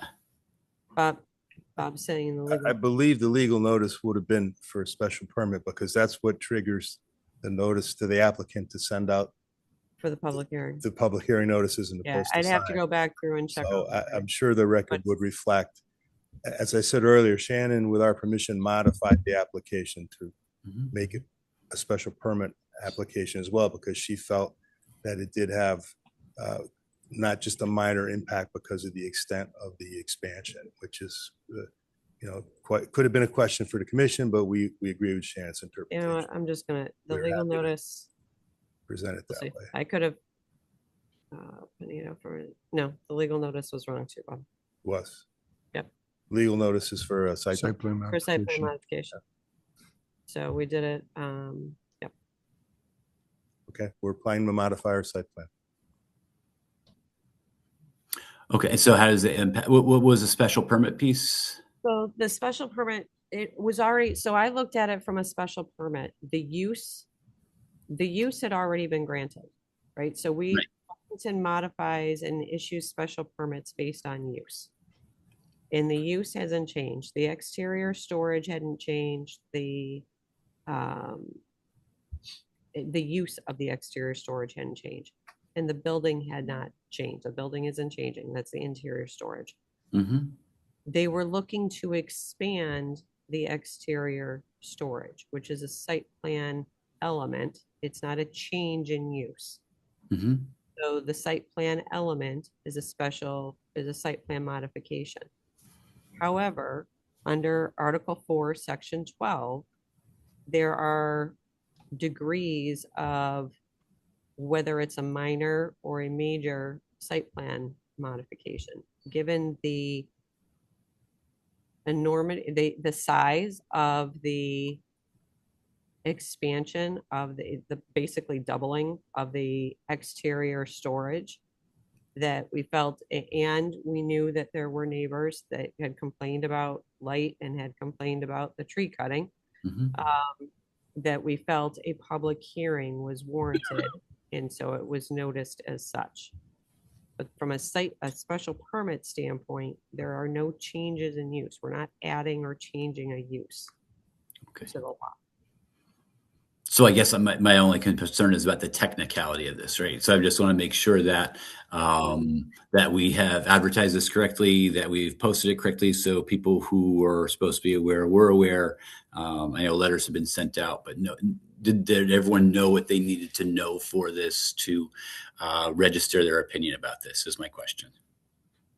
I don't want to put us in any kind of jeopardy of if we were to go ahead, close the hearing, and then vote on it and vote for it. Is someone going to say, "Oh no, you didn't announce this correctly. We got to this can't go through," and then cause problems for our applicant? In my opinion, it was noticed. All the notices were done. The legal notices were done. The neighbors were all noticed. The hearing signs are out. Yeah, I agree. It was a public hearing on a site plan application, which a commission has discretion to require. In this case, was required, and it was properly noticed as a site plan modification.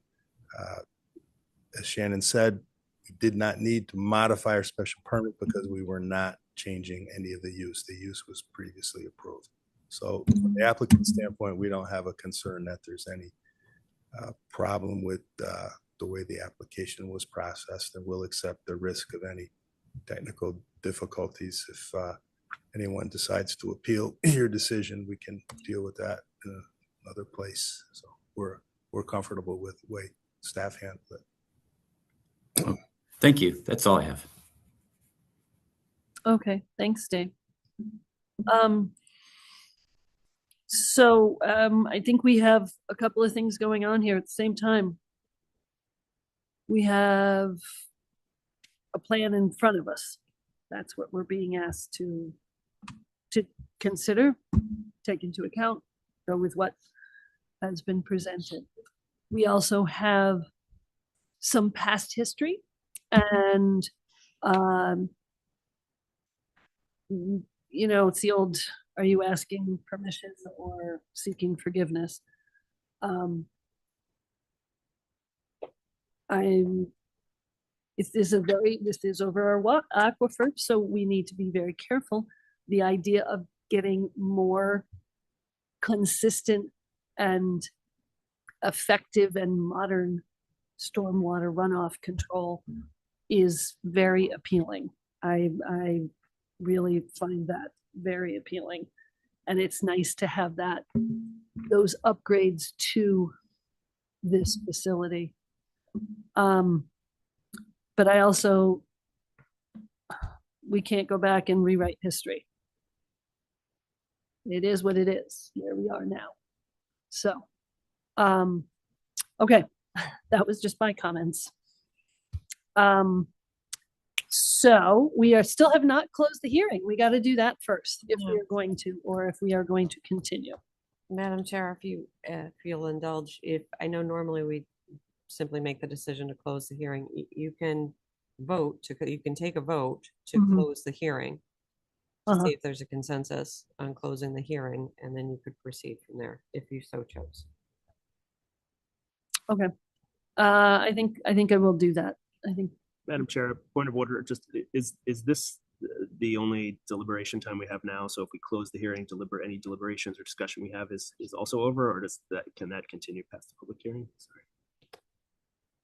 Deliberations occur after the. Yes, yes. Thank you. Sorry. Thank you for the information. No, this is just to close the public hearing.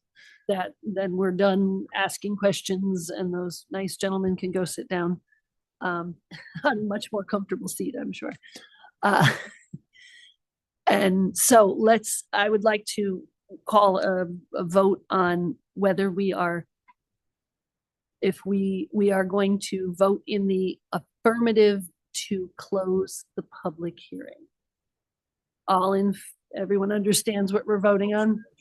Yeah. Point of order. Okay, Can we excuse get me. a motion in a second? Madam Chair, I move to close the hearing, the public hearing. I'll second it. Second it. Okay. I always want to jump the gun. I'm sorry. Okay. And so all in favor of closing the public hearing? Aye. Please, Aye. Aye. All those opposed? Nay. All those abstentions? Okay, so it was We had one nay, no vote, so the public hearing is now closed. Okay. So now we get to deliberate, we get to talk, we get to work it out. So what sort of, Josh, you had some things you wanted to say, or you wanted to continue deliberations? What? Yeah, so I agree. So my interest here is, so first, I guess, in full disclosure, I've been a customer of Farmington Motorsports, a happy, satisfied customer of Farmington Motorsports. I think you're a valued member of this community. I also take my job as a commissioner seriously, and in particular, sort of the application consistently of zoning regulations according to the rules that are set. If we don't like the rules, then it's our job to change the rules, but we should be making decisions and are legally bound to make those decisions based on the rules as they are written. And where there's discretion, we can use discretion, but where it is clear what the regulation requires, it's our duty to enforce those regulations and apply those rules as they are. I see a pattern of non-compliance with several different aspects of our zoning regulations that are in the record and that the applicant acknowledged, some of anyway. And that concerns me. I agree that there are aspects of this plan that are a significant improvement over what they are doing today. However, I have additional concerns that are not addressed and that I was not able to address, and that I believe are significant and meaningful and should be shared and allow the applicant to respond to or revise their plan. I think that this is a very sensitive area. It is an aquifer protection area. Connecticut Water recently had to put in, so they have detected PFAS and other chemicals, like forever chemicals, in these wells in Farmington. They've recently had to spend millions of dollars just in Avon to install equipment to remove PFAS, for example, from the drinking water. This is our drinking water that I drink at home. And I take this very seriously, and so I think we have a high bar of care that we should be taking to ensure the absolute best and compliance with our regulations. And I see evidence that there's been a pattern of non-compliance. And just to share with my other commissioners, that it was in the public record, but they may not have gotten to it because there was a lot. That there was a cease and desist issued by the town to the applicant for some of the, I don't know the details, but it's in the record, that the grading, the cutting down of trees in an upland review area that was not permitted.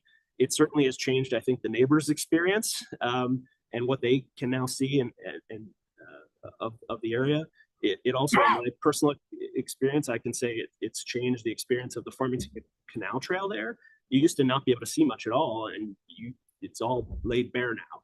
And while I understand there's plantings that will go back, take years to get back there, and will it be enough? It's hard to tell. So I have concerns. I think that some of the improvements are in the right direction, but I don't think we're there. And I think that allowing people to come to this commission before they cure issues, and then potentially have them have there's no timeline for when they must cure those issues. If we continue to allow more permission and more permission without requiring them to comply with our previous orders, then what is our value? What are we? What role do we play? And so for that reason, I think we either continue this hearing, which I think we just closed the hearing, so I don't know that we can do that, right? So then the only choice is if we choose to vote. I guess I don't know. I'm not sure what the next process is, but if I had my say, we cannot approve this as it is. I think we'd be making a great mistake. I think we have procedural errors. I'm concerned by the ease with which staff and the applicant waffled between, yes, we agreed with the determination that it requires a site plan, a special permit, to then when the record was inconvenient of the public notice that was not noticed properly, that nope, we actually don't mean that. We don't need that. We don't agree with that recommendation.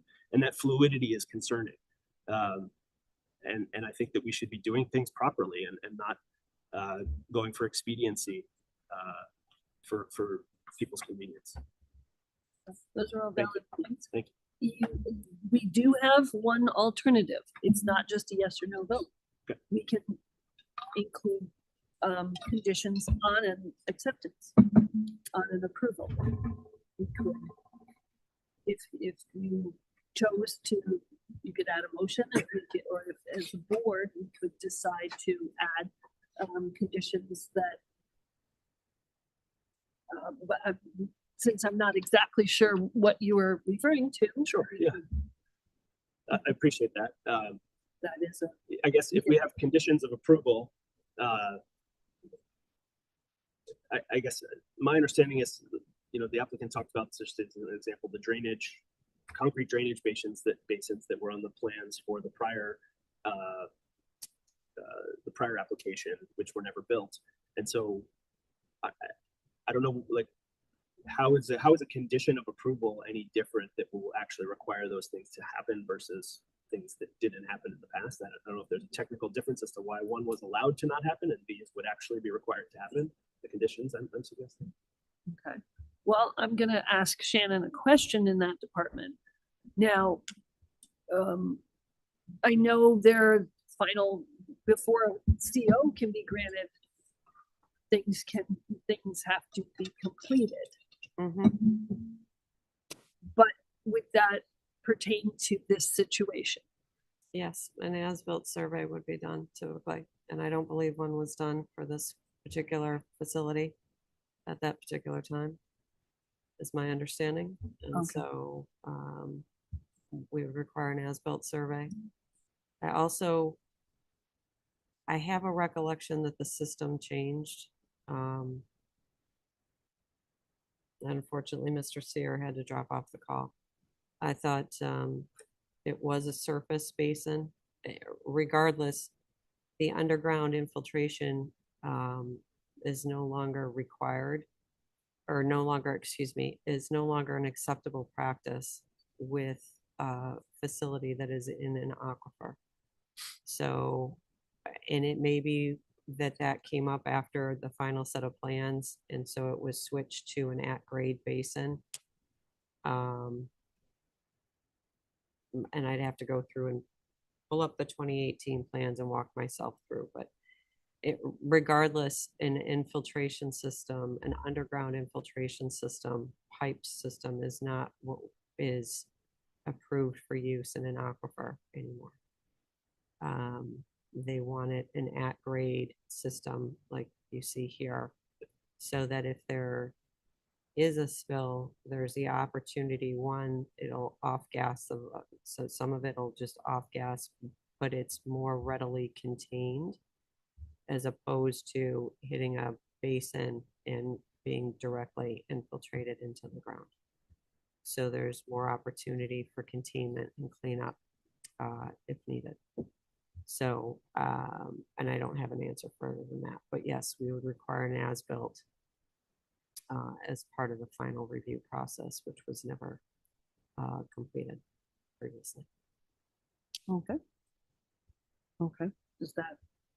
Yeah, I have no concern about whether it's from what my non-technical knowledge, the plan as presented is, I'm sure, superior to the old leaching concrete, whatever they are called. So that's my concern. Isn't that they should fix that. My concern is just this sort of, what is the teeth of this body if we ask for things and they don't seem to always have to happen. So, I guess I would be willing to suggest conditions if people would entertain those, and maybe that can get us to a place where where people would be satisfied before I start listing things that I can think of. But I just pause and sort of see if others are maybe amenable to that, or Madam Chair, if you have any comments. Well, this is about me. It isn't about me, I should say, but I think the comments within the agenda review, it discusses the existing vegetation along the property line and remain in place or be replaced in kind with town staff. So that is addressed, vegetation is addressed there in addition to the berm that is being proposed. Address planning and engineering comments dated to town satisfaction, remove floodlights mounted. So many of these things are in the agenda review, and we can make those a part of the motion, a part of our motion, or as including staff comments, and that will address many of those issues. And you have some other things that you. Sure. So. Okay. Sorry, I don't want to cut you off. No, I mean, I'm curious to know. Yeah. So here. Okay, I just will say, yes, this is not a laundry list of picayune things, trying to go back and litigate or debate over what happened 8 years ago. This is how can we make this the most successful thing for the town, for the aquifer, and for the applicant. Sure.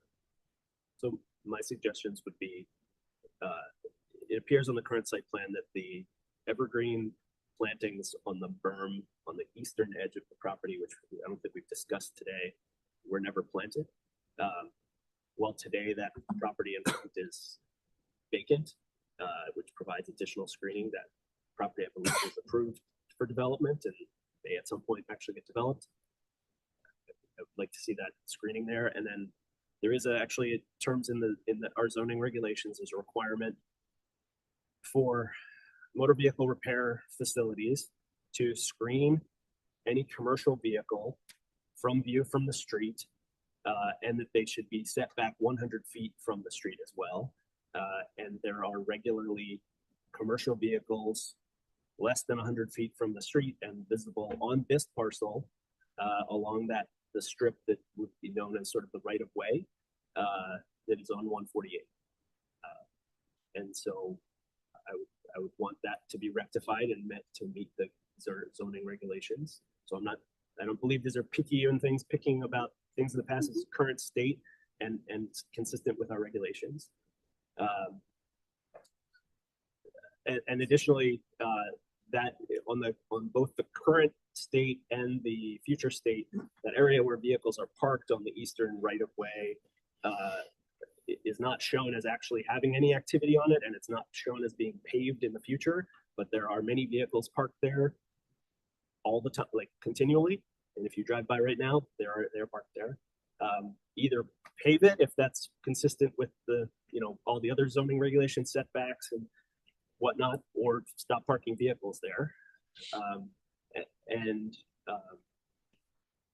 I think there's a case that could be made to curb the entire paved area to prevent further expansion, unpermitted expansion, which has been the track record of the property.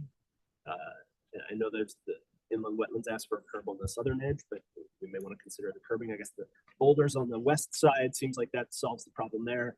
The north and the east sides, I guess, would need some sort of something to prevent that from happening potentially. I'd like to see I guess, if there's an on-site inspection, if I'm understanding, to do the occupancy, that it includes an indoor inspection of the building and of any storage containers or storage areas to ensure that there aren't unpermitted activities occurring there or hazardous materials being stored.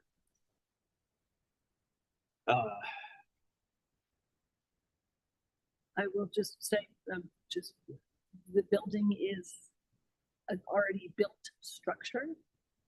So that is not a part of this Is that correct, Shannon? That's fine. I'm sorry. It's, it's not, It's not a, it's part of 148. oh, okay. Okay.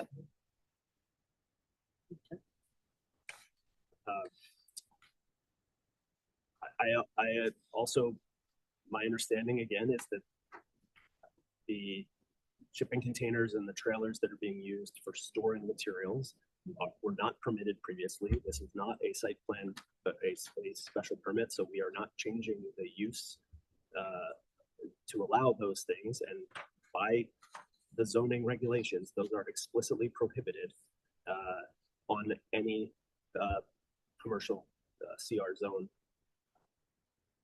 in Farmington. So again, the rule of law is this. It is a plain reading of the law and of the zoning regulations state that. And so I'd like that either rectified, or the applicant can come back and ask for permission and go through a site plan, a special permit to talk about that use, because the use today is just for storage of vehicles, not for storage of other things. And we don't know what's in those containers. And again, the zoning regulations exist for a reason. If we don't like the rules, we can change the rules, but them's the rules.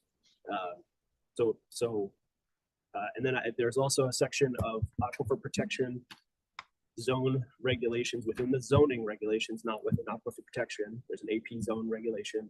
One of those things talks about a dumpster, that the dumpsters are to be covered and have like a seal on the bottom so fluids cannot leak out of them. So again, that seems like a reasonable thing, that things that shouldn't be draining out of garbage are not. So those are all sort of different sections of current zoning regulations that I believe should be essentially applied in this situation. They do apply in this situation, and we should make conditions of approval. So that I'd respectfully ask that those, my fellow commissioners, consider those as conditions of approval. Okay, anyone have a question or comment regarding that? Just a brief comment. I mean, if the condition is comply with applicable law, I don't even really think that needs to be expressly stated. We're essentially a legislative and adjudicatory body. Enforcement, arm enforcement is a separate issue for the zoning enforcement officer, and if beyond that, to an entirely different body, namely the Zoning Board of Appeals. So I think we need to review the actual plan that's presented and make like clear, concrete conditions on the plan in regards to the use that's being contemplated, not try and go through and add a bunch of conditions that are essentially comply with law. So that would be my comment. Okay. So Mr. Zarella, Commissioner Zarella, so I understand that point. I'd be willing to remove my comments about the setback and screening from the street, the shipping containers, the trailers, because those can be done, and I guess even the inspection of the building, if that's a burden, or you believe that to be a burden, but like you said, that can be handled through zoning enforcement if we wish. I would keep my comment about the eastern portion, as it's reflected, it is not used, it's not being paved. There are statements that the regulations require that things be paved to park on them, and so then that would mean no parking in that 50-foot strip roughly, without a further change. And then I'm trying to remember if I made it, if there were any other conditions, because I think most of them were covered. Yeah. Yeah. Okay. So it's really, I guess it's really that one then. The curbing. And then curbing. Yeah. Thank you. So curbing around The northern and eastern edge. Oh, and the planting of evergreens. Yeah, the evergreen planting. I think it said 6 to 8 foot evergreens or something along that edge. The eastern edge. Okay. I'm not, excuse me. Yeah. I'm not really sure what a 6-inch curb is going to do. To me, a 6-inch curb is absolutely useless to mark where you can and cannot go. You should have a property pin. That's where it is. That, I mean, a curb is gonna do nothing. I mean, that is just a wasted cost on that. I mean, Okay. that's just my opinion. I understand. Okay. I think the condition, if I recall correctly, and Shannon, correct me if I'm wrong, for the Inland Wetlands Commission was initially it was slated as a bituminous curb, and the Inland Wetlands Commission said they're concerned about sort of similarly in the sense of like you got big trucks, like that's not going to it'll get run over and won't really do anything, doesn't prevent anything. And I believe that it was turned into sort of a concrete curb and something substantial enough to sort of prevent trucks and whatnot to slow them down. Yeah, but a concrete curb 6 inches too. Yeah, still a concrete curb still 6. I mean, you're literally talking this much. I If understand. they have a property pin, that's all you need. I guess it's so. It's about, but if, sorry, may I? Yep, please. I believe it's about making sure that the perimeter, the usable perimeter of space is clearly defined. So a property pin isn't going to do, because it's a physical, it's trying to figure out an appropriate physical barrier to set the limit of this is what we all agreed to, and we don't want cars parking out in these other areas. So, and part of it too, I think in this area was the proposed curb was to get this to delineate, to get the drainage to one specific area for this drainage element as well. So I think there was some grading and other conversation regarding that. But from a physical barrier, the concrete curb, yeah, for an average passenger vehicle is probably a appropriate demarcation. For the types of vehicles that are crossing over and have crossed over, it perhaps is less so. The boulders along this edge are perhaps a better demarcation, 2 or 3 foot diameter boulder. Perhaps the same along the north property line. Along the east property line, it could be a fence or a combination of plantings. But if you're looking for a physical barrier, that's, I think, was the genesis of some of that.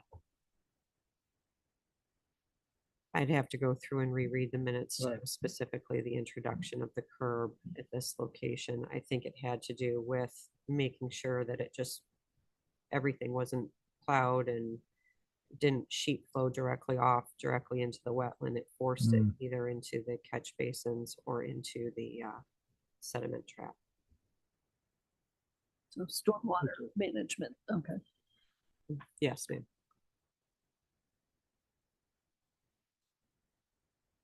Okay. So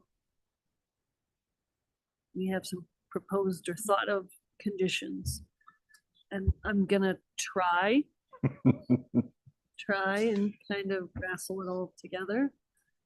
So we could, I know I'm the chair, I probably shouldn't be doing this, but should I make a motion?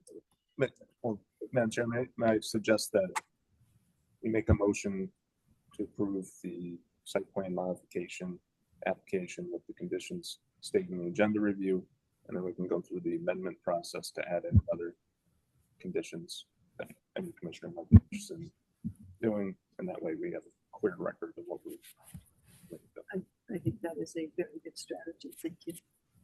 Okay, so I need a motion and a second to approve the site plan modification. All right. I'd like to make a motion to approve the application for site plan modification made by Farmington Motorsports for landscaping, buffer, drainage, and parking lot improvements with waivers and for impervious coverage and landscaping at 148 Brickyard Road, which is Assessor's Lot 3G in a CR zone, with the conditions as presented and included in the agenda review. Second. Madam Chair, I'd like to make a motion to amend the motion on the table. Is that the right way to do this? Yes. So my motion would be to add the following conditions.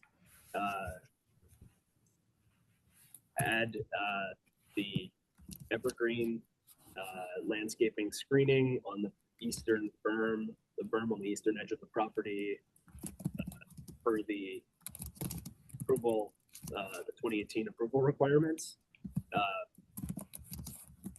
That the area to the east on the parcel where it is shown on the site plan that there is no paving, that no vehicle will be parked there.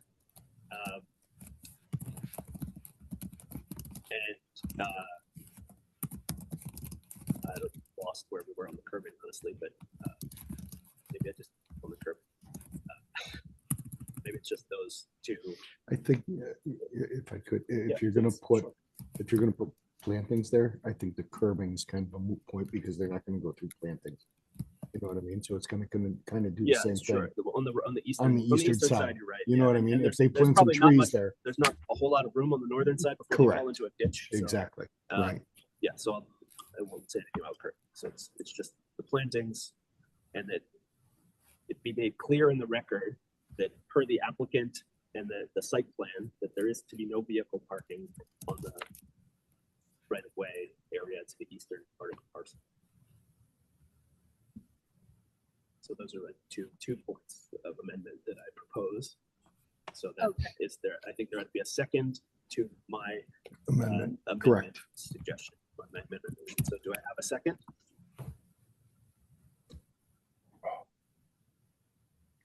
Do we do, so it would. Or is there have- discussion? I guess or- we're in discussion or no, I need to. So there's a motion and a second on the amendment. So, yeah. No, nobody motion. seconded the amendment. No, there needs to be so Right. there was a motion. There needs to be a second to the amendment. Right. And then there can be a discussion.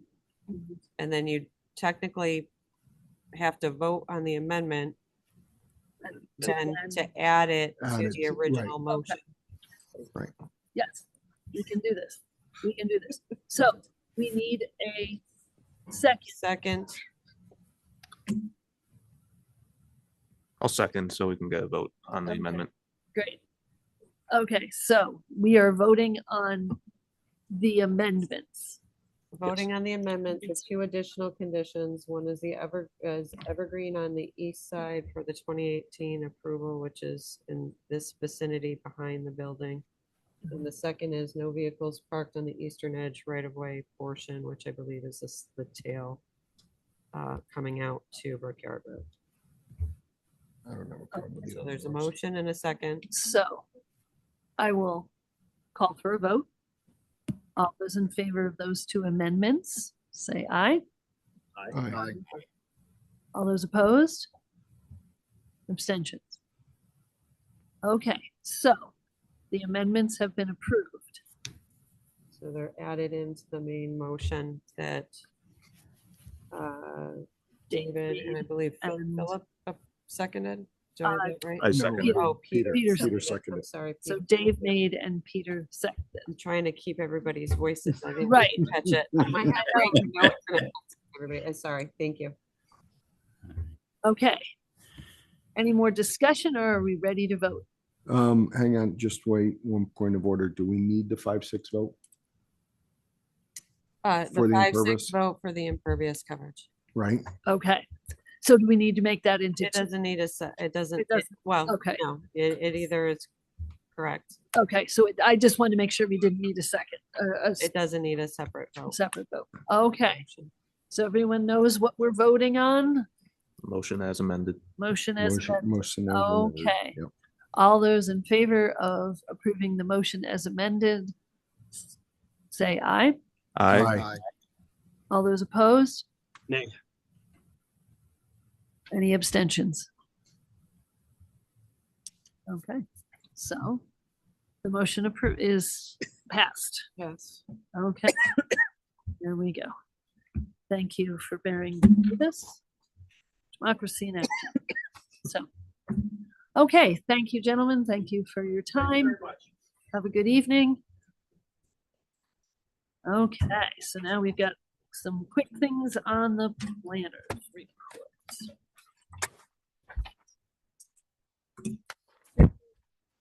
Very brief items, they have to do with signs, planner's report, just letting you know that these are gonna go right to building permit. This is 788 Farmington Avenue, a request to change out a sign. It's same material, same size. Unless there's an objection, that is gonna go directly to building permit. Drove past it on my way here today and seems completely appropriate. And the Shell gas station at 860 Farmington Avenue is doing a rebrand. And that is going to go directly to building permit. There's no change in the size or location of the signage. So the old is on the left, new is on the right, current is on the top, proposed is underneath. Current is on the left, proposed is on the right. And there will be no LED post pump top. So it's still a shell. It's still a shell. Yeah. It's just a rebranding, Gotcha. refresh. So that's gonna go directly to. I know, right? I was thinking the same thing. It's gonna go directly to building permit. Okay, sounds good. The other, that third one, the middle one did not come in. I don't have the information on it. If and when they resurface, then I'll share that information with the commission.